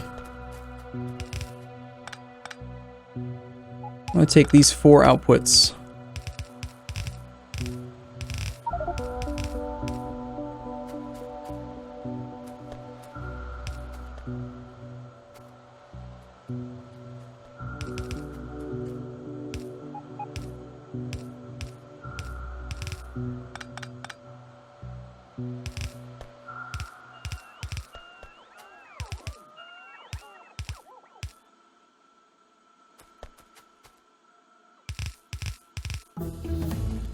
So if we just feed 1 belt in, if it's balanced, if it actually is appropriate, shouldn't matter which one we use. We'll end up with the same output on the other side. And if one of them works, then I'm confident they all work. But I just want to watch it for a second and see for sure.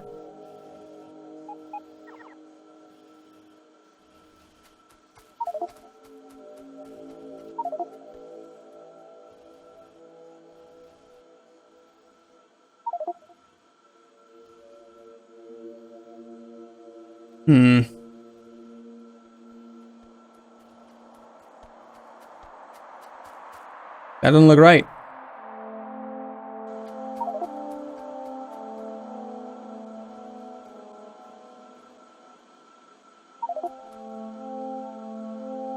I'm gonna go with the Madzuri one. This is wrong. It's not working.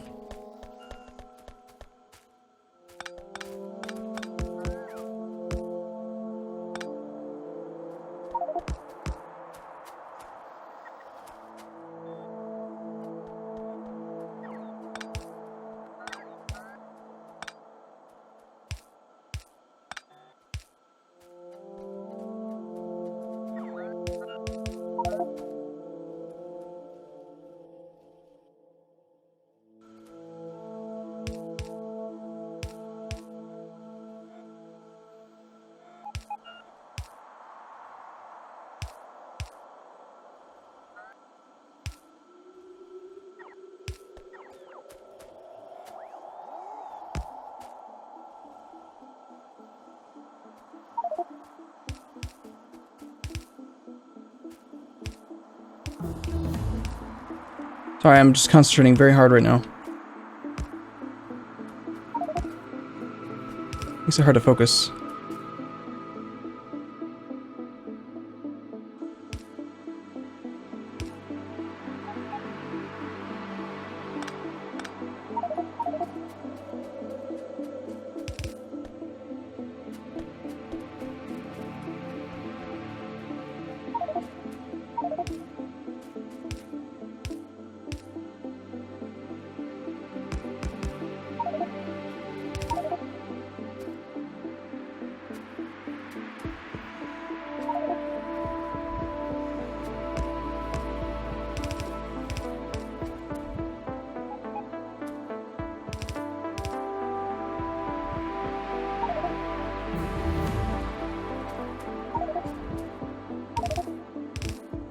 And again, I want to take just 4 of these lanes.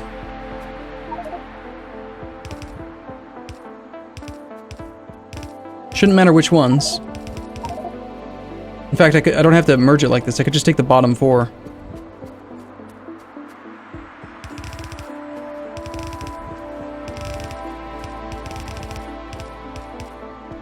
Shouldn't make any difference at all.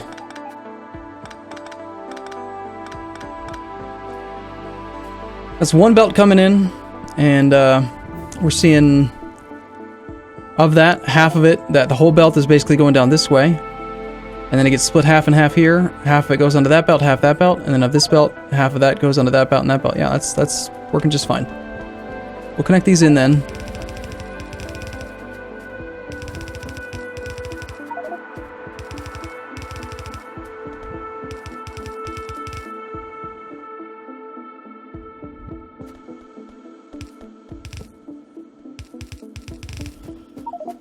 That's 4 full belts of iron. Well, nearly full. This needs to go get processed. Somewhere. Wherever we're doing our smelting, which I think is like really far down there. Way over there. If anyone's still in game and wants to help out, come get this iron ore and get it processed. I've procured iron. Iron is coming.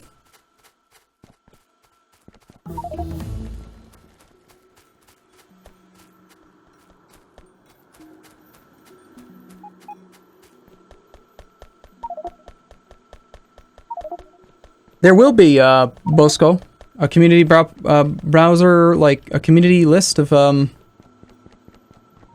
in-game browser for blueprints is planned. They actually just talked about that recently. Okay, so, this whole thing is empty. This is going to become my iron feed, for sure. I need iron, I need belt. I need lots of belt. Bring it over.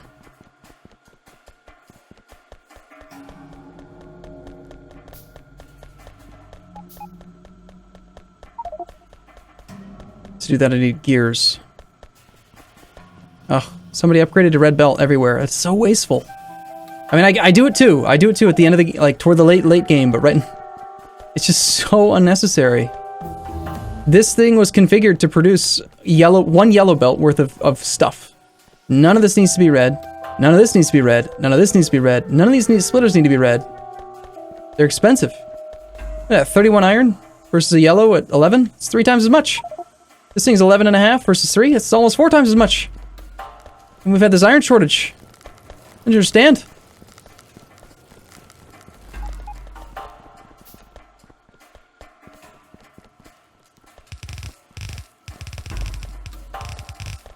Alright, let's start by trying... God, I have no iron at all.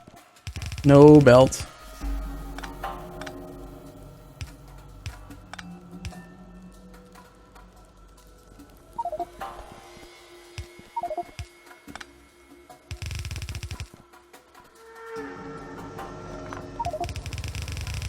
That's mine now.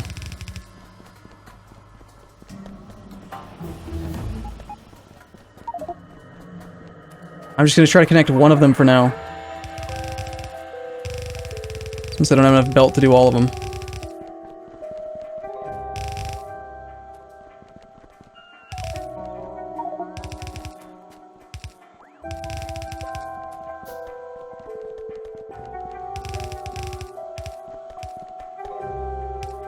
You know what I should also just do is do a ghost image of it to help if anyone else is nearby and wants to help out.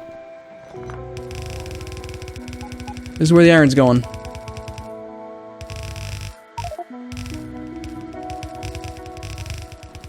After much effort, we finally have lots of iron ore coming in. Same exact problem that I had with Bob's Angels the last time I played it in my my other campaign, which is still ongoing, by the way. Every day there's an episode. But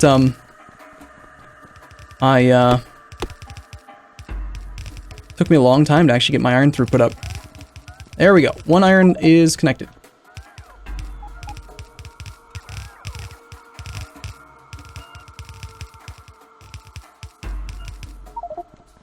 Okay, the iron's coming.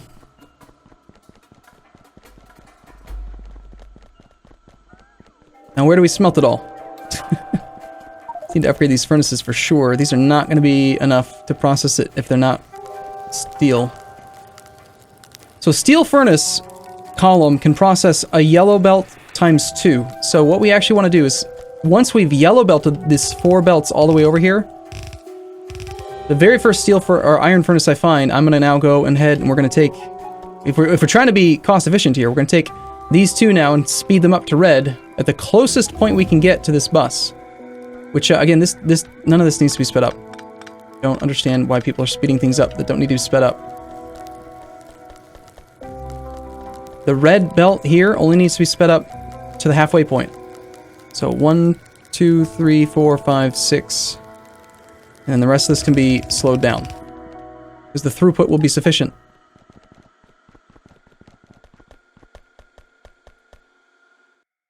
Think about it like this. The first half of the belt's red, right? So the first half of the belt can support 26 items a second.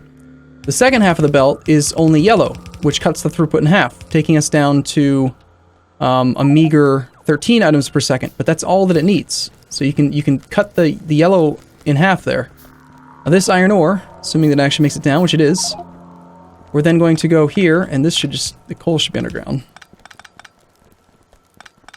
Redirect this one somewhere else. Because this new iron ore is just pure and coming in and good. And actually, we don't even need to speed it up because we've got 2 inputs right here. Just feed those 2 into that side, and we take this one down to the next iron that we find, which is down here.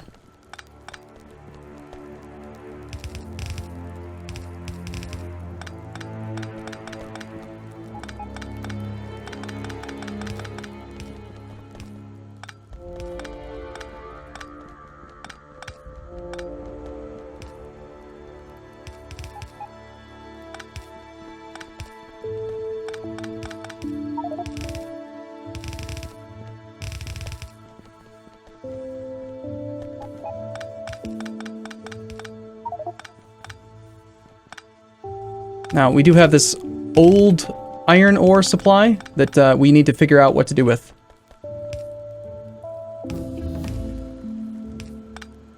But that right there, that's beautiful.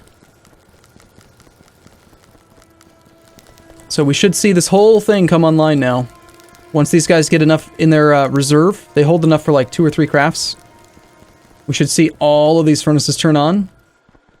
And now again, here, instead of speeding it up, I think it makes more sense to then take another fast splitter and split to yellow belt.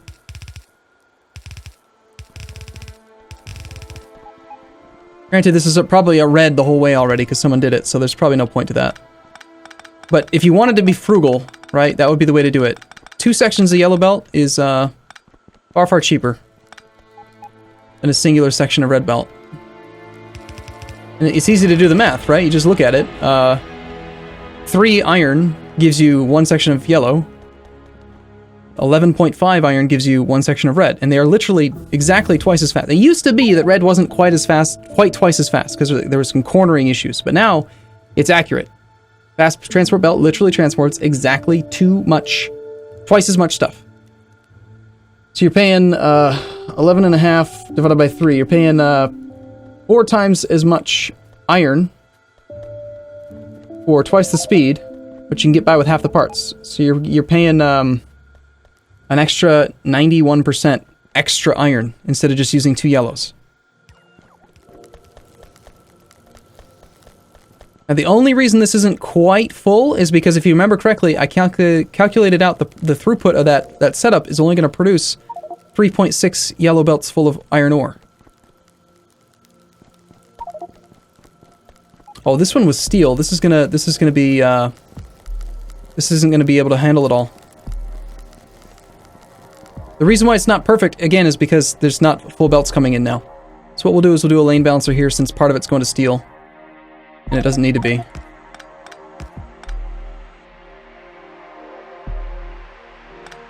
If anything, I think it makes sense to maybe move steel production elsewhere and repurpose that one to be pure iron, because we need iron more than we need steel right now, I feel like. Alright, that'll balance in these 2 other lanes into these right lanes, and so we should see any overflow from this iron belt going out to this one. This one should function perfectly in just a moment. Once the iron... Again, once these machines get a little bit of reserve in their pockets.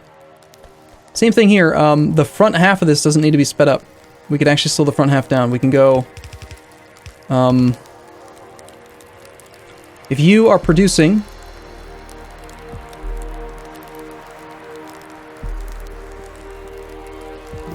You're producing 1 iron plate every 3.5 seconds with the crafting speed of 2. That's 0.57 plate per second. And the carrying capacity is 20/3 on 1/2 of a belt. So that's 6.66 repeating, divided by 0.57. We can support 11 of these furnaces before we need to upgrade the speed. So 1, 2, 3, 4, 5, 6, 7, 8, 9, 10, 11, like right around here. So let's go to here. And then the next inserter right here, this is where we need the extra speed. But beyond that, these ones don't need to be sped up. There's no purpose to it, it just costs extra. Same thing with this whole section, doesn't need to be sped up because it's on its own, it just needs to be sped up to there. This section here is the high throughput section, it does need to be faster.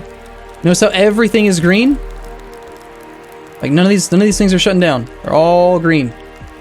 And this is the last one that's very seldom not quite getting enough.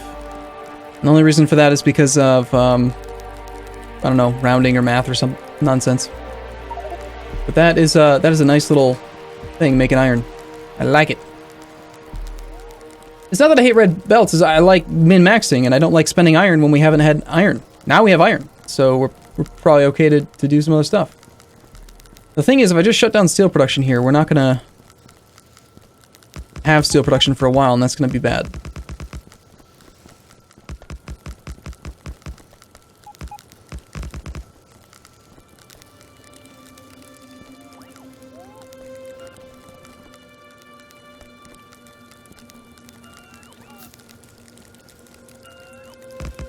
Alright, I want to go all the way back. This thing is 1, 2, 3, 4, 5, 6, 7, 8, 9, 10. That should, in theory, be capable of handling it. But you know what we might be running into as well up here? Is that it's capable of handling it in theory, but inserters are kind of stupid, and they can't quite always do it. I think we do need to speed up a couple extra little bits here. Just to ensure that the inserter's not quite placing things perfectly. It doesn't cause issues. And here, I think it's cheaper just to go underground on the last little bit.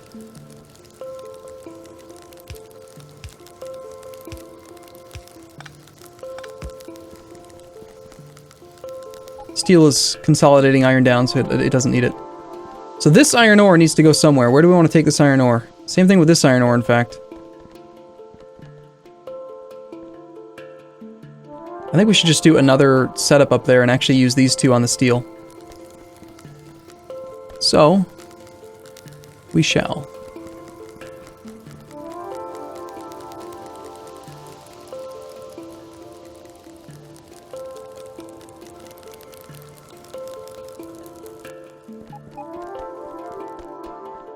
Looks nice and clean and good and perfect. And someone appears to be already heading in that direction, but they're using red belts almost everywhere. So I'm going to strip this section. Looks like he took his blueprint before I had slowed up that part down. And now we'll put that down there to replace it.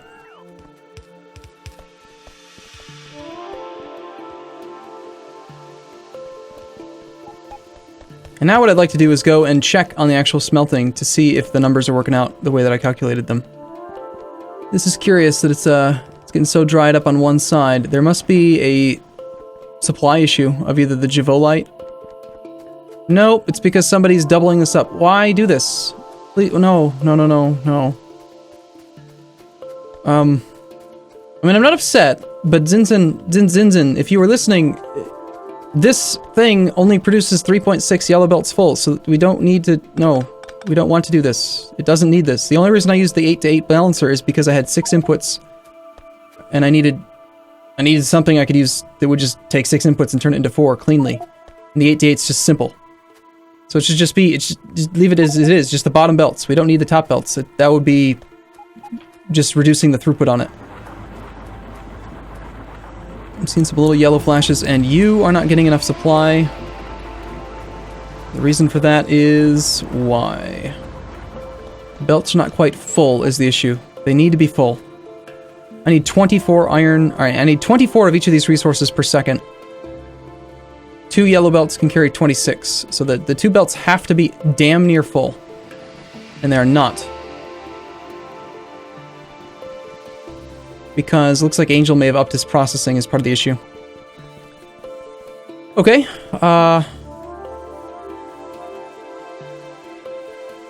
why are these underground belts here? Hornwitzer? What's the purpose of that? I don't get it.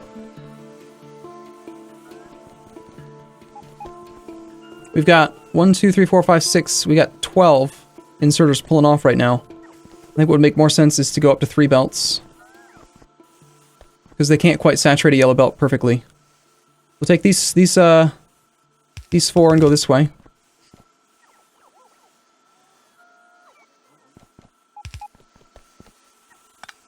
We'll take these 2 and these 2. Have them combine onto 1 belt.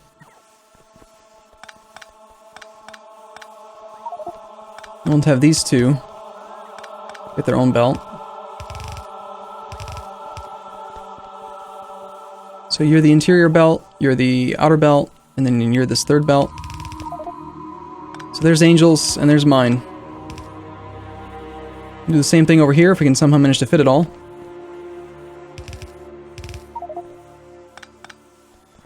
All these stupid robots are being stupid.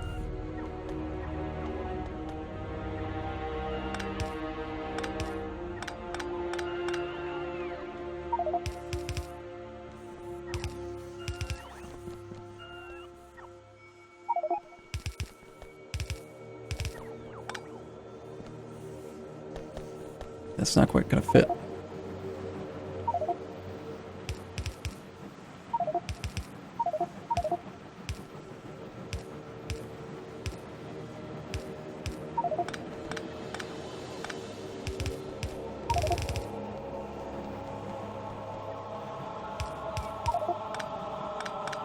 Give ourselves a little bit more space to work with here. There's 1 Jivolite. I'm on a belt. Would you dumb robots land? Come on! You're annoying me now.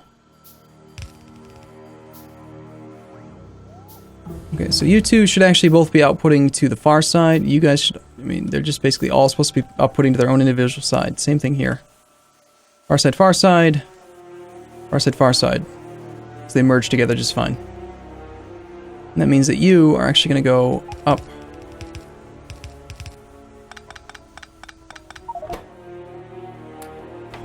Oh, that's not right.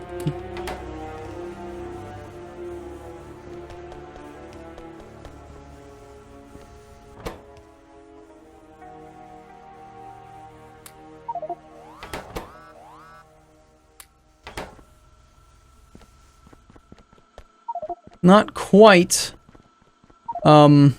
Still not quite full belts, but Angel gets what he needs. I think what I'm going to do then is I'm going to do a splitter off of his. We'll try to force his full first. But then if he doesn't need it, I want it. Because his belt's going to back up eventually.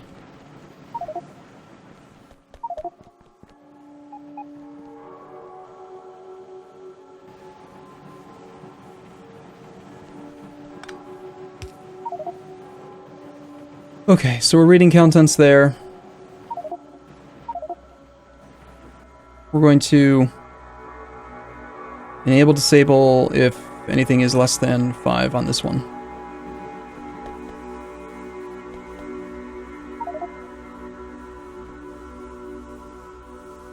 No, wait, this is supposed to be... I've done this kind of weird, haven't I?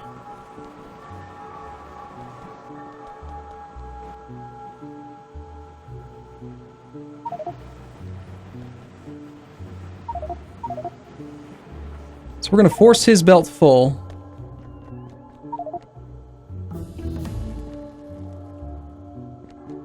I wonder if he's mathed it out so that his belt is going to get consumed fully. Well, they're equal. They're equal right now, so let's just do this. If we just do a splitter, it's fine. If his belt doesn't get used, it'll be blended into mine, which is what I need. That's his belt there, so if his belt doesn't get used, blend into mine. Any overflow that he's not using, for instance, this Javolite is not really getting fully used right now. See how the belt stopped? So now we should see this thing hopefully end up being completely saturated. To guarantee it, without really having to do anything weirder, just do fast inserters. We'll guarantee full throughput on the yellow belt.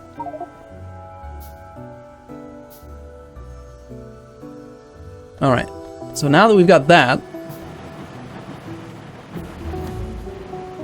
belt section is reversed.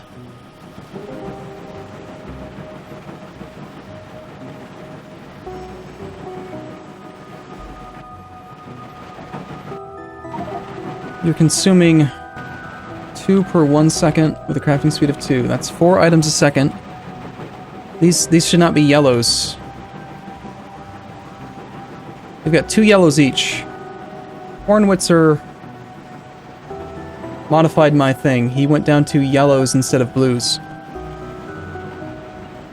And he's using fast inserters instead of... Why did you mess with my setup?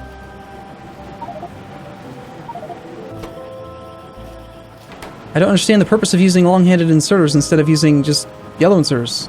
The yellow inserters were perfectly capable of keeping up. It's a minor thing, but I just don't understand the purpose. And also, why are these belts sped up? What the hell is going on? Dude, Hornwitzer. I spent like an hour on this. Just, dude, don't do that, please.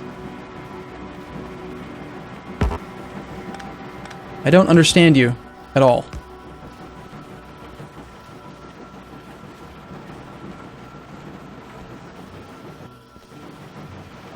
Yes, they need to be sped up, but the way that I had it was fine. You added extra stuff that makes no sense.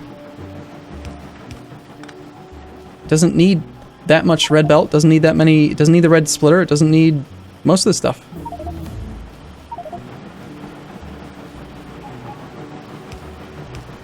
None of this needs to be a red belt. Trust me. I did the math on the carrying capacity of the belt. We do not need red belt here.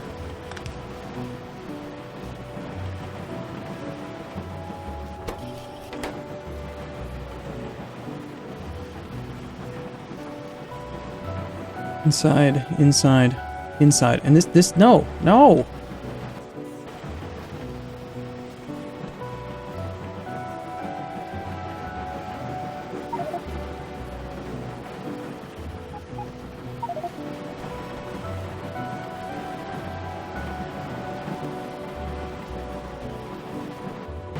These two are going to overload one side of a belt.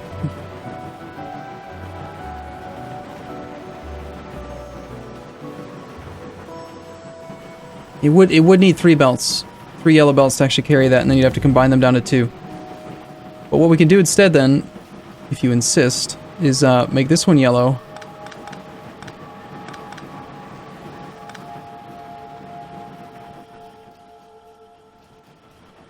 These can be yellow to here.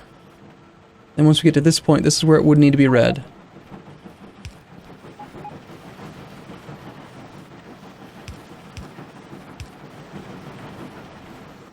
We're going to go underground, though. We might as well do it like that. And then go all the way out to here.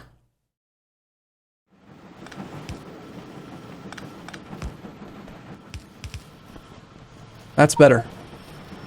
It's yellow on the first two, red once it gets to the middle two because it needs it. And now we just need to alternate the input and output. So you're far-sided, you need to be near-sided. Far-sided, near-sided. There, done. That is still cheaper than what you did.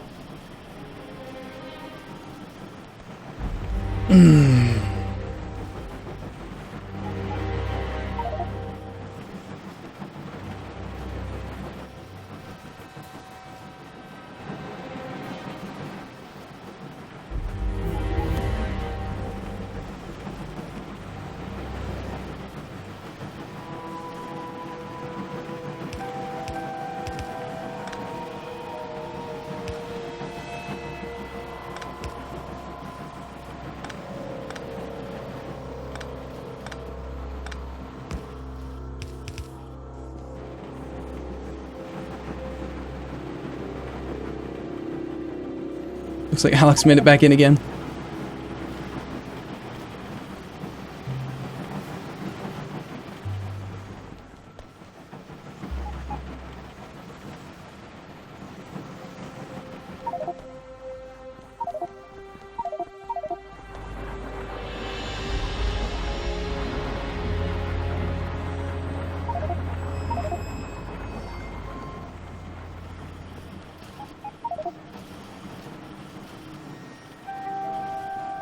Okay.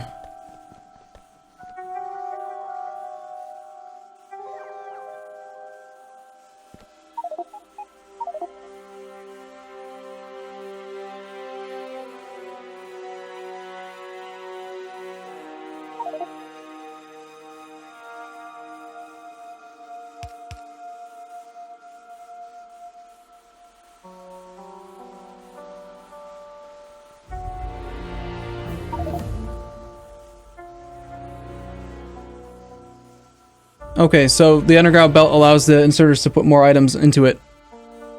I get it, sure.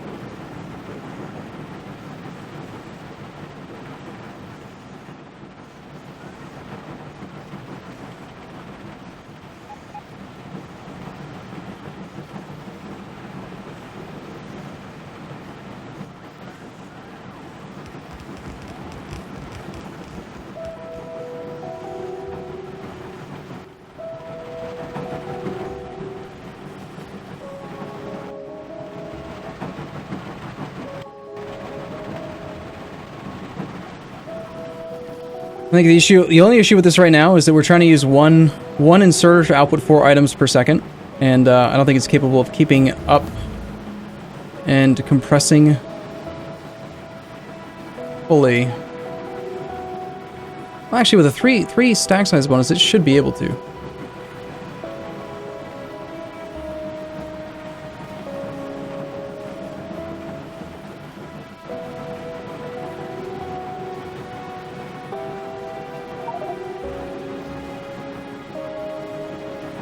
I don't think we're using yet another resource monitor right now.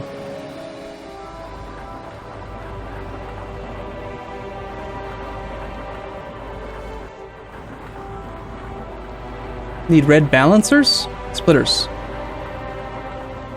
Well, a red... Oh yeah, you're right, that's the issue. The issue is that we've got a red belt and a yellow belt coming into a yellow splitter. It can't handle it. You're right. That's all that it needs to be. It's because of this red belt. I was gonna say, no, we've got 2 belts coming into a yellow, so you only need a yellow, but no. If one of the 2 inputs is a red feed, it does need to be a red output, otherwise it will get blocked. So yes, now we should see all of this stuff be full, and we should just see pure green all the time. Unless it's not being consumed, but it should be getting consumed. Give it a second to actually get caught up here, you know.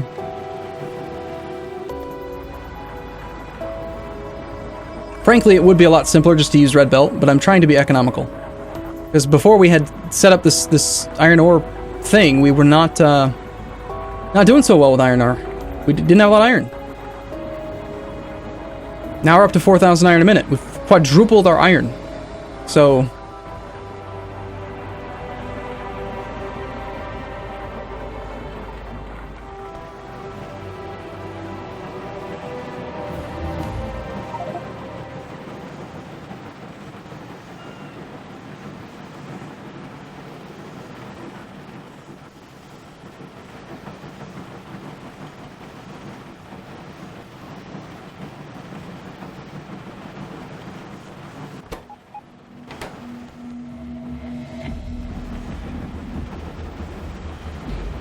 that little belt compression trick's kind of nice. Underground belt's not terribly expensive. I mean, you're paying 17 iron for a section of 2 underground belt, and you could use that to get compression. That's still, it is more expensive than a splitter, but you're also not spending any, in vanilla, I'm comparing to vanilla. In vanilla, you'd be spending circuitry, which is just iron or copper. It's very, very cheap in general.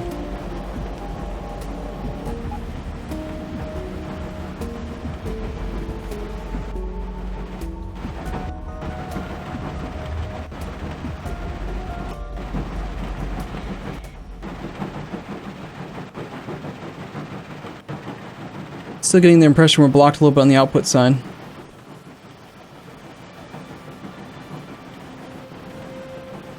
You're clearly fine, you're clearly fine. These two are clearly fine. They should never be going yellow.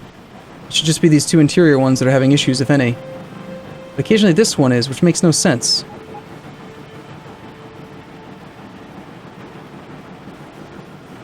Why on earth would you ever be going yellow? The only explanation I can think of is that the filter inserter literally cannot keep up. It's not fast enough.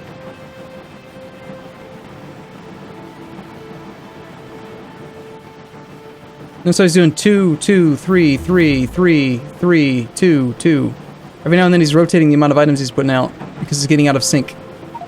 We need more inserter stack size bonus.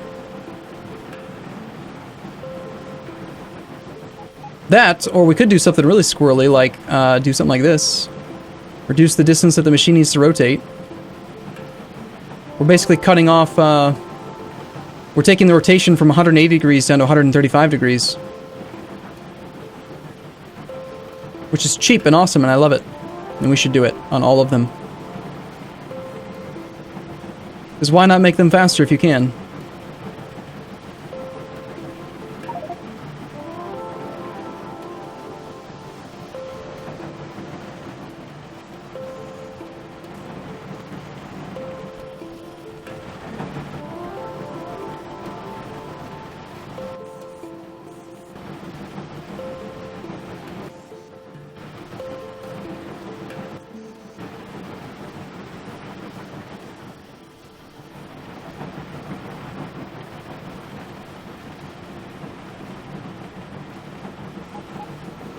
Okay.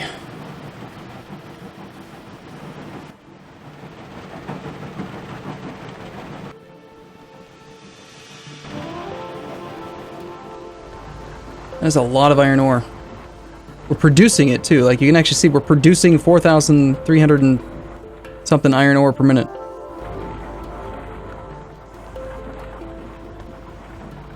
Interesting how this bottom belt is empty, these two are full.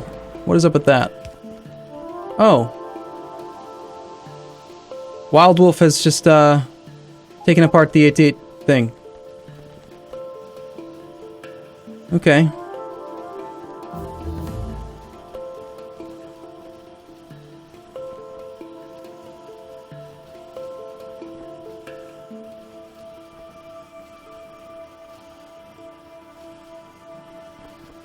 I don't think you can just take 3 lanes down to 2 like this. This is not equal. You're prioritizing this bottom lane. That's why this one and this one are empty. You can't do it this way. This does not work. If you really want to balance 3 lanes down to 2, you need something a little bit more sophisticated than that. You've got to take 3 lanes, merge these 2, and this lane has got to merge equally with the other 2. So you got to go like underground here, and then you got to go split this one so that he can merge in with this lane, right? So he's got to merge with this lane, and he's got to merge with this lane. So he's got to merge over there, and he's got to merge over here. So these 2 balance together. Then this guy, who's got more now, balances with the...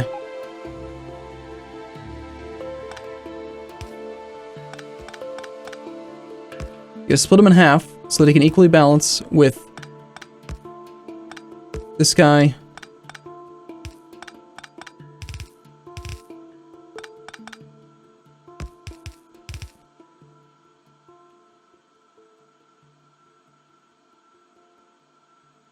I think that's it. I don't understand why any... I'm getting a little frustrated here. It's like people are just taking shit apart just because they think that it's better. Maybe it is, but I don't understand what it is you're doing, so it just confuses the hell out of me. That is a proper split, I believe. Here, let's, we're going 3 items to 3 lanes. Let's take an odd number of items, like a perfect number that's, I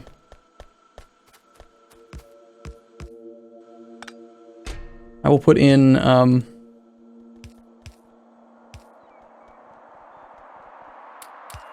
51 items. It's a multiple of 3.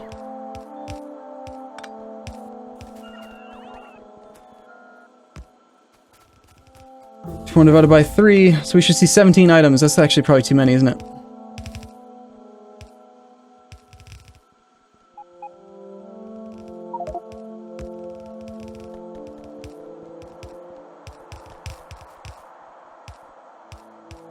I can't tell because damn it.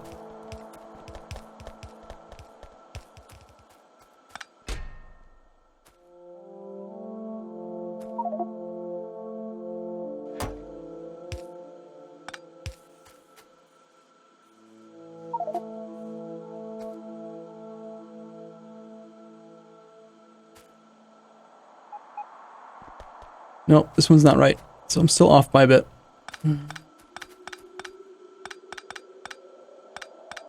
What it might be, though, is it could... no. If we balance you 2, we're gonna balance you 2. We're gonna balance you and you. You go under.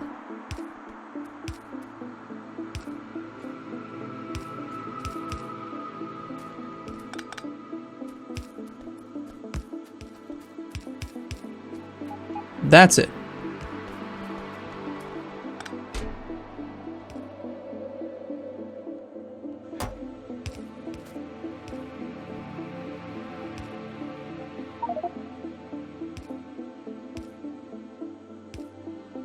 Oh shit, you're right. I'm trying to go 3 lanes to 2 lanes, aren't I? What the hell am I doing? Yeah, oh, how do you balance 3 lanes? Ah, it's dummy. Alright, fine, let's figure it out again. 3 lanes.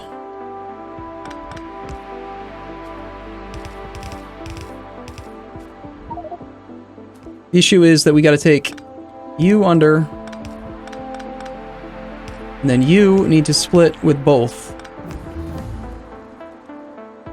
So you get to merge with this guy, and then half of you merges with this guy.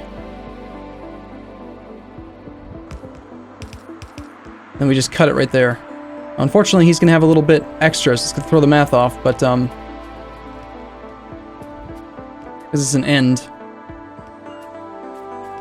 So for the sake of testing, then, let's just take that, and then we'll put, I don't know. Still the same 12 bits in there. I don't understand. See, this is where I think it's just silly to have done any of this. Like, I already had the 8-8 splitter. Like, why mess with it? I don't get it. Why did it get changed? Someone explain it to me. It was working fine.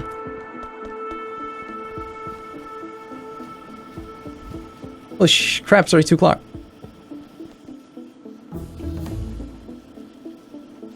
This is backwards. Correct me if I'm wrong, but this doesn't work the same as if it was like this.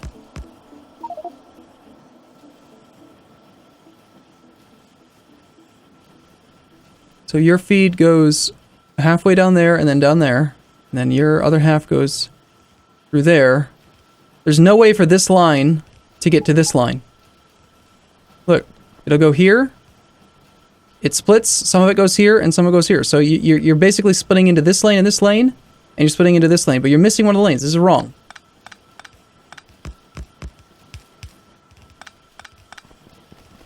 And people are just changing shit just to confuse me now.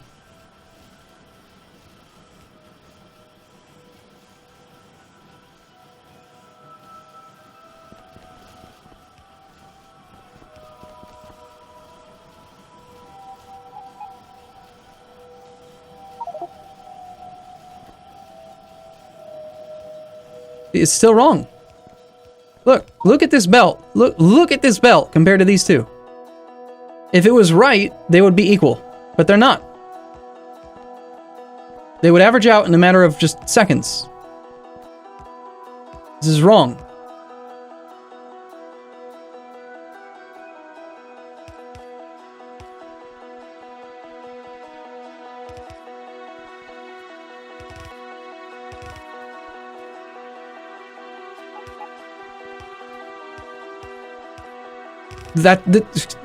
All right, I'm giving up on this project. There's no point. This is exactly why I made the 8-to-8 splitter, is because fucking around with 3s to 2s and all this shit never works right. It's just so much easier to do an 8-to-8, give it 6 feeds and take out 4. Done. Why mess with it? Why make it more complicated than that? Just choose a splitter that's big enough. Done. This does not do what we're trying to make it do. I'm gonna go look it up now.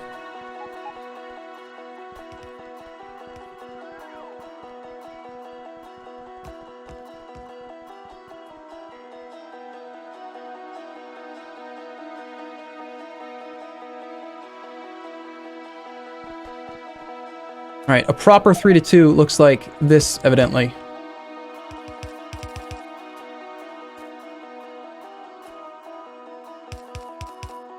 I still think it's pointless, because we could have just kept the one that I had already built.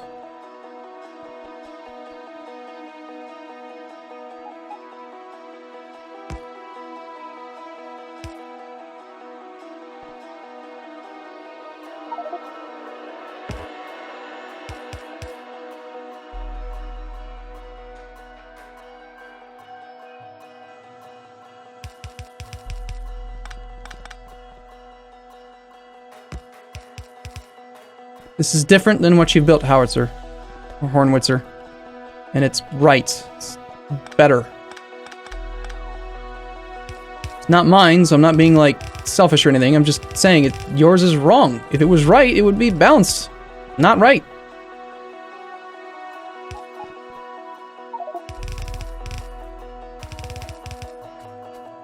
It's nothing personal. It did work. What are you talking about?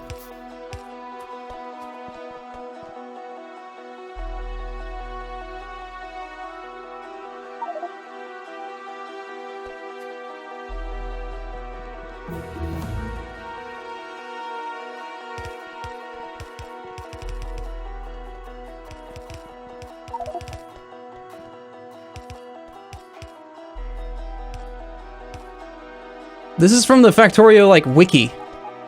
So, the Reddit thing.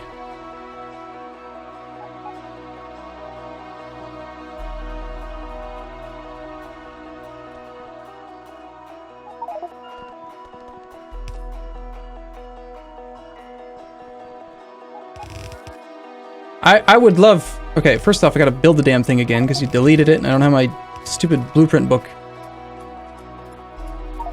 Ugh.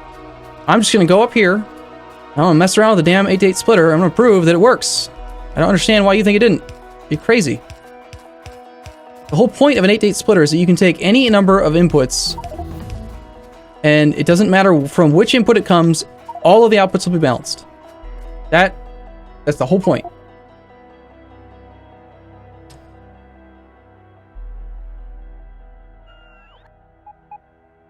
Whether you use 1, 6, 7, 8 makes no difference at all.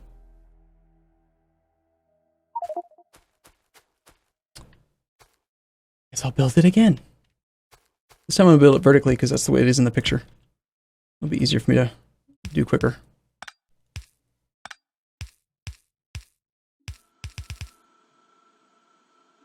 Oh, damn it. I don't have any belt.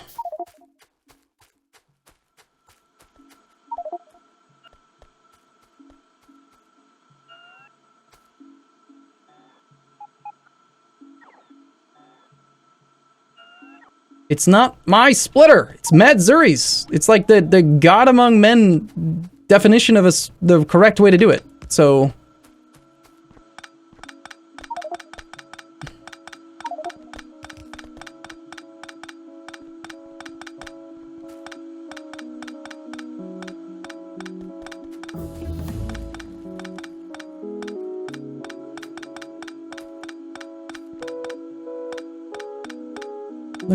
look at this complicated as hell 6 to 4.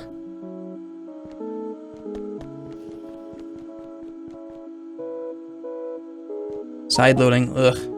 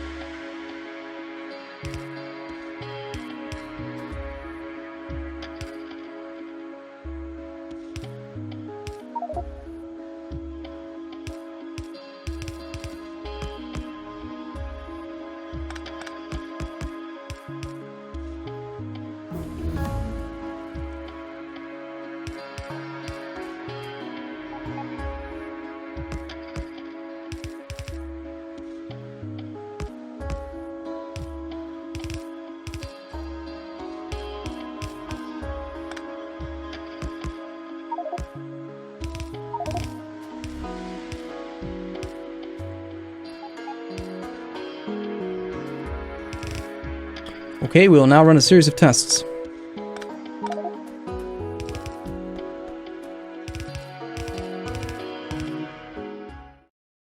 I ran out of belt.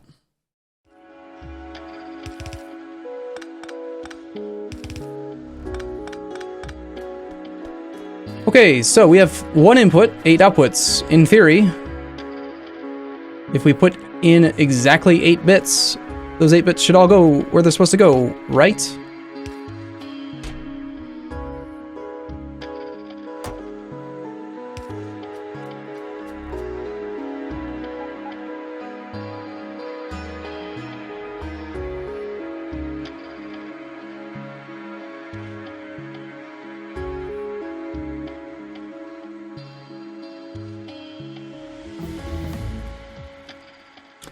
Okay, 1 input is tested and works.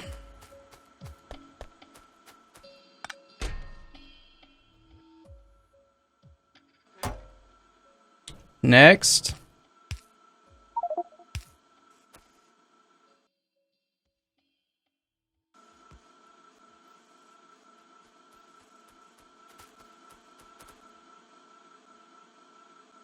I think this is going to work no matter what. I'm not going to test all 8 lanes. Yeah, I see what you're saying in Twitch chat, that doing 6 specific inputs. Alright, so the easiest way to test that then. What are you doing with this wood, dude? We need 6 specific inputs, so I'm just going to make this very simple. We're going to go...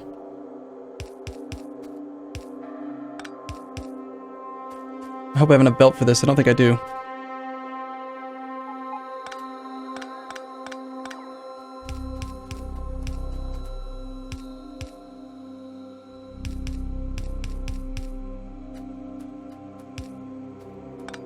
Alright, so we do this. We'll put a box in front of each. Put one entity, one item in each chest.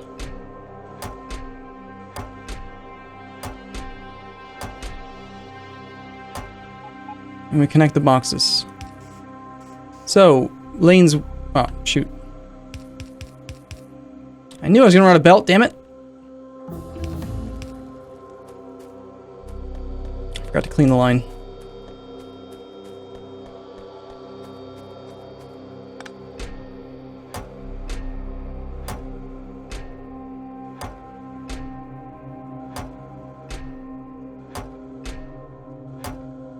Interesting how the splitters are managing to pick up the item before they instantly run out of power there. Lanes 1 through 6, what ends up happening?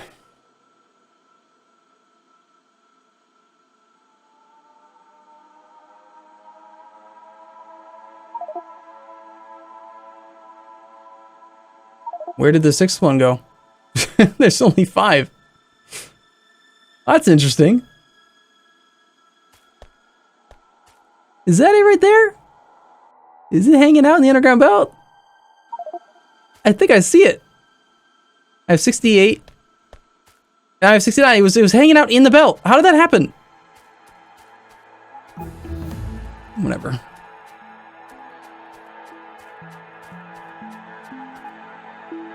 Well, if it doesn't work, it doesn't work. Fine, whatever.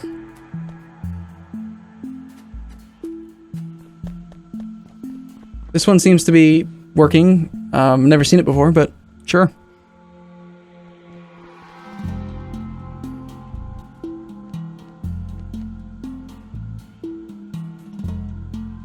Oh, the underground is not connected. Ah. That would explain why it just hid there.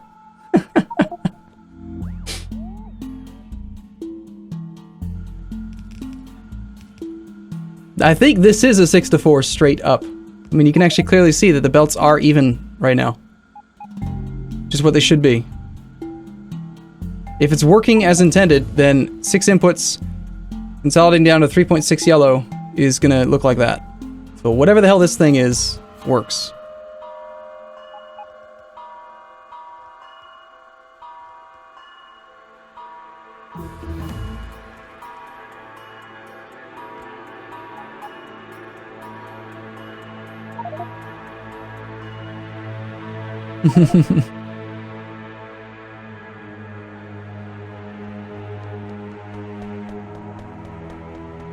Apparently I messed up. Oops.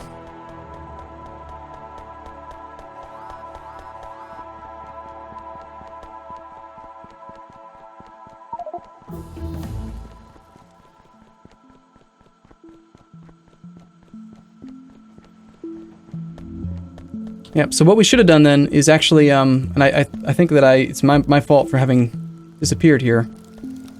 This thing's upgraded, this can only support 2. Just do this, just take these 2, right? No need for these splitters. Take these 2.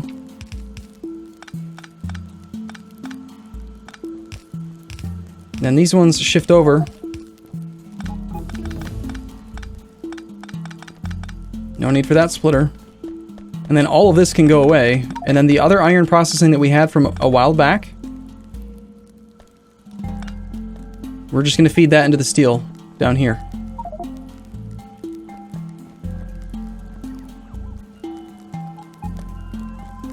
Actually, we needed to get some iron way down here.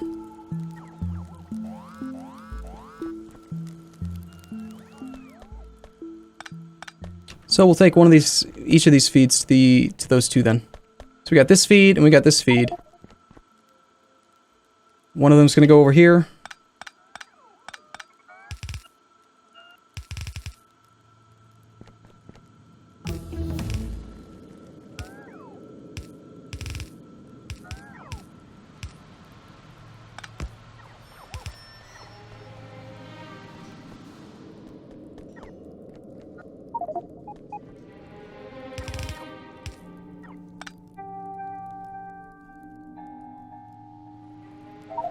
Irons are blocked because we brought in 4 new ones and we shut down the other area, which wasn't supposed to be permanent.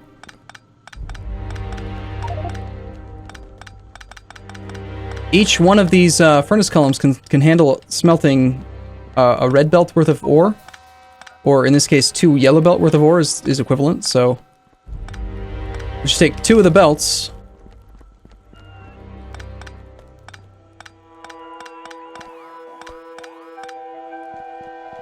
This one, and 2 of the belts to this one.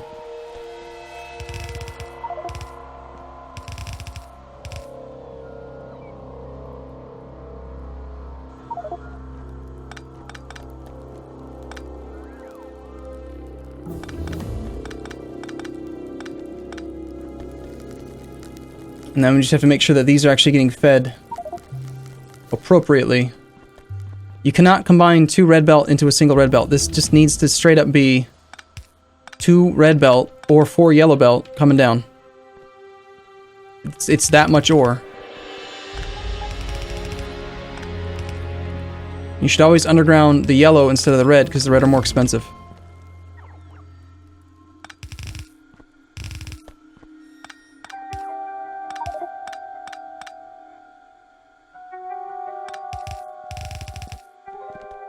Why on earth? Why on earth would you speed up the glass? Oh my god. Oh my god.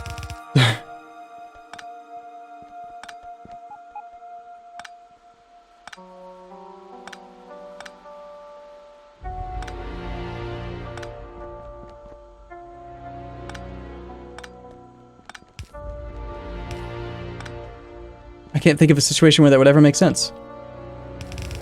Well, right this second, that is.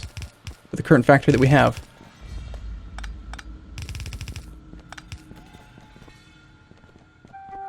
Okay, this copper is still just a single yellow in, so it doesn't need to be red either. I don't know why any of this is red. So I'm going to steal it, so that I can use it for the iron, because the iron's more important anyway. But if you only have a yellow belt of ore coming in, why you don't need a yellow belt of, or a red belt of iron, of ore, of plate coming out. It just doesn't make sense.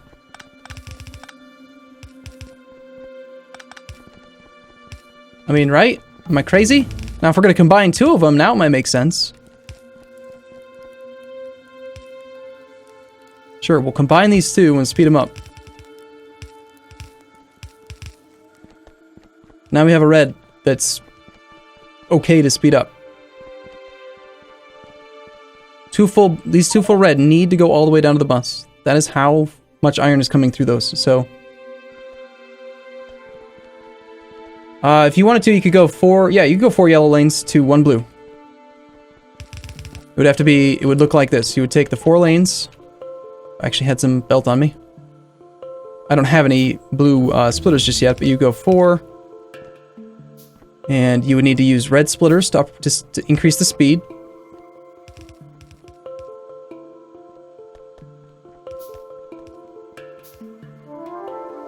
And then right here, pretend that this is a blue splitter. That would be a blue splitter, and then you'd have a blue belt. But actually no, that actually wouldn't work, because the carrying capacity of a yellow belt is 40 thirds items per second. Carrying capacity of a red belt is 80 thirds item per second, and a blue belt is 120 thirds, also known as 40 items per second. So 1 blue belt is actually 3 yellow belt. So no, you cannot consolidate 4 yellow belt into a blue belt. It's that's not the right ratio.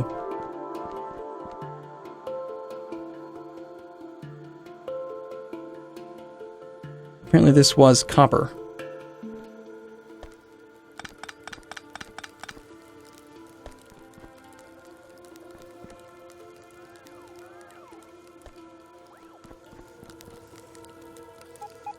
Now there's a bus with a lot of ore. So we got our 2 reds, and then we got the red from this one, which is not going to be full, and it's only a single yellow coming in. So again, it doesn't need to be any faster in the output. We did speed it up because earlier it was getting a full belt, but it's not now. I'm not going to worry about taking it apart though, but technically this one doesn't need to be red. It could be yellow. And apparently we have iron processing down here too. And again, here we're taking 4, it's like 2.5 Plus another one down to 2. That's far too few. It's got to be more than that. It needs to be at least 3, if not 4 red belt.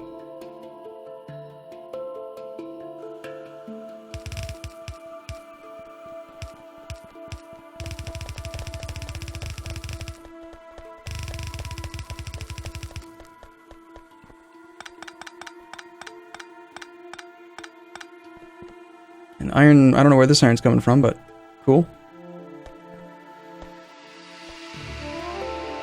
I think what we should do is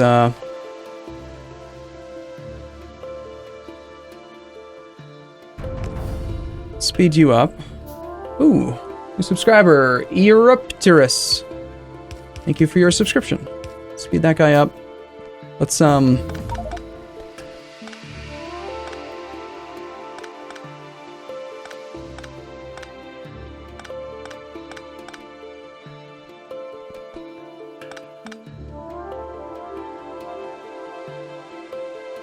somewhere back here, like right here, we're going to consolidate you down to a single red.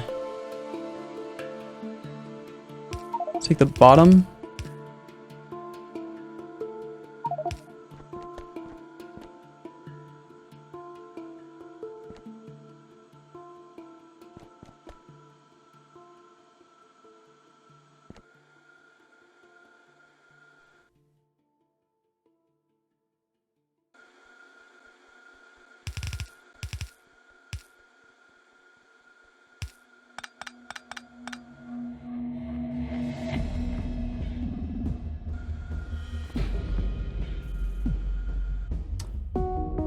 Okay.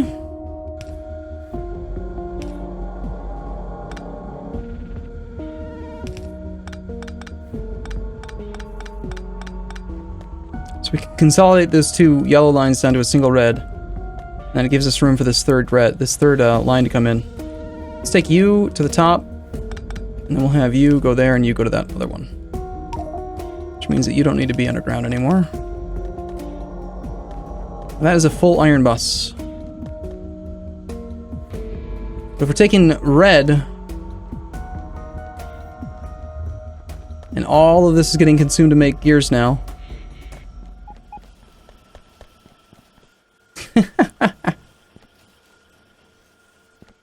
Alright, I found the culprit.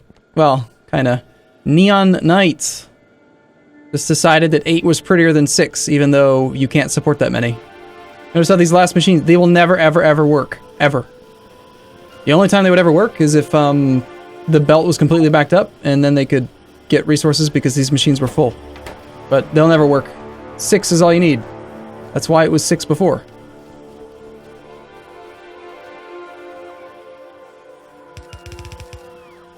I don't think under any circumstances this need to be red either. If you have 6 gear wheels every half second with a crafting speed of 0.75, that's 1 gear wheel every half second, crafting speed of 0.75.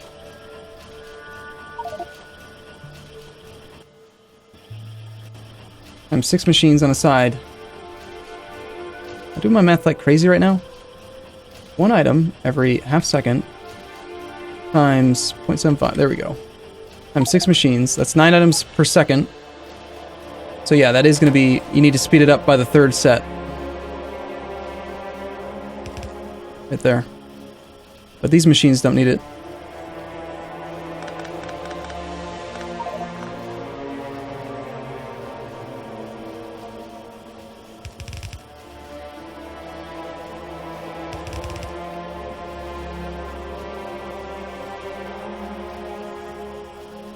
I don't know why I'm being kind of anal about like wasting belt and wasting resources, but it's a thing that makes sense to me. It's a red belt coming down. I mean, pretty much if you're gonna do red belt bust, like the whole thing needs to be red now. This does need to get sped up. I do like red belt when it's necessary.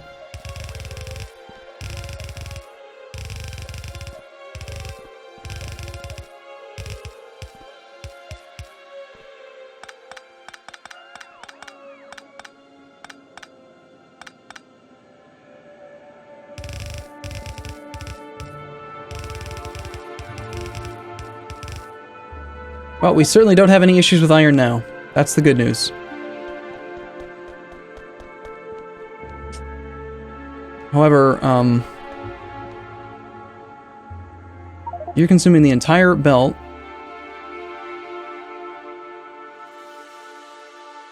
I mean, we know going in that this bottom one's going to be full, right? At least it should be. Maybe it does make more sense to do the shuffle after.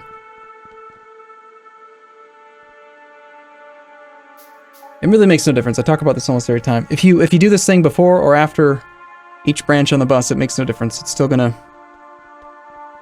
work. It just looks weird to me after a branch having the bottom belt empty. Versus doing it a little bit different, where instead of having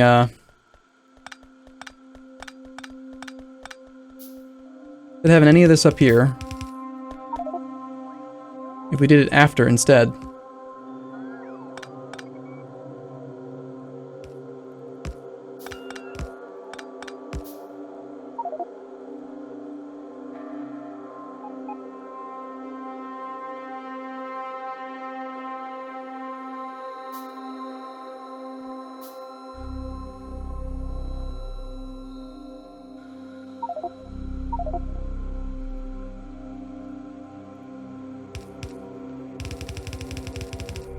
Doing it after instead, to me, just looks prettier, because then it's... you don't end up seeing an empty bus, you know? So basically, if this belt is not being used, then it's allowed to override and go this way.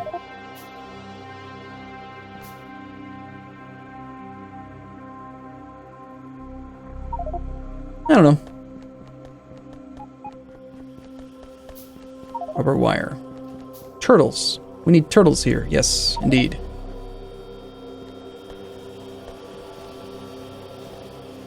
Yeah, so a yellow belt can support 6 of these, a red belt can support 12. And actually, it's not even quite that much. You're using 2 iron every half second, times 0.75, that's 3 iron per second. 26.667 divided by 3. You can actually only support 9 machines. Not 12. Which explains why the bottom, there's 3 right down there. I mean, look at that. 1, 2, 3, 4, 5, 6, 7, 8, 9. The math works out perfect, right? This is the reason why the last, like, these 2 never work, and then one of these last 2 is either working or not working. Because you can only support 8.89 machines with a red belt.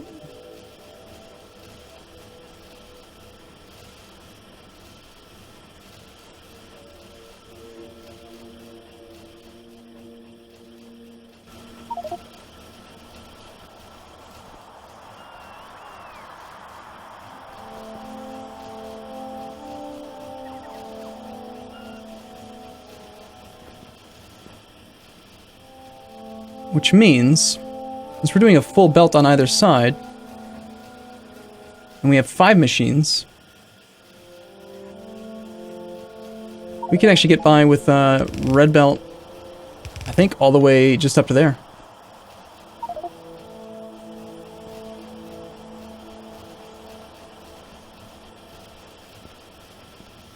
Easily.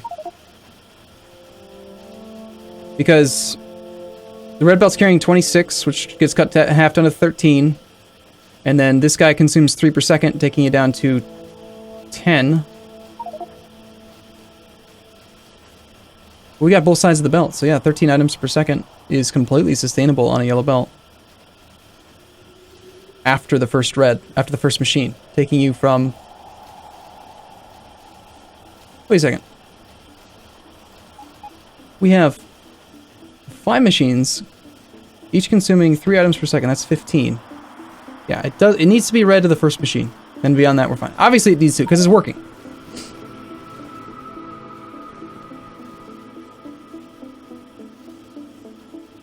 And if we only have 10 assembly machines, making 1 gear every half second with a crafting speed of 0.75, we've got 15 items per second.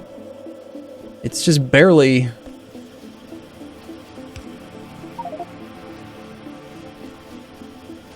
And it's not even 10 machines. It's really more like 9 machines. I don't even think this still doesn't even need to be red belt at all. Because if it's only supporting 8.89 machines with that much iron, then that's 13.5 items per second at 9 machines.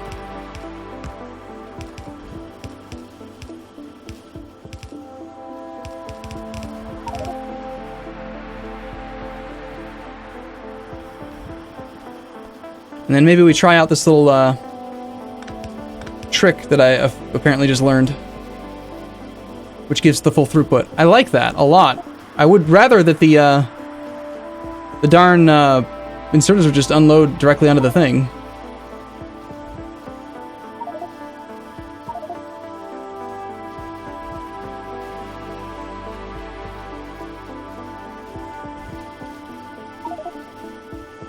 So the issue here is not the belt can't keep up, it's that this is backed up, this is backed up, this is backed up, and this is backed up. That's what's stopping it from working.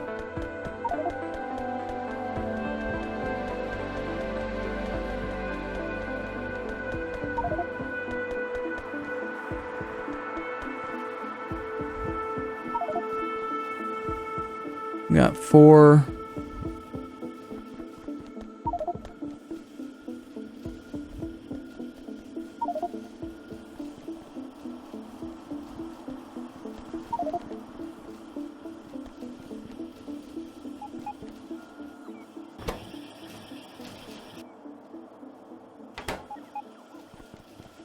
It might make sense to actually still have red. I'm not sure.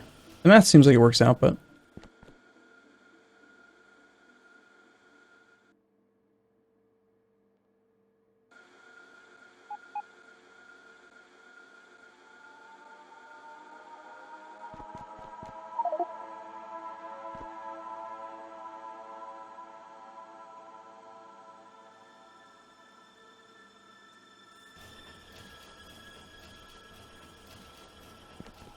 Well, why do we have no green signs?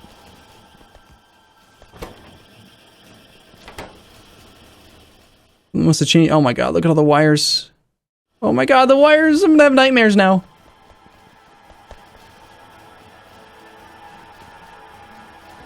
Lots of things making green, but there aren't any down there.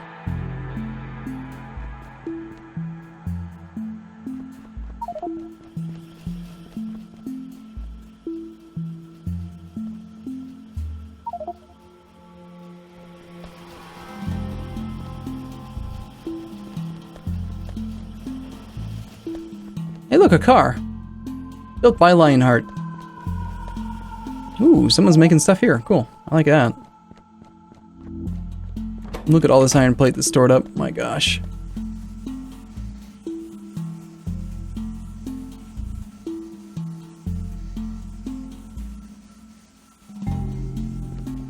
Does it bother anyone else that this is off-center by 1? Like, it touches the iron, but it doesn't touch this bottom one? Like, I feel like I should just shift it down by 1.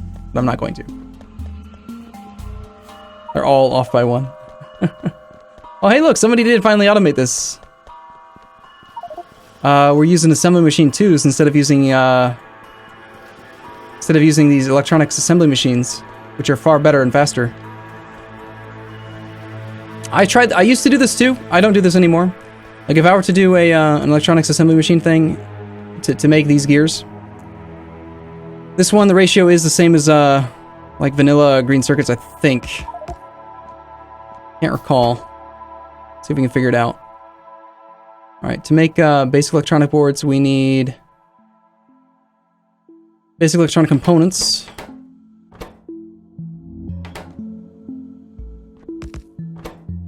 The goal is to make this. So we're producing 5 every 2 seconds with a crafting speed of 1. So that's 2.5 electronic components per second, and you require 5 every 1 second with a crafting speed of 1. So you require 5 per second. It's 2 to 1 is the ratio. So you just do that, right? And then you do this. And then you can kind of go nuts on the electric poles, or you can try to make it concise. Let's see what we can do.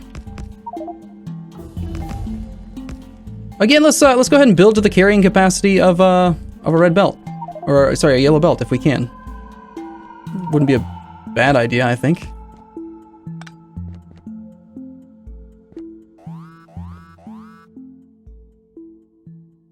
Okay, so if you're going to produce 1 every 1 second with a crafting speed of 1, pretty easy math, right? It's 1 per second. A yellow belt can carry 43 divided by 2, 6.666 some items per second, so let's just do 6. So yeah, we'll double this. This will load up half of a yellow belt, as is. We want to make it bigger. We could just say that's the other half of the yellow belt. This is 1 yellow belt. To do that, we require all these machines to operate. We ended up with how many? 24 machines. I need 1 tinned copper wire every 2 seconds. Crafting speed of 1 times 24 machines. I need 12 tinned copper wire and 12 carbon per second. So that's a belt of each. A full belt of each. So I think it's probably easier just to run a regular yellow belt with a little bit of each rather than doing a red belt sped up. Not to mention you can keep the belts separate and reuse them elsewhere if you need to.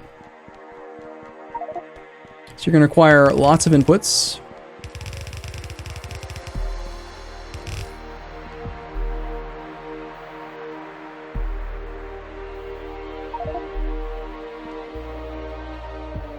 Ugh, I don't like this at all.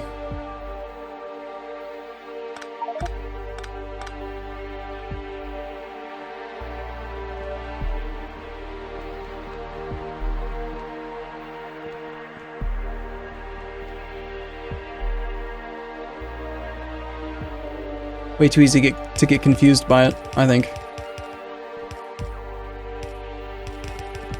So I need a carbon feed and a tinned copper wire feed.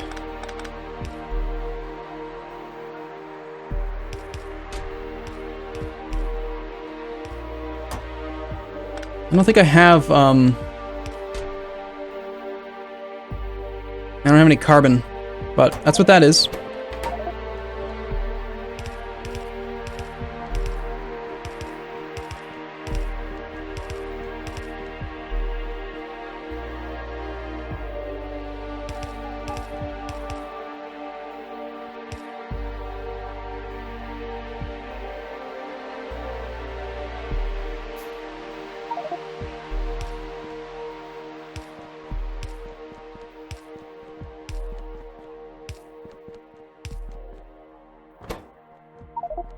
I think it's just the basic electronic components taken care of. And then you just need one of these other two. And again, we've ended up with how many of these machines? 12. So we need 1 basic circuit board every 1 second times 12 machines. I need 12 per second, so that's going to still be a yellow belt of each. So we need to do something like a full belt of each of these.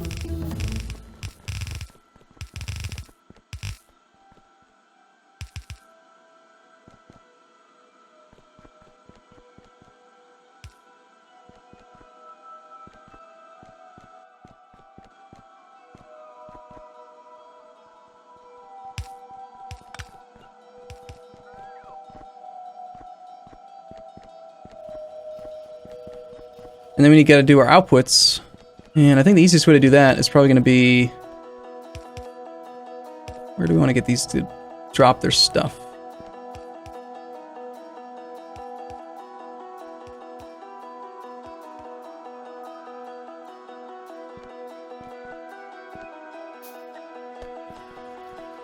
We're going to have to use underground belt no matter what. The question is, do we want to try to...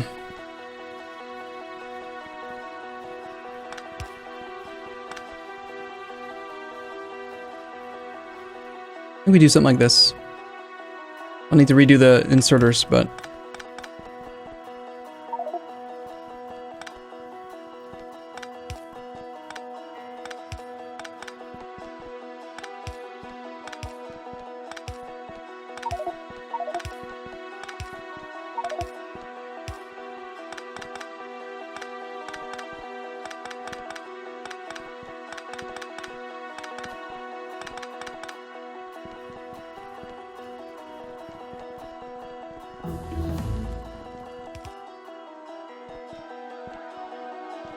Okay, so your top, gotta configure you to be long-handed.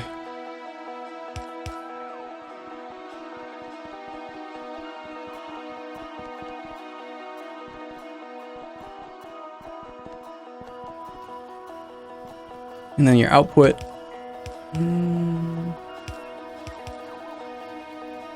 Again, we want to keep the same distance so that the machines aren't too slow. So if we ever do speed it up.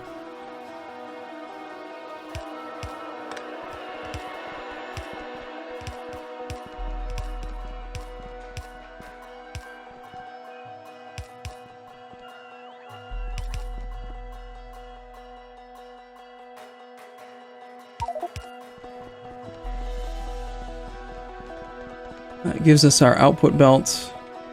Where?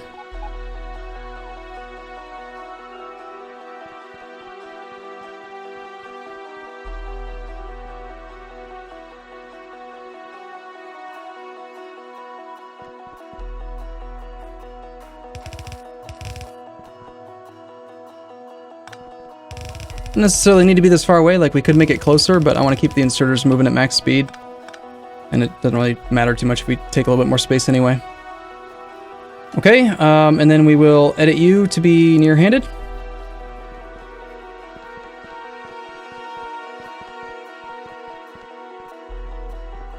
And the last thing is to find a way to power these guys.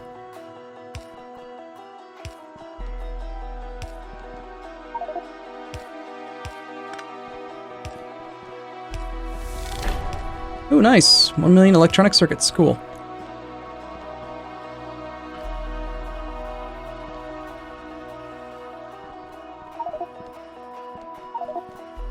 All right, and we will copy this whole thing then.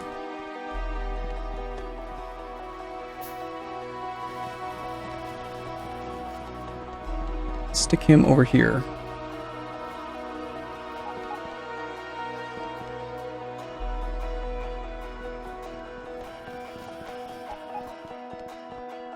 No, don't give it all to him. I needed it. I need these machines. I need the machines.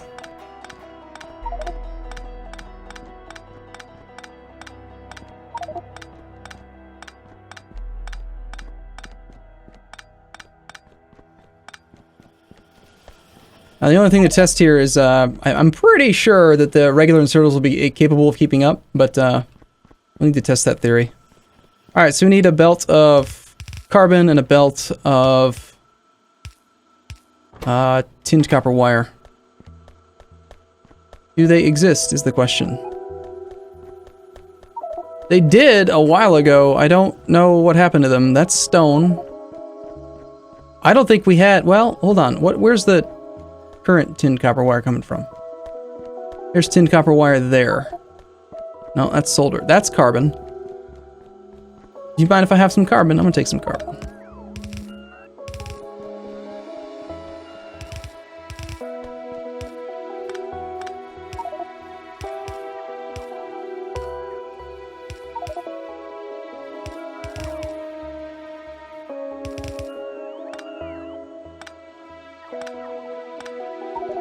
That's carbon.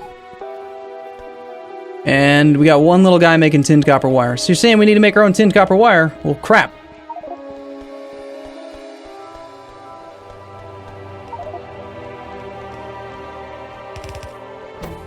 And then we needed to get a full belt of solder and a full belt of basic circuit boards up here too.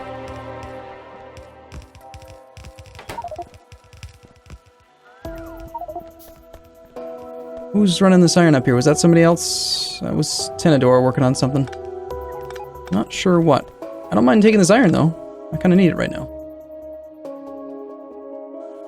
Well, we can make our own tinned copper wire. That's not a problem.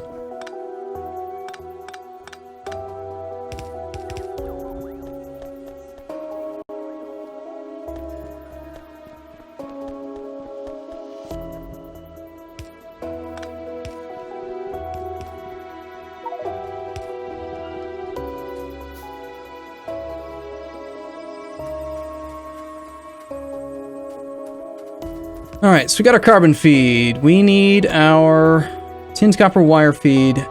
Needs to be a full belt. This one I do know the ratio from. It is 3 to 2, just like vanilla. God damn it, I have no inserters.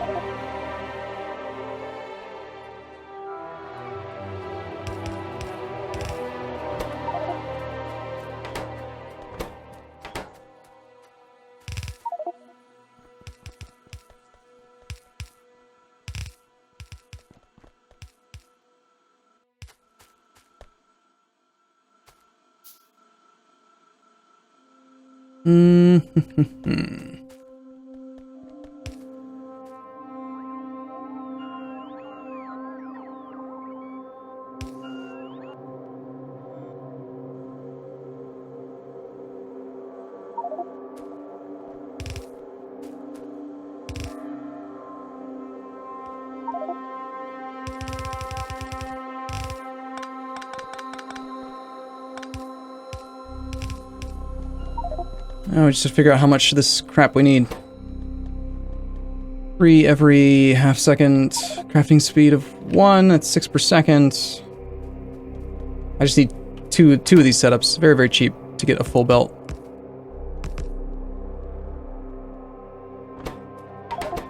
Taking 1 to make 2.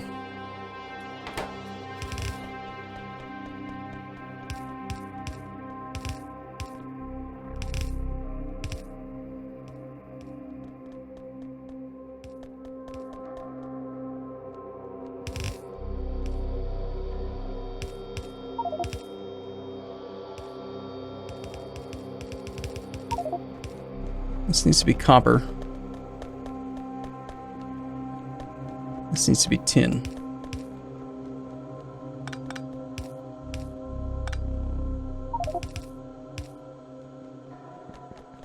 This was going to be what? What's he bringing up? Those circuit boards don't go there. Circuit boards go here. So that's our tin. So that's the circuit boards. We still need solder. Solder plate, or solder itself, I think it is.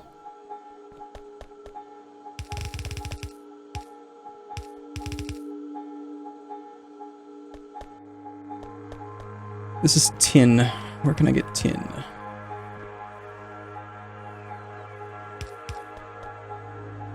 There's tin plate right there.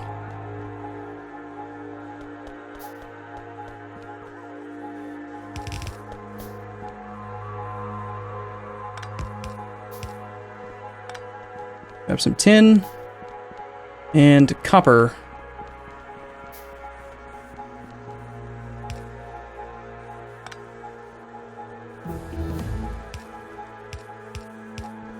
Feels like there's more people standing around doing nothing now.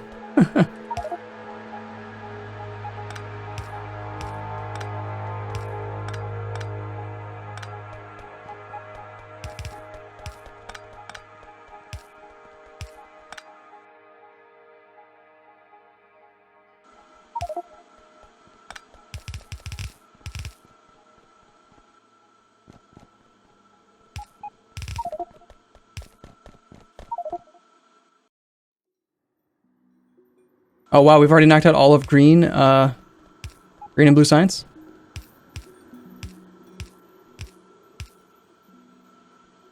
Good. Or sorry, green and red science, what I meant to say. There's really no good place to merge this in, so just whatever. That will be where it goes eventually. Got our tin. Need our copper, copper. Oh look, there's a building in the way. Great.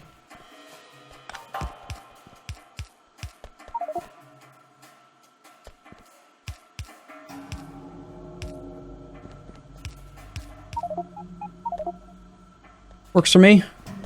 Copper, tin, copper wire, carbon, tin, copper wire, circuits, solder. Where that solder at? That be solder.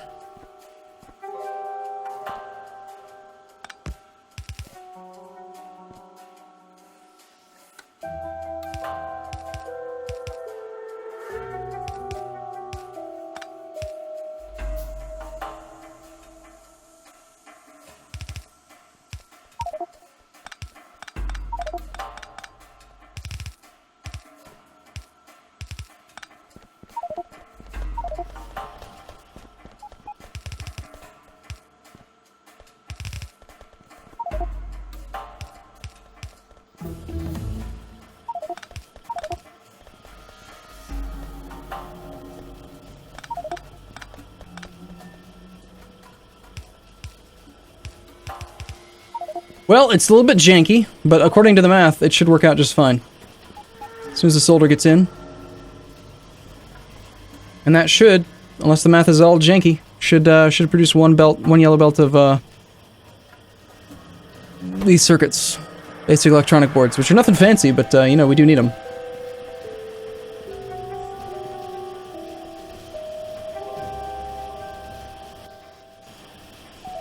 Looking for green lights. Green dots.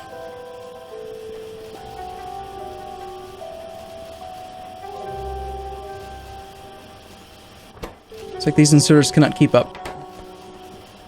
I didn't consider inserter speed yet, so we're probably gonna have to adjust quite a few of them. I mean, this guy's making 6 tinned copper wire per second. I think it's gonna have to be the fast inserters. I don't think even that those ones can get away with it.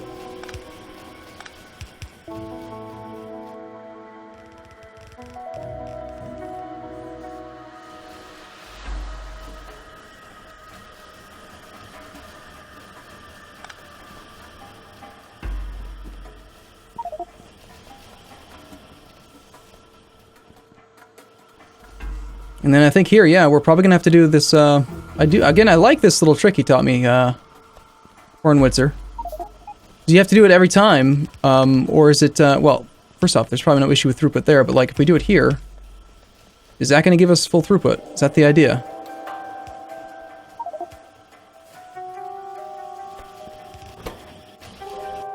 You're producing some 3 every half second times a crafting speed of 1 times 4 machines is 24. Did I have the math wrong there? I think I calculated out that that's what I was going to need. Maybe I messed up the math initially. 3 every half second with crafting speed of 1 is 6 items per second. Yeah, I did do the math wrong. It's just one of these guys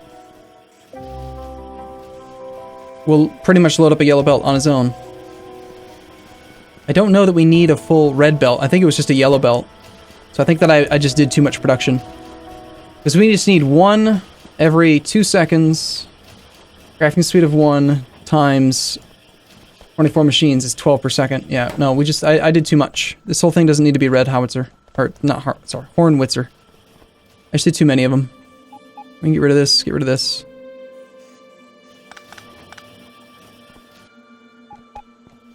And slow back down again.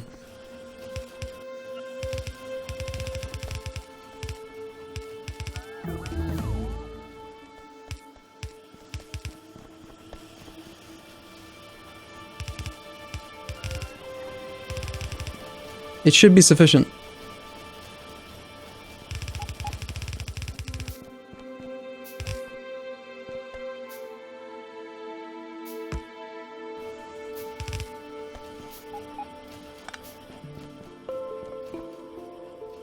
Okay, our issue now, I think, is that we have nowhere near enough solder plate. I don't think, I highly doubt we have enough production for it is the issue. We're producing 8 every 2 seconds. Crafting speed of 0.75 times 4 machines. That's only enough to load up not even quite a full yellow belt, and there's also a secondary production line that's using some of it. Quite a bit of it, in fact. We got 12 machines there. So each one of these guys is consuming 1 every second, the crafting speed of 0.75 times 12 machines. This is consuming 9 of the solder, and we're only producing 12. So yeah, we just need to ramp up solder production. There's no way that this is going to support it. I think, can solder be made in a...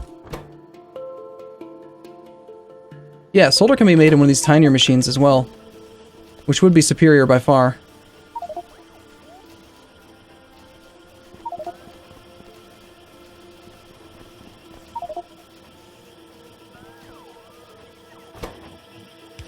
Holy crap, it's already 3 in the afternoon. I've been streaming for 6 hours straight. I haven't had lunch yet. I'm starving.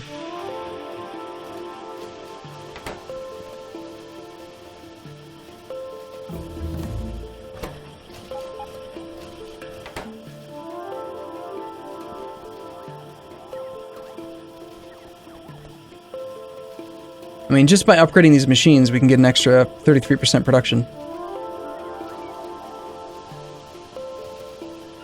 I think we go for that first.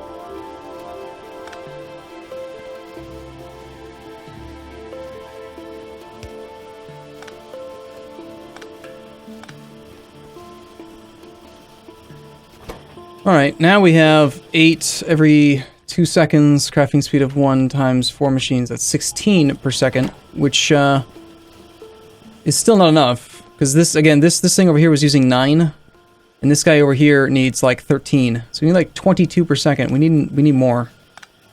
Really the best bet is just to make it taller.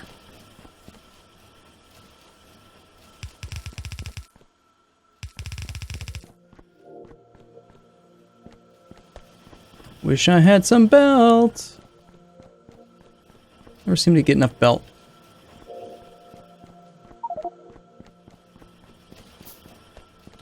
Okay, the man 83554. Thanks for coming.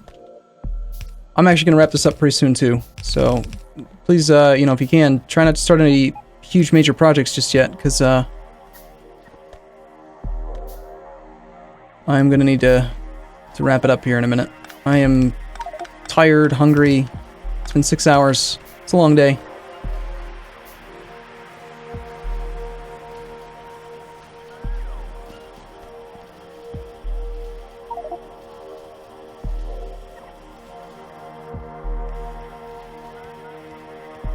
Okay, we calculated out you're doing 16. So if I do one more, we'll be up to 24, which is almost the carrying capacity of a red belt.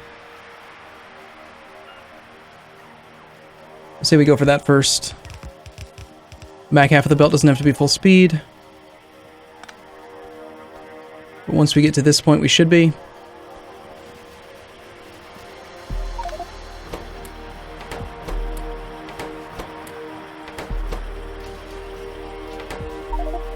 Yeah, I am actually still planning on streaming later tonight, which is kind of crazy, if you think about it.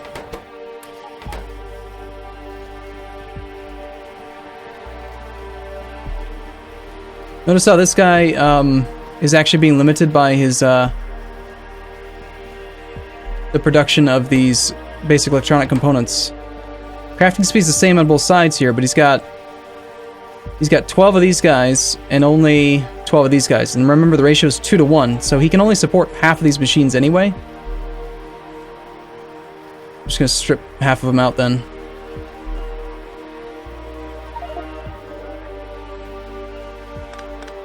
I mean, if it can't support it, I don't see any reason to have it there.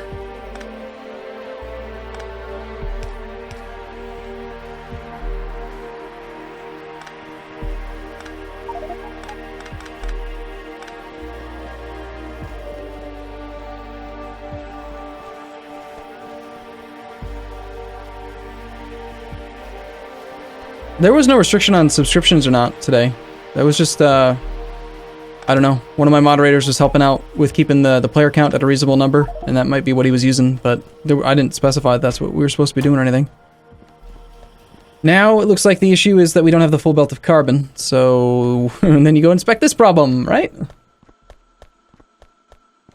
I suppose we could do a continuation of that, this map tonight, if we're going to play more Factorio. Wow, we're down to 36 FPS. What is going on?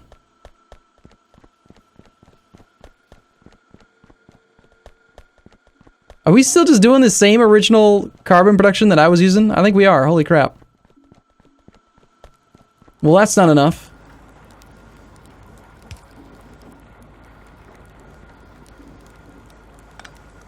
If you're going to do a red belt, you don't even need this.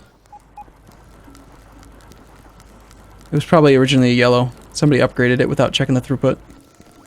A red belt will support all these machines. You don't... I mean, a yellow belt supported like 4, if I remember correctly. Maybe it was 5. So a red will support all 6, no problem.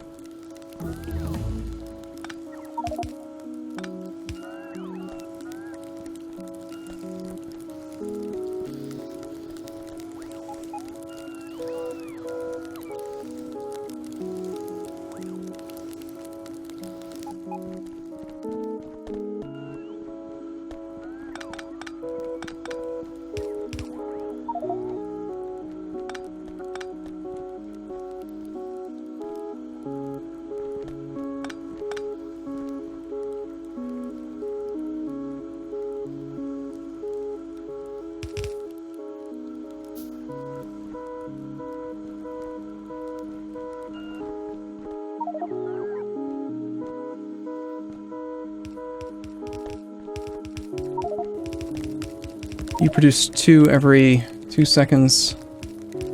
Crafting speed of 1 is 1 per second. So we need like 6 machines per side of the belt. That supports half of a belt. That supports the other half. That means that we don't need this.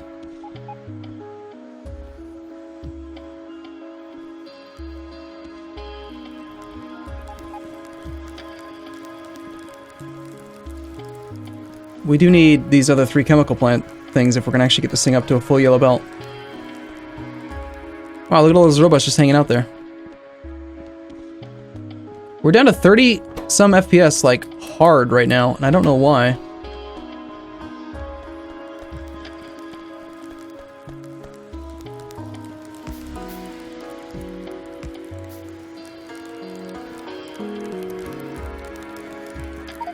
Now back up to 45. It's just kind of going all over the place. Someone like attacking biters or something. Wow, people have been exploring a lot.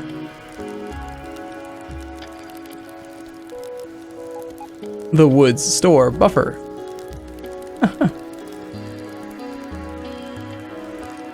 Kappa 123. Alright, and then on here I think we're looking at probably needing to do the thing to try to get max throughput, right?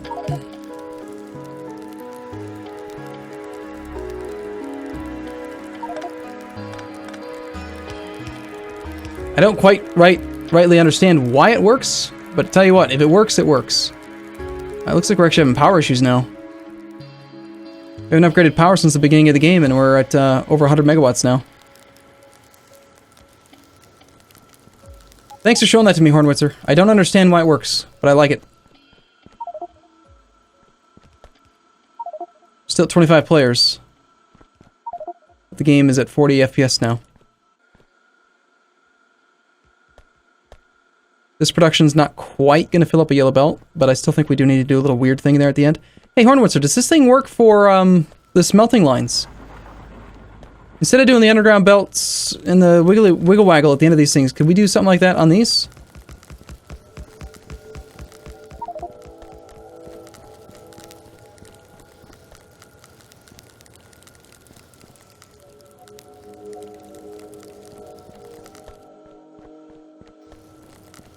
Seems like it's just my computer. I don't know why my computer would be having issues though.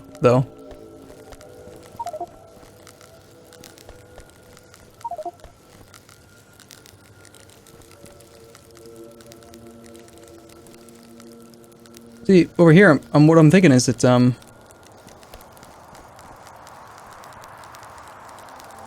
you go to about here.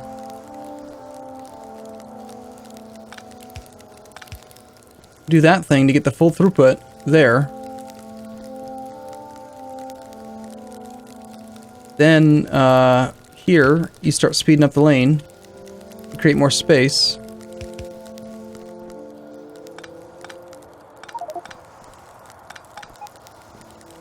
Of course, this would end up costing more because now you got to do the red underground belt, but still.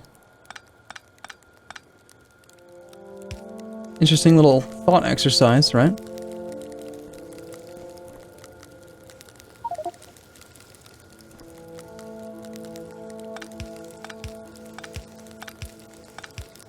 I mean, if you think about it, right? You were going to spend 2 or 3 underground belt doing this anyway. Why not just put them in the line, and then it looks prettier?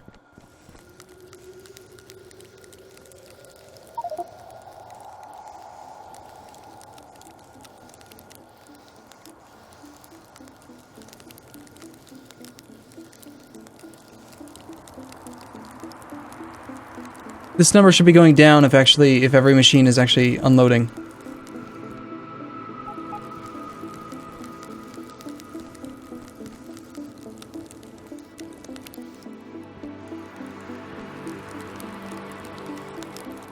Yeah, none of the machines have anything in them. Except this guy.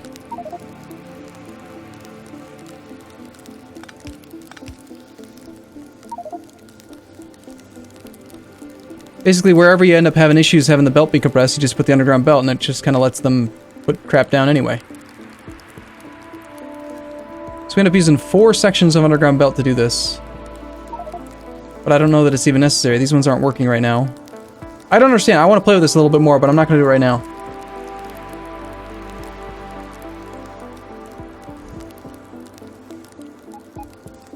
My computer's probably about to die because I've been playing for 6 hours straight. That certainly did burn through the last, those 14 bits of iron. I like it. I just like the fact that it's in line. There are only 6 ores in Angel's Ores.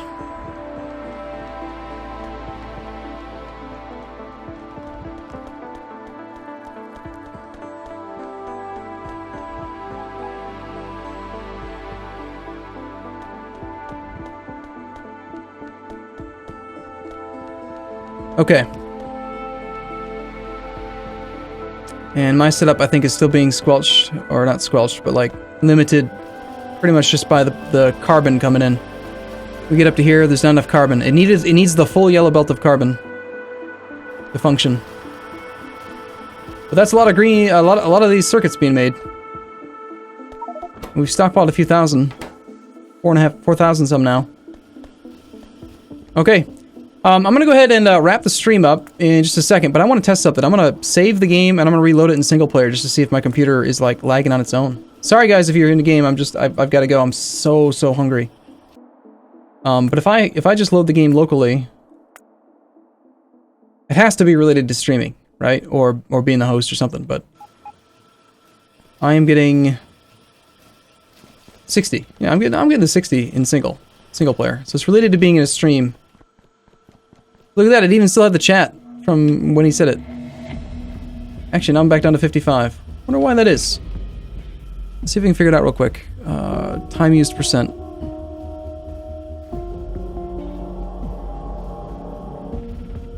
So we got bottleneck is costing some script updates. EVOGUI is actually a little bit. That'd be worth just getting rid of. It doesn't really do anything. Yet another resource monitor is costing almost a full thing.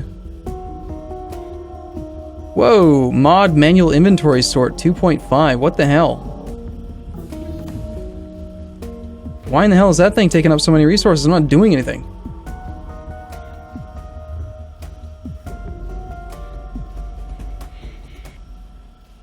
Huh. The only reason I even have that mod is because I like to be able to, like, have an entity open and, like, you can do this. Like, if you've got this down here, you can press Control Q to organize the inventory. But if it's taking up that many points, this mod is taking up more than all the other mods combined.